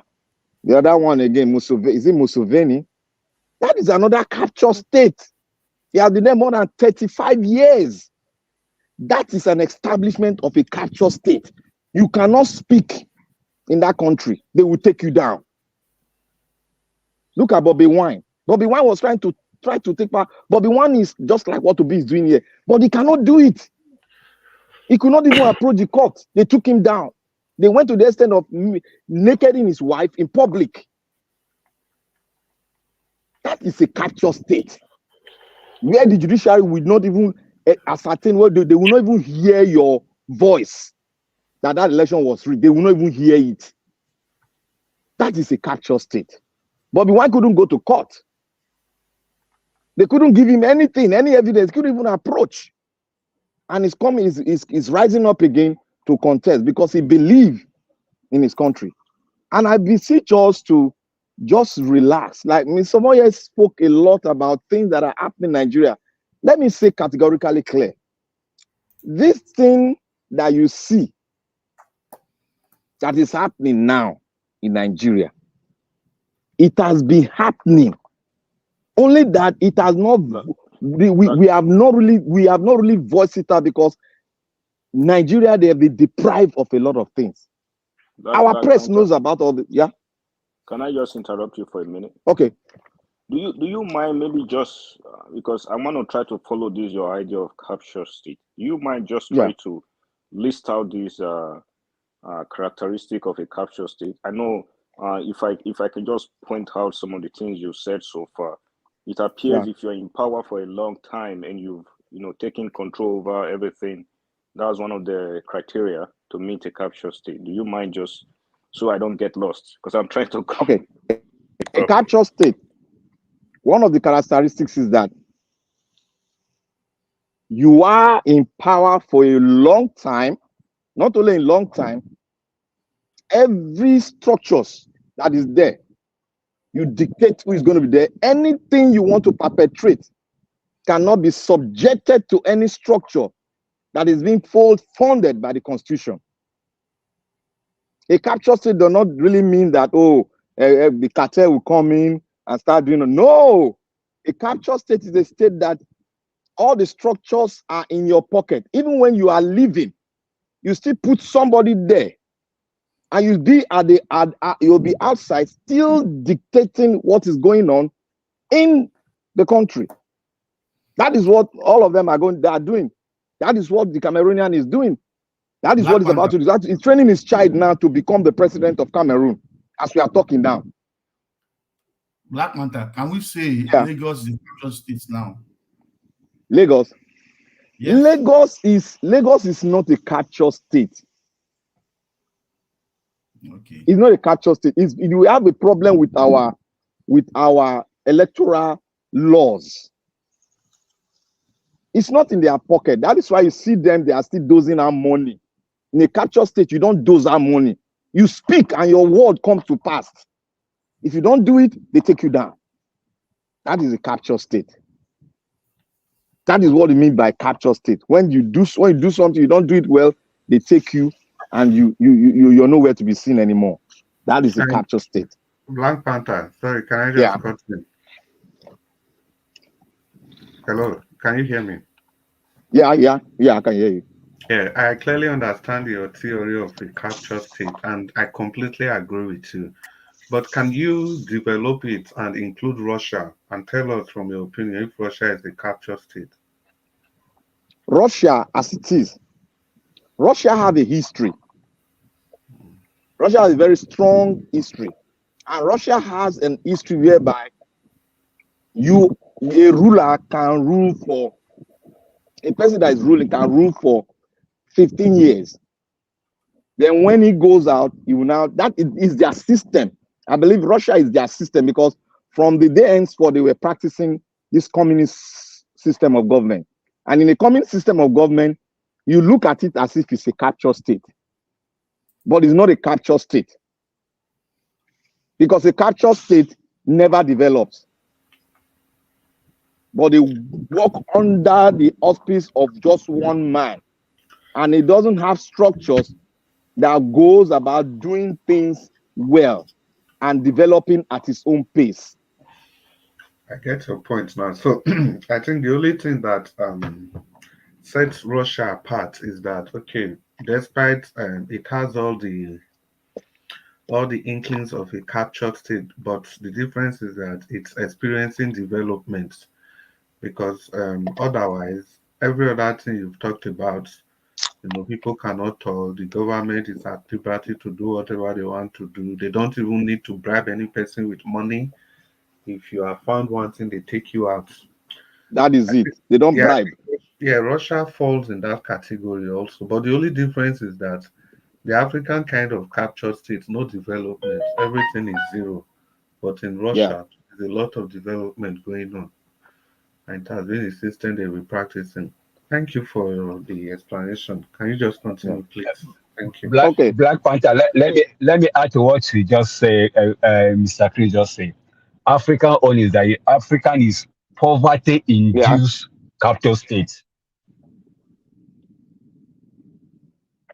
Continue. I just want to add that to you. Okay.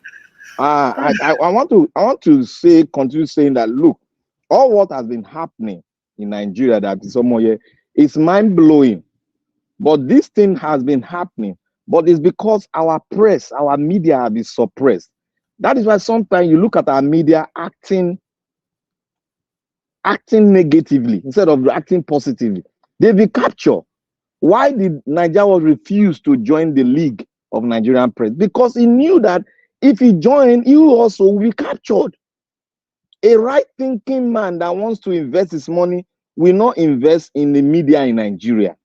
That is why you see media are being owned by one man. And their man belongs to a political group. That is not supposed to be so. Even if you own a media sector function, and you cannot, in the Western world, you see they have the same ideology, but they are not particularly a member of that party. But they keep on giving news from both ends. And they do what? Investigation. But your media in Nigeria does not have that code of conduct of investigation. All what they have is just to disseminate information, but they don't investigate. That is just it. Because they have been suppressed. And why are they suppressed? Because the military brought that law of suppression, and the civilian who dropped their military uniform continue with that law of oppression, suppressing them to succumb. I want to take everyone's mind to when Buhari was in government. The EFCC director, if I can remind all of you, he went around all the media houses. When Buhari he went around all the media houses. You know that man was rejected by the National Assembly. But that guy went around all the media houses, and the media houses automatically changed again. Because that guy reminded them of the code of conduct, and he told them blank.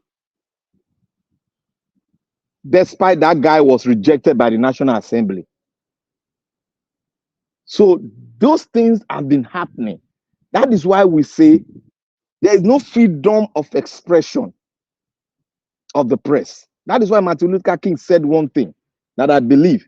He said, if your media house is captured, your political, I want to paraphrase it. Then the political environment is captured. Then the only survivor, the only thing that can break that cocoon is for the people to rise and break it with every means possible.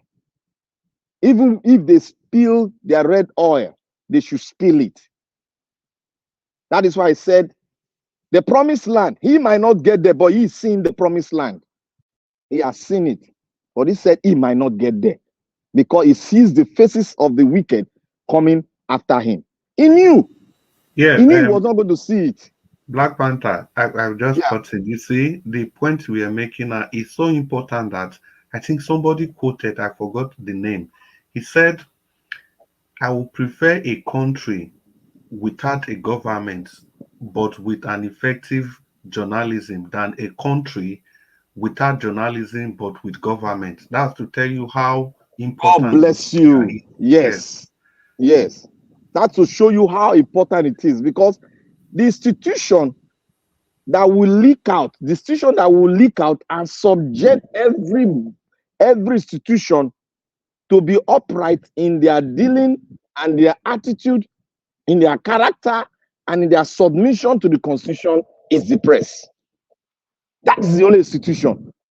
Because the press has a way of having people in government too that will be giving them information. Like in the American White House, they have men there that will tell them that, oh, the president is trying to forget about the secret. They bring her out. Would they see and would they hear her? Before you know, the government will come with press release say, no, they happen, no, not lie you. But we know, they know say it won't happen. So they don't know how the president gets information.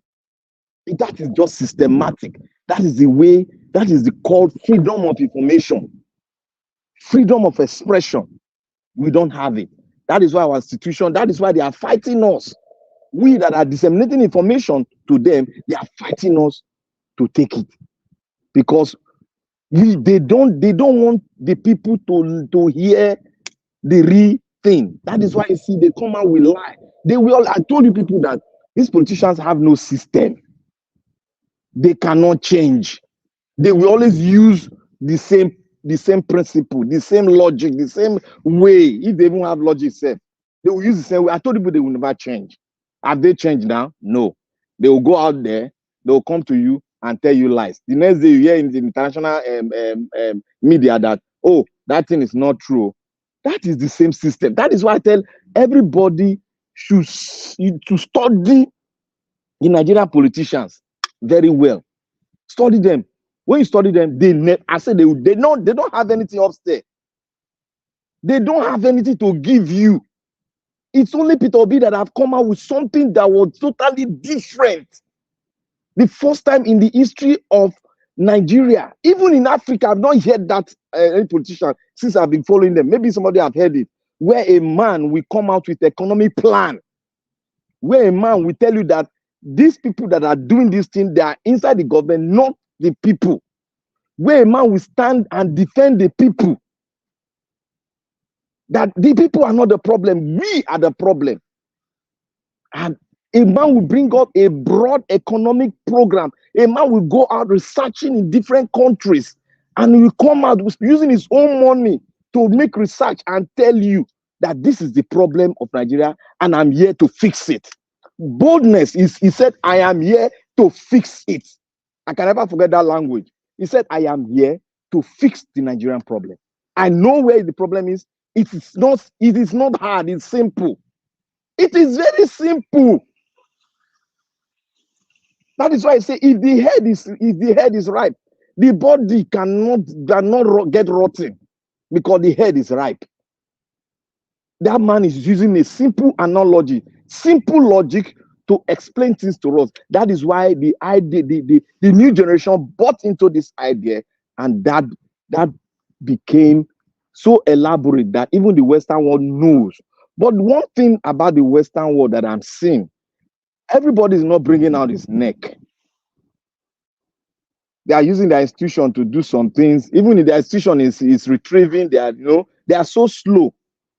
Because the reality, like what Mrs. Badarita said, he said there is a wind of change in the structure of the world. If it were before, you see Britain coming into the problem boldly, entering it, discussing it in their parliament. But now they don't do it. That is to tell you that what Madam Rita said is true. These are the things. These are the signs. They are not coming out boldly. Even the French, you see the French, they are crawling. They are just crawling. They will make one statement, they will stay quiet because they know the world is changing. When you are setting up G20, you are setting up G50, G2, BRICS. Don't you know that something is not perfect? Something will go wrong because people are getting to know, the countries are getting to know that they have power because they have resources. And if you have the economic power, you can dictate the pace of the world because what you have is what the West need. And when you begin to join this group, you begin to tell the group that, look, I am going to give you 10% for this price. That was why America went to do a bargain with Saudi Arabia to exchange oil for dollar. That was why it came like this. Now we got what they need in the 20th century that is coming ahead of. We got the uranium. We got everything, what they use for nuclear stuff, we got it. What they use to produce their aircraft, we got it in Africa. Now we can, if Africa can sit down, it is very difficult for them to come in because they preach about democracy, they preach about human rights, they preach about so many things that they cannot retrieve from the world. Now, that is why I say to everybody, you cannot go against the train that is coming now. Alex always say this. He's not going to know how it's going to happen. He doesn't know how it's going to happen, but he knows that when it happens, it's going to consume a lot of things. That even ourselves, we might lose some things, but we should know that this is the forces that are determined to change the tide of things that are coming ahead. So we are going to change it. We might not be the one, but because we have been disseminating information and the world is listening to us. Don't think they are not listening. They are listening to us. People have been assembling in the United Nations. They've been talking. They've been talking that we need to stop these issues of giving Africa loan while they have the resources. People are taking it free from the country. This is neo-colonization. Men are dead, dishing out, telling people. You see, now in the Arab nation, they don't even have anything against them much again. You see, America released almost $600 billion, $60 billion to Iran.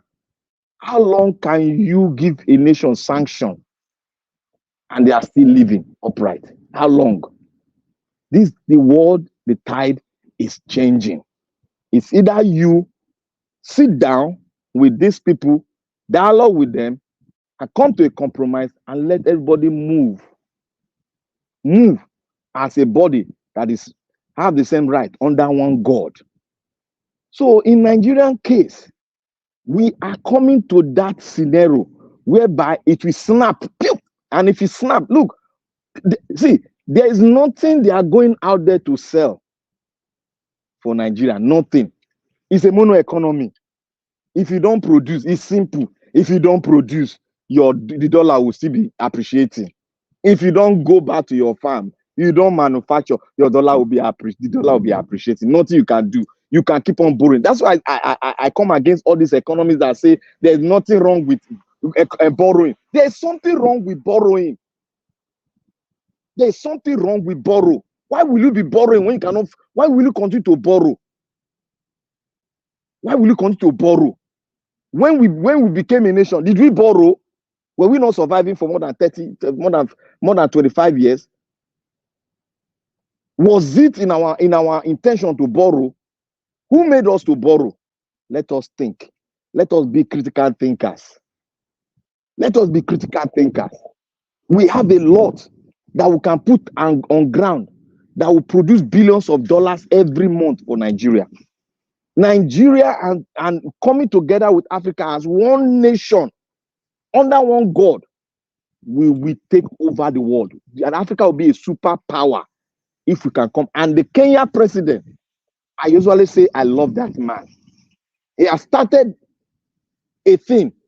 He has spoken, and he has spoken well. He might not be the one to take it, to put Africa together, but he has started one thing. And that thing he has started, he has told the world and the people what they were thinking about Ruto. They said he is a bad man. He has told them, I am not a bad man.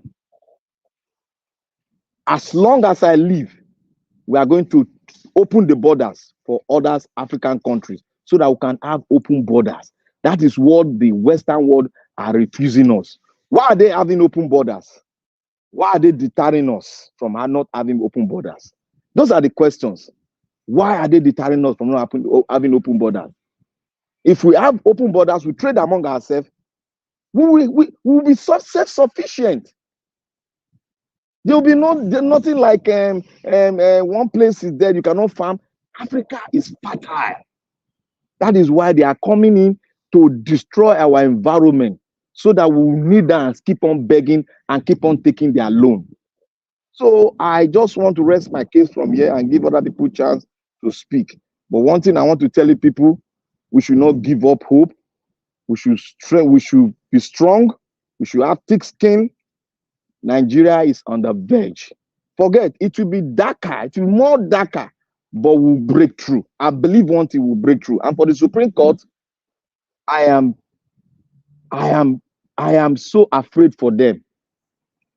I am so afraid for them. It might not be their judgment that will snap it up, but it might come from a man from that Asurok that will just speak one day and that will smack it up and you see people on the street. Even the soldiers will throw their arms somewhere. They will run and throw their arms somewhere. That is how it's going to snap up.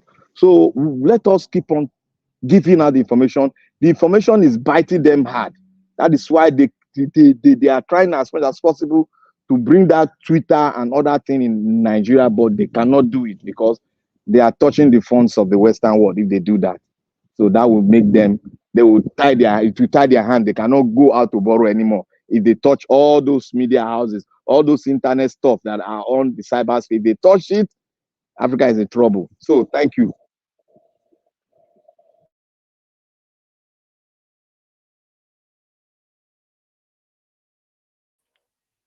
So thank you, Black Panther. Who next? Give us a mandate. I think it's one love. I think it's F. Emmanuel. I'm not sure if F. Emmanuel has spoken. Okay, F. Emmanuel, is he here? Yeah, he's still there. One love. CM, bypass me for that, please. Bypass me for that, please, for a minute. Okay, one love, is it? One. Yeah, but I have a question though. I have a question for Black Panther. I don't think what you need to see anymore to say that Nigeria is not a capture state, because what's more can we say? People are already begging for food. Government is not functioning as intended. People are being taken down in their numbers without any recourse. Even the one sitting in power is the head of drug baron and the nonsense and shenanigans. Sorry to cut you. That is an example of a failed state. Well, I mean, for me, with everything that we have seen, even played out in the judiciary, we're only being scared for Supreme Court, and Only if they will not rubber stamp what is happening, then we can say we have not captured. Because what happened in tribunal, what more can you say? Did you see the story in Kano State? There's a guy in Kano State that talked to their own judiciary. He said, take bribe and buy. If you guys saw that story, it was on Twitter. He told them, he said, take bribe, and then they buy their life. Yeah, That guy. he was our manager. Yeah, Yes, I saw that story in Kano. Thank you very much for bringing yeah, that that to guy. I the mean, that surface. guy was so bold. He was like, Yeah, but judiciary, we the will not governor beg has you. dropped him, has suspended him. I was expecting the people that called obedience name. I was expecting them to speak up because that guy is he's not a part of the LP and nobody is talking. The guy threatened the judges, you know. So yeah. There are some territory that those guys, this APC and then these shenanigans they are doing, they cannot dare it. And because I mean, I would not say it's just basically on the part of our. I mean, thank God for our principal, but I'm very sure that that to have come and say judiciary in Kano State, take bribe, and then you either take bribe or you buy your life. Was so bold, like nobody can dare him. So for me, I don't think there's any other when pastors, imam, they are not speaking anymore. They are even scared of their own life. What more can we say, my brother? Nothing is far fetched from this. This country is already captured. We just praying that God should. We just praying that since I mean, Supreme Court. Let's see how they go, and then maybe that will now decide to make him to now either decide what Nigerians will do or what they will not do.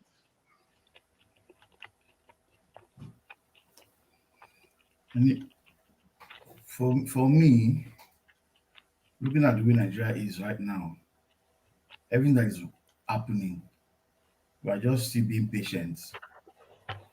If you look at the world and look at the map of Africa, the continent of Africa, if you turn in any way you turn the map of Africa, what you see is a form of a weapon.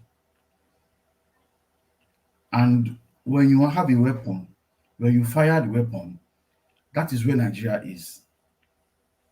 I have always looked at that map and I look at it as seeing a pistol and seeing Africa. The world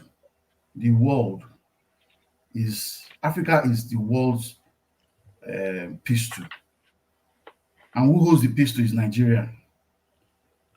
If anything happens in Nigeria, it's obviously going to affect the entire world. Nigerian judges, if you can just sit down and imagine, play a film in your head. We have been watching movies. Just play that film in your head and see what it looks like when you turn the gun to the world. Nigeria is the pistol. We are the trigger. And the judges, you might be the one to maybe because Nigeria is the gun is loaded. Africa is loaded. All the mineral resources in Africa. And somebody has said, if Nigeria wakes up, Africa has woken up. The judges were waiting for you to either you turn everything around and correct the wrong, or you decide to go with the judges that have done their own. And wherever they are right now, I know they are not happy. Your mind will be judging them. But if you decide to follow on with the judgment that they give, that means you have turned the gun to the world, and I don't know who. You are waiting for who will press the trigger. And once the trigger starts, an average Nigerian youth has, to them, they don't have any hope. The only hope they have is Peter Obi. And like I always say, no Obi, no Nigeria. There is no way Nigeria will stand if there's no Obi. No human being would like to be in this government for the next 4 years. Just 100 days, everybody's complaining. I'm not talking of 1 year. By 1 year, what will happen? It's just 100 days. Everybody's shouting and crying. So if we leave you to rule us for the next 4 years, I saw a video today showing people leaving Nigeria. It's as if they open Evans gates and the crowd that was leaving the airport. In my mind, I said, which airline is going to take all these people? Nigeria is like we are in war. Everybody's running away. Everybody's running away.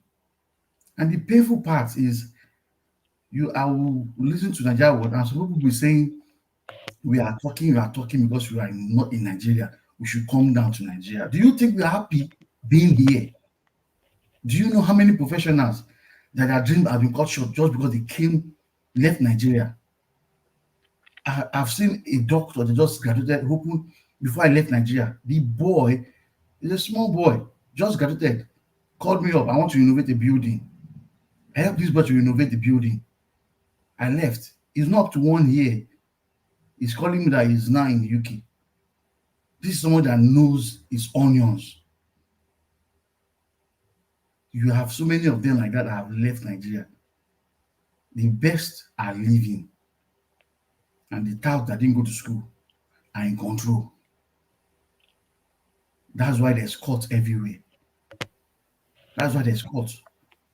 You can't go to school. You will not let people that went to school take control of the country. You went to school, certificate, you can't show us. Okay, don't show us certificate. Show me your classmates. Show me your classmates. There's no how. Everybody on this planet, we all went to primary school. I can mention 5 of my classmates in primary school. I can mention 5 of my classmates in secondary school. I can mention 5 classmates in the university. Tinubu, mention 1.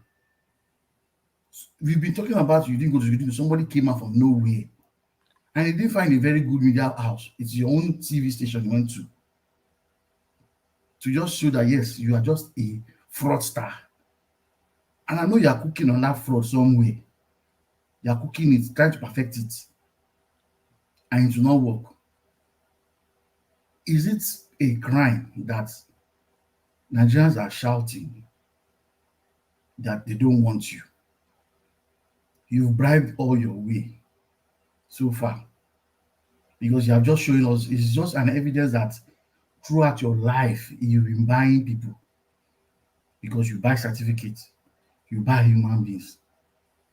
But you can't buy Nigeria. Nigeria is not for sale. They didn't put for sale in Nigeria. So if you have any dignity in your head at all, if there's any word called dignity in your head anywhere that is mistaken, maybe it's missing somewhere, please look for it and just resign and let people be at peace. Mahmoud Yakubu, I do not understand how you can still be living in Nigeria comfortably. You are the one that putting us in this rubbish we are in. You are punishing Nigerians by your statements midnight when human beings are sleeping. You announce demon upon Nigeria. Now the demons are in control. They've taken power, yet they are not comfortable. Nigerian judges, we are not going to beg you. You are right now, to me, you are the one holding the gun now. What you say determines what Nigerians will press next, if it's the trigger. But the painful part is Nigerian youth are too docile, I will say, for now. But it's being an obedience is like saying, Obi has said, calm down. If one man can tell a full country, calm down, that lets you know the power the man has. We are not waiting for him to tell us to be on the streets. Just because a man has said, calm down, and average Nigerian is calm down. If it was to be Shure by now, anarchy everywhere. That's the quality Peter B is bringing. A good leader that can say one word, calm down, and the full country is calmed. Judiciary, please do not provoke the patient dog. We are being patient now. We are moving around. Tinubu's cabinet, people are enjoying yourself. Do not provoke us, because when you provoke, it NSAS will be a child's play. NSAS will be a child's play. And that is if Nigerians don't want to suffer again. But if they don't come out, that means they are okay with it. And anybody can speak. Okay. So who's next? Thank you, F. Emmanuel. Who's next? Give us a mandate. One love. Abi, night don't come to Texas. Shebi. No, let one love go. Let one love go. Because afternoon now for Texas. So okay, it's true. One love. Now, one love they will do for now. People they talk. For where in then? Mr. One Love, are you there? Abi. One Love is nowhere to be found though. Should be 2 o'clock.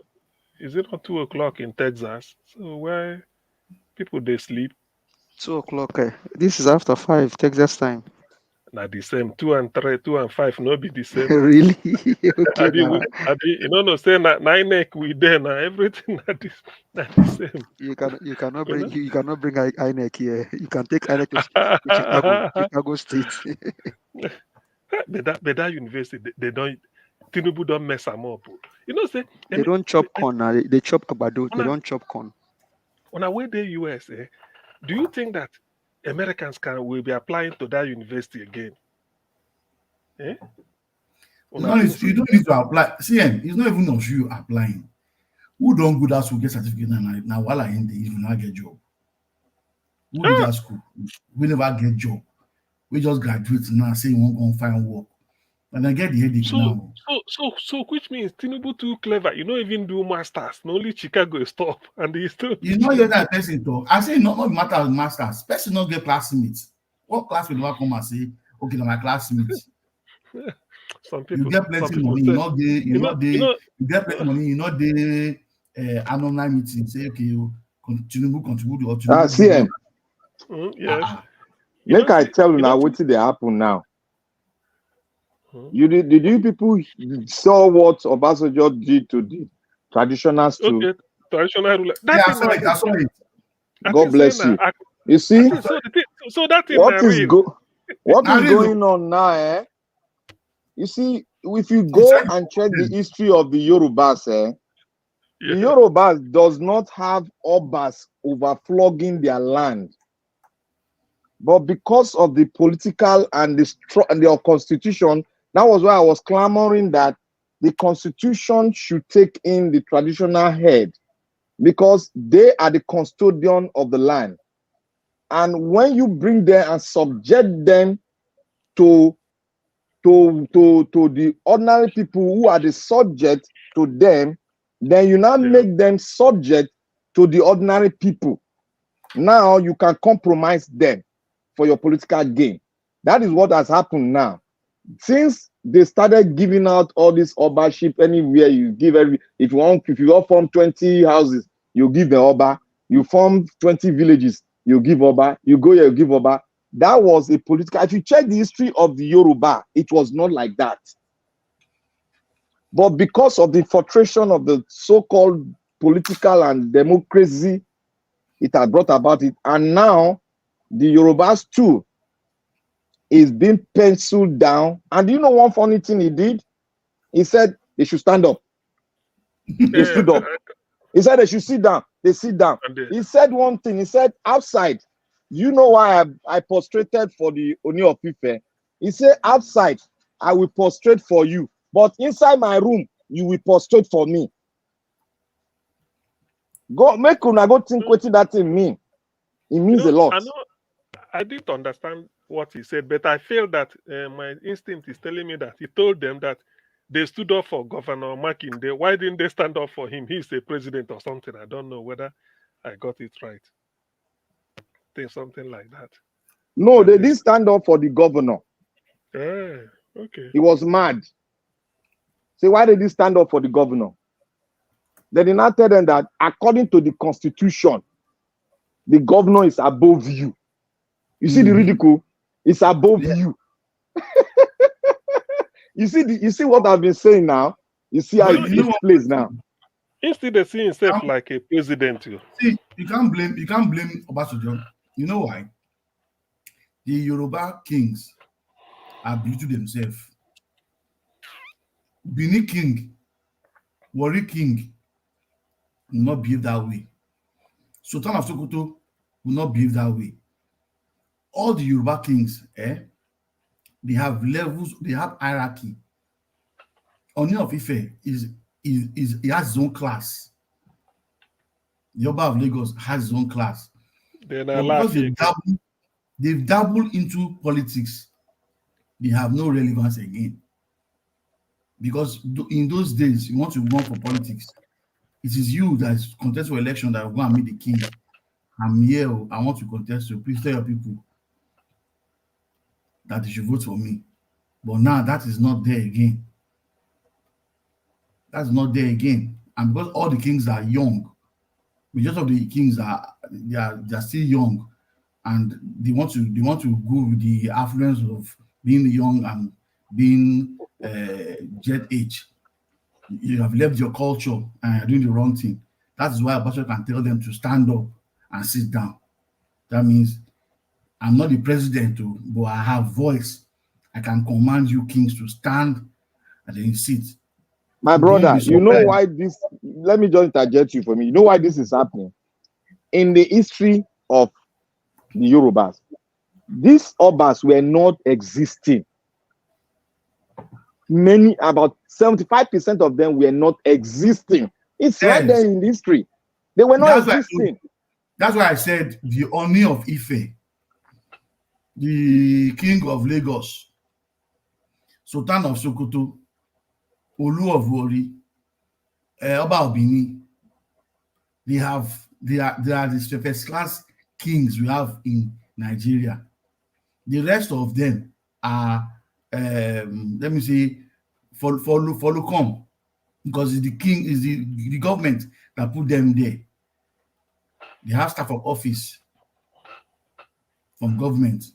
That's why you can tell them stand up and sit down. He has just mocked their traditional system in Nigeria, and they are just mocked the Yoruba people. The Yoruba man is also a chief, so he's just disgracing their culture by telling their kids to stand up. That is why I said all this issue of staff of office. That is why you see in our side, the Benin, all this issue of staff of office. I know they see Amo. No, you don't give a Benin. You cannot give Oba staff of office. A staff of office. They don't have staff of office. At least I have watched some years, but I think before that was Good Block, they came to commission something in Escavos. All the kings in Delta State were in that place. The president walked into that hall. The late Olu of Warri was the one there. That's the president Olu, his father. The Olu of Warri sat down majestically. The rest kings stood up. And I asked the question, so why is he not standing up? I said, the Olu of Warri does not stand up for anybody. Because the man knows his rights. He knows his rights. He knows his culture. If I were those kings and you tell me to stand up, and I refuse to stand up, will you kill me? No, you can't buy me because I didn't stand up. Because all of them they don't know their culture again. History is gone. History is gone. That means tomorrow, someone that has money can command a king. Oh yes, that was what he just did. I can command the king. Commanded the king, stand up, sit down. Say because as a king, once the president comes in anywhere or a governor comes in anywhere, you have to stand up. Before you know that, they will say senators too. See what CM? Yes, please. Say something. Everybody don't quiet too. I don't. That's why they listening. Be like, who is one love uncle? I'm not quiet too. I just the listening what you they talk. So you see, I've been the watch. the I think institution. one love. You see this staff of office thing. You know, the last coronation of Oba of Benin, Oshomole be one triumph. Say don't give directive, may they You take know sweat. go feed do a lie. Say don't give directive, may they take coronate the new Oba. Now the whole Benin rise up against them. His secretary, whether not chief press secretary, they had to quickly withdraw the statement. Say it was issued in error. You know, so. But to me, a serious governor, just forget about all those traditional. Go and face the business of the day. Nothing concern you with institutions that have been existing before they even born your father. So why are you No, going there? CM, those traditional leaders are their structures now, structures of corruption. That is why they don't. The governor pay them monthly. Don't you know? Look at Elegbushi, Oba of Elegbushi now. It was formed by this drug man. It was formed by him now. There was nothing like Oba Elegbushi. For the history of Nigeria, you hear any Elegbushi, anything like Elegbushi for Lagos. They just carve them, form and put Oba there. They are just like councillor. Before what in Benin, they are chiefs. They are like ministers. They give them it's like a minister handling this territory. You minister handle. They call them. I don't know. Is it not the Enogis they call them? They handle different territory. They don't give them Oba. We only have one Oba, and that's supposed to be one Oba, not the Oba every corner. Oba every corner. They are chiefs, but the constitution. In Yoruba, they call them Bale. Bale now. Bale. He's like the oldest man in that community. So because everybody wants to be a king, they upgraded them to become kings from Bale. So you go to a small community, you will see that this man is the oldest one, he's the Bale. But if you find out, he's like looking for a way that they'll make him a king of that small community. So that's why they have kings everywhere.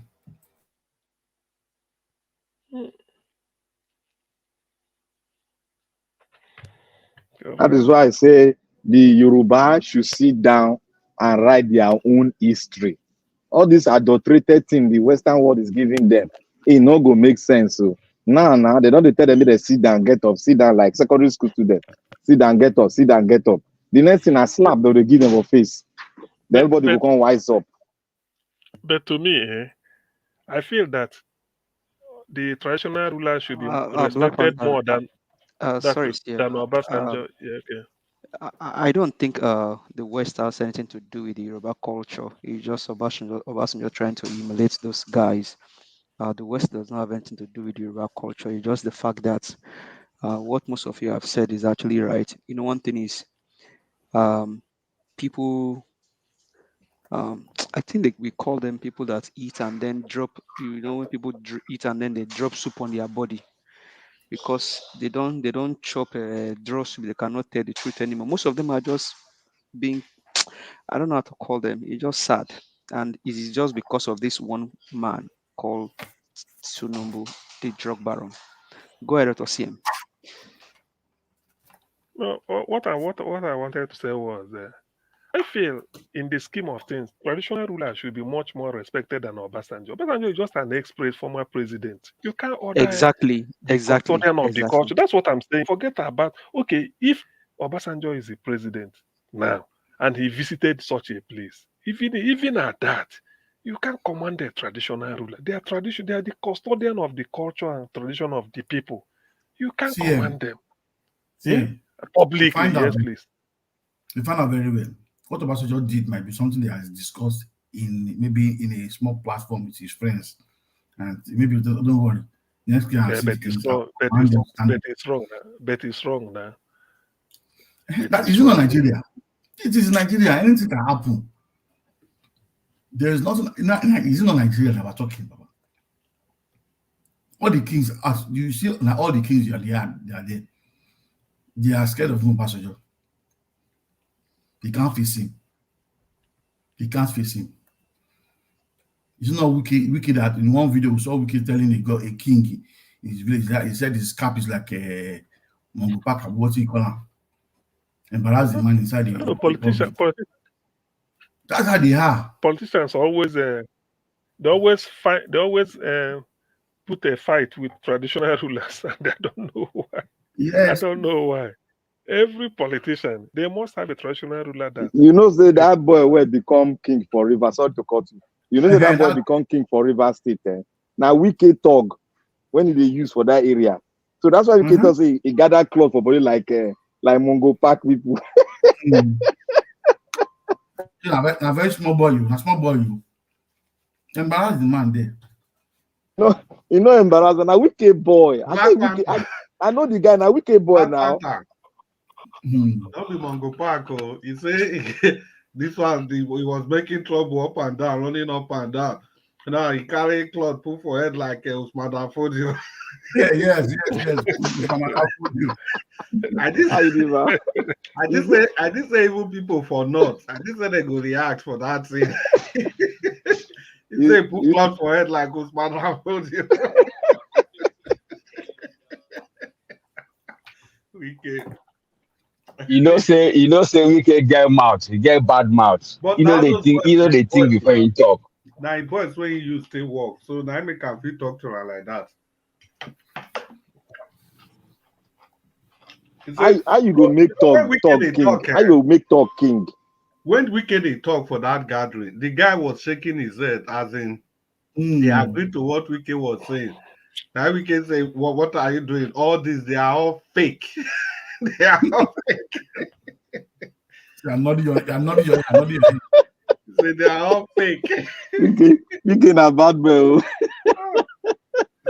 Even that Amechi case, you know, when Amechi run go Ghana, now Wicked face Obasanjo for that case. Amechi was in Ghana. It was Wicked that was going to court till they finally won. You know, Wicked a complete bad guy. A person like Wike, if you are doing business secret with and at your own risk, because the moment you take champagne or you drink that your gogoro, you can reveal everything. You no care. See this Tinubu where in the serve now. Let Obi get in and reshuffle all these ministers. Tinubu Wike go say the truth. You go grant interview. He said they know how they rig rivers. After all, Tinubu was not there. You go talk and say, we know how we rig them. Obi should forgive Don't him. worry, CM. Don't worry, CM. Fire Nyash go open. Don't worry, when that time come. We know. You will hear what he will say. We say, after all, we rigged it. Who know APC for rivers? If not, we rigged CM, before now, we can open his mouth and say, the hero of this election is Obi. So, on what basis is he saying that Obi is the hero? On what basis? If he didn't know that Obi won the election. No, because they upon all the thing where they rig, Obi still get something. Now it is surprise. Upon all the things where they rig. CM, did you watch Wike when he went to inspect Abuja municipal, the estate they were building? Did you watch what Wike told the government official, the ministers? But he tried there. Oh boy, the guy tried there. I beg. The guy tried well. The guy tried there. Even the woman, that Muslim woman by his side, like tonight be the deputy, whatever, the PAMSEC. The woman was even supporting him. Wike tried there. What Wike talk? He asked the contractor, say this house are they built, so how can the common man afford it? How much is a flat going for? What's the cost of one bedroom? Like this man was saying 9 million, I mean 7 million. So we can answer, how do you expect the common man to afford this? He even used one vulgar word against the man. What was that word again? I can't remember. One very street word against the man. No. No, you see all these people. What Wiki is trying to do. Wiki has his own bad character, but he has is that kind of person, like he's a go-getter. That kind of person he is. He's a go-getter. I watched Now that video. because I watched that it video is and state. I watched that But video, and because the funny it thing is is, state. he said, "How can federal government provide you all the amenities for this estate?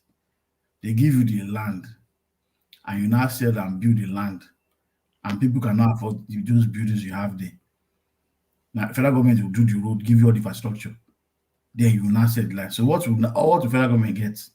Nothing. The man was looking, he couldn't see anything, and I laughed. Majority of the buildings they are building in Nigeria, an average civil servant cannot buy, even they work for the rest of his life. They can never buy. That's the problem we have in Nigeria. That is why Damali said everybody is a thief. It's only in Nigeria you've started work for 30 years, you cannot afford to buy a house because how much your salary? Nigeria is in a bad system. The system is built for corruption. Is that not what Fela said? Fela said now, you save. You don't get the money. Can't you buy now that the money don't go up? Fela say one man their house mosquito the warrior. You know get fan to take fresh air. Now I come begin save under pillow, inside cooking pot, under mattress. They put money everywhere. They save. When it say money don't plenty, you go market. You think money increase don't go up. by either 1 naira. You go home again, begin save. Before he save, he carry come back again, the thing don't increase. He save so that you know fit buy the thing. See, the reason why there's one of the reasons why there's corruption in Nigeria is you are a civil servant. Let me assume, yes, you are a top management. Your salary is like, let's say 150,000, and you're going to work for the next 60 years. How will you save this money to buy a house? The Let me give an example. My first time when I moved into Abuja, the house my boss rented was a duplex. We stayed in that duplex. We were paying 5 million a year. That was some years back. Only to find out that our landlord is the PAMSEC, one of the government parasiters. And government must not know he has that house. The day the man retired, that was when we had to increase the rent. We had to leave the place. PAMSEC, where did you get money to buy that kind of house? How much your salary? So corruption in Nigeria is in the blood. Nigeria need dialysis. Remove all the dialysis. I think Obi is the machine for the dialysis. Which machine go feed dialyze Nigeria? Obi learn dialysis. Okay. Really, it's true. It's true. The kind of corruption, we're saying corruption is everywhere. It is in their blood.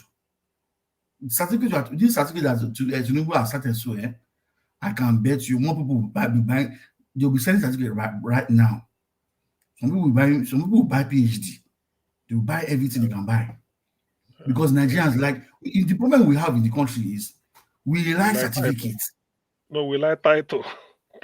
No, it's not even title. See, it's not title. It's not, forget the title. In Nigerian man, you want to go and get a job. Because you are getting a job, you want certificates. I have this in this, I have this in this. Yes, one thing under your head. When I worked in Nigeria, my first job, I got into the place. I told my boss, my certificate is not ready, I just finished it. Do you know what he told me? He said, my friend, is it the certificate that I want the people that are going to give me will do the job, or you that is here? I said, it's me. So leave your certificate. If Nigerians stop prison certificates, things will get better. Many people have certificates. Many people have first class, third class. Majority of the class in Nigeria are supposed to be like 2-1 or first class safe, but they are victims of lecturers. Our system is terrible. Our system is terrible. That one, another this thing. A lecturer can tell you that you won't graduate. You think send a lie. See, I'll give example. I did school. I study architecture.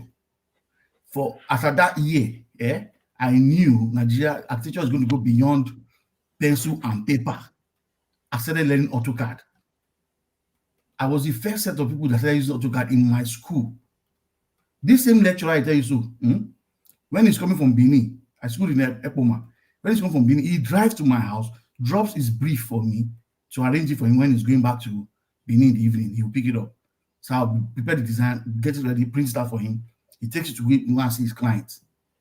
This same lecturer, nicely backstabbed me for school. You can imagine. So we have them like that. We have them like that everywhere. Just System is sadist. bad. Just very sadist.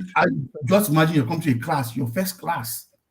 The lecturer tells you, you cannot get A. Forget A. B is for the extra brilliance. If you are you are lucky, you get a C. Yeah. That is a lecturer. So what do they teach people for now? They teach people to fail. As my master's class, we got a lecturer from Holland who were his first students. This man came to class and said, "Do you prefer exam or assignment?" Everybody said assignment. So out of 100, that's okay. Assignment will be 70%. Exam will be 30%. When result came out, everybody passed. HOD was saying, how did they all pass? Faculty was asking, how did they all pass? Can you just imagine? And the most funny thing is, what this man taught us is what I'm using to work till today. I am not a plumber. I'm an architect. But what he told us is services, electrical, mechanical, and the heating system. I could do the drawing because the man showed us how to do it.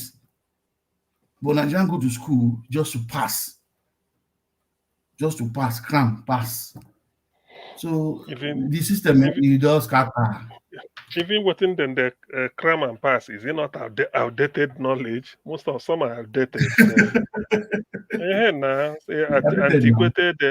Antiquated system where the Nigerians they use.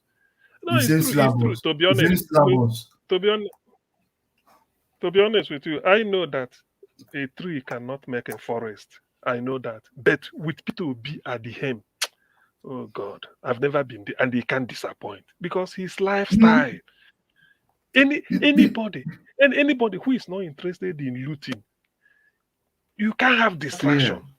Dr. CN, I beg, may I cut you? A tree can actually make a forest in the sense that if the head is okay, everything will automatically fall in place. Yeah, if you have okay, just look at Peter Obi. What are you going to do? Are you not going to have somebody like that as a president? Then you will now be busy moving with limousine up and down, or flying private jet up and down. That's the problem. Just look at somebody like that. Will you have somebody like that as a president, and you hear that Abuja airport, because the president's wife is coming from Lagos, they lock the road for 2 hours? It's not going to be possible if the head doesn't do all those things. So somehow, if they say a tree cannot make a forest, yes, but in the real sense, a tree can actually constitute the basis for creating a forest. But the truth is, a tree can really form a forest. Yes, it's like Shakespeare. One tree will germinate and have seed. The seed will spread. Other trees will start growing. It will grow up again, spread. Because the trees have their own seed. They will discharge their seed. Don't mind that parable. That parable, no, they work. Yeah, it's like parable out. We are putting it in Obi's context. Obi is our president. He grows up, set everything up. Other Obis will start springing out from different places. You cannot have Obi. I like that word. Other Obis will start springing out from the states, commissioners, governors, and your IG is corrupt. You cannot have Obi as your president and your Senate are corrupt. Thank you. That's the problem we are having. So that's why they don't want Obi to come in. They will never allow Obi come in, because if Obi goes there, who is going to sign that check for you to go and buy limousine and buy a bulletproof car?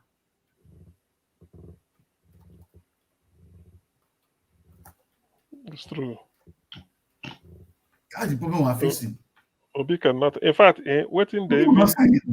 Obi will sign waiting, check and buy bulletproof car. How? waiting. They See make the me. last thing I'm saying.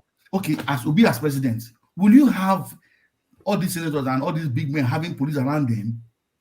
Oil theft. You can't. Oil theft go stop. What are you going to say about oil theft? Or this one, the budget. This one, when this one they will budget. Do you know how much is newspaper for Aso Rock every day? If Obi comes in, all the rig where that is owned by personal people will be taken from them.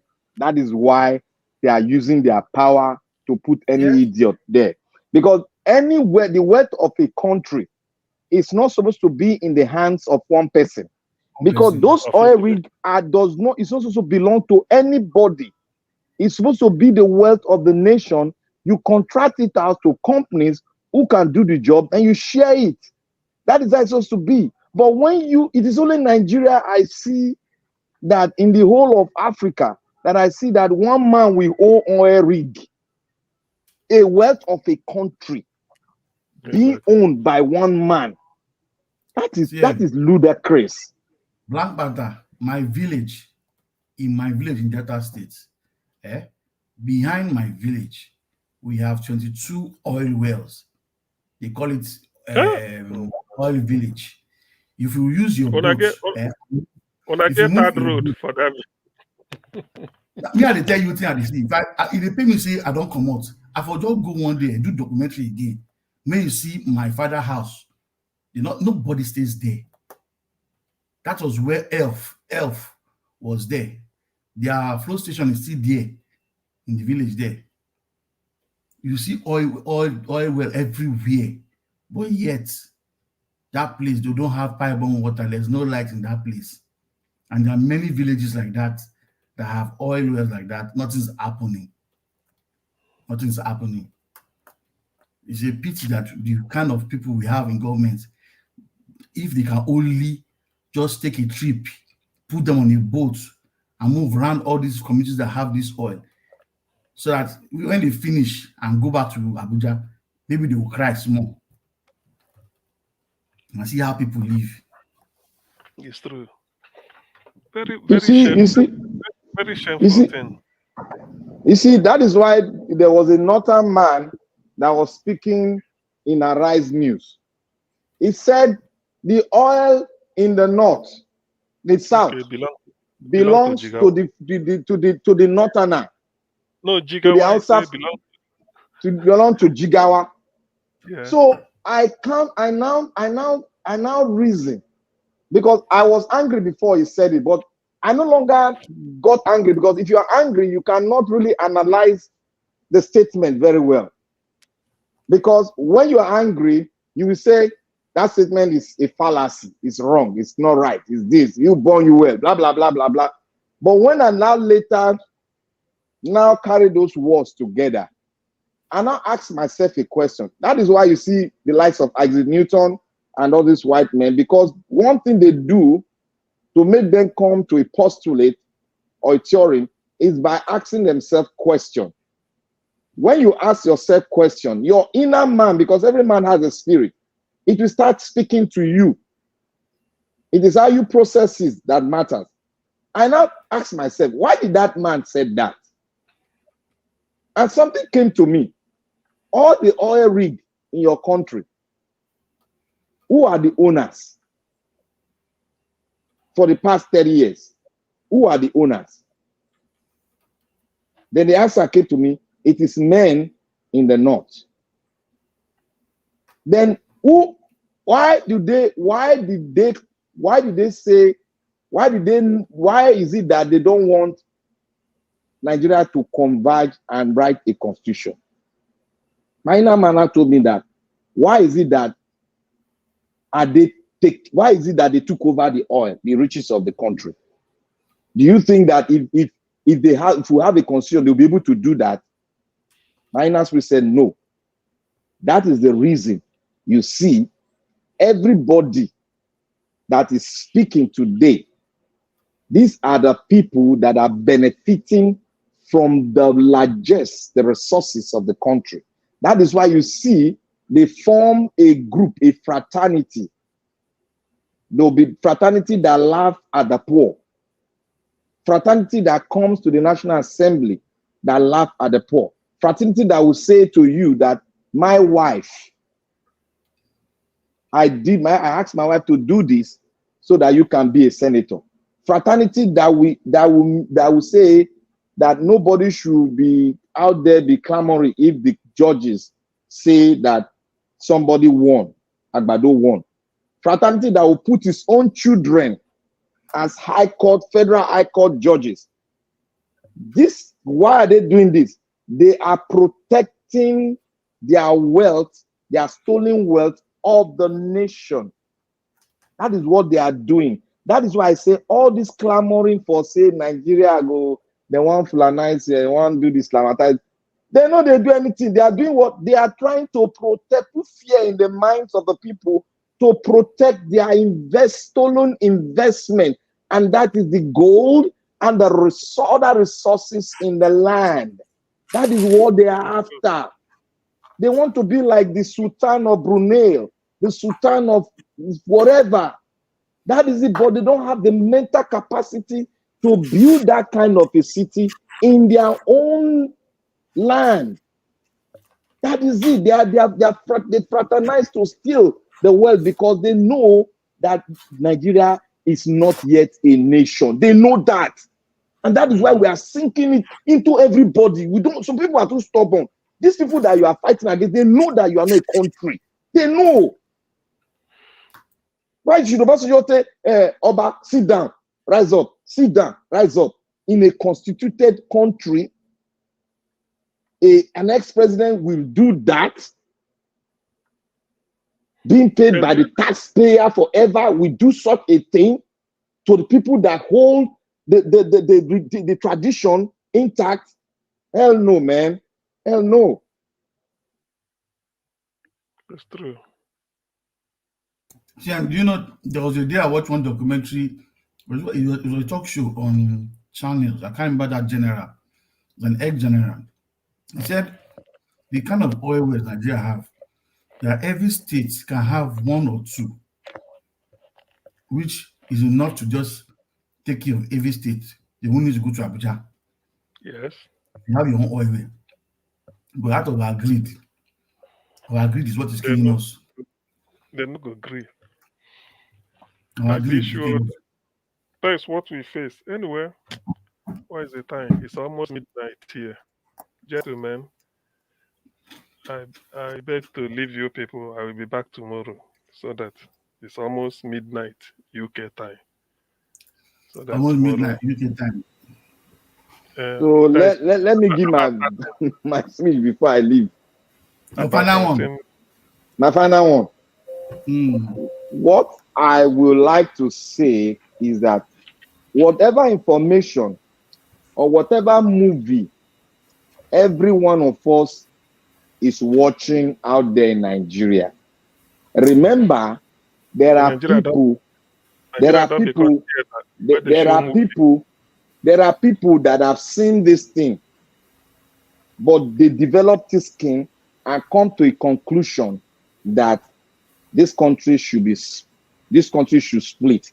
You cannot imagine. Do you think that the people that want to say they want a country, do you think that one day, out of their own selfish intention, they just woke up one day and said, oh, I want my own state, I want my own country? No, it is not. It's not a matter of say I have been neglected or I have not given equal share. It is more than that. It is more than that. Look at what some of us are seeing now. People are being spied everywhere. Doctors are perpetrating evil. You know, police are gangsters. Military are becoming gangsters. This is what has been happening before. Do you know that if you wear a military shirt you'll be stopped and stripped naked in the city of Lagos or anywhere in Nigeria. That has been happening for long, but most of us have not seen it. We even be hearing it.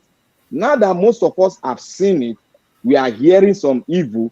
What you should do is we should all develop a strong heart, thick skin that will make us stronger and fight a true just cause, so that we will see other people will come and join us. But if we just chicken out, we come without chicken and say, oh, this is blah blah blah. Me, I want go Burkina Faso now. It no go work.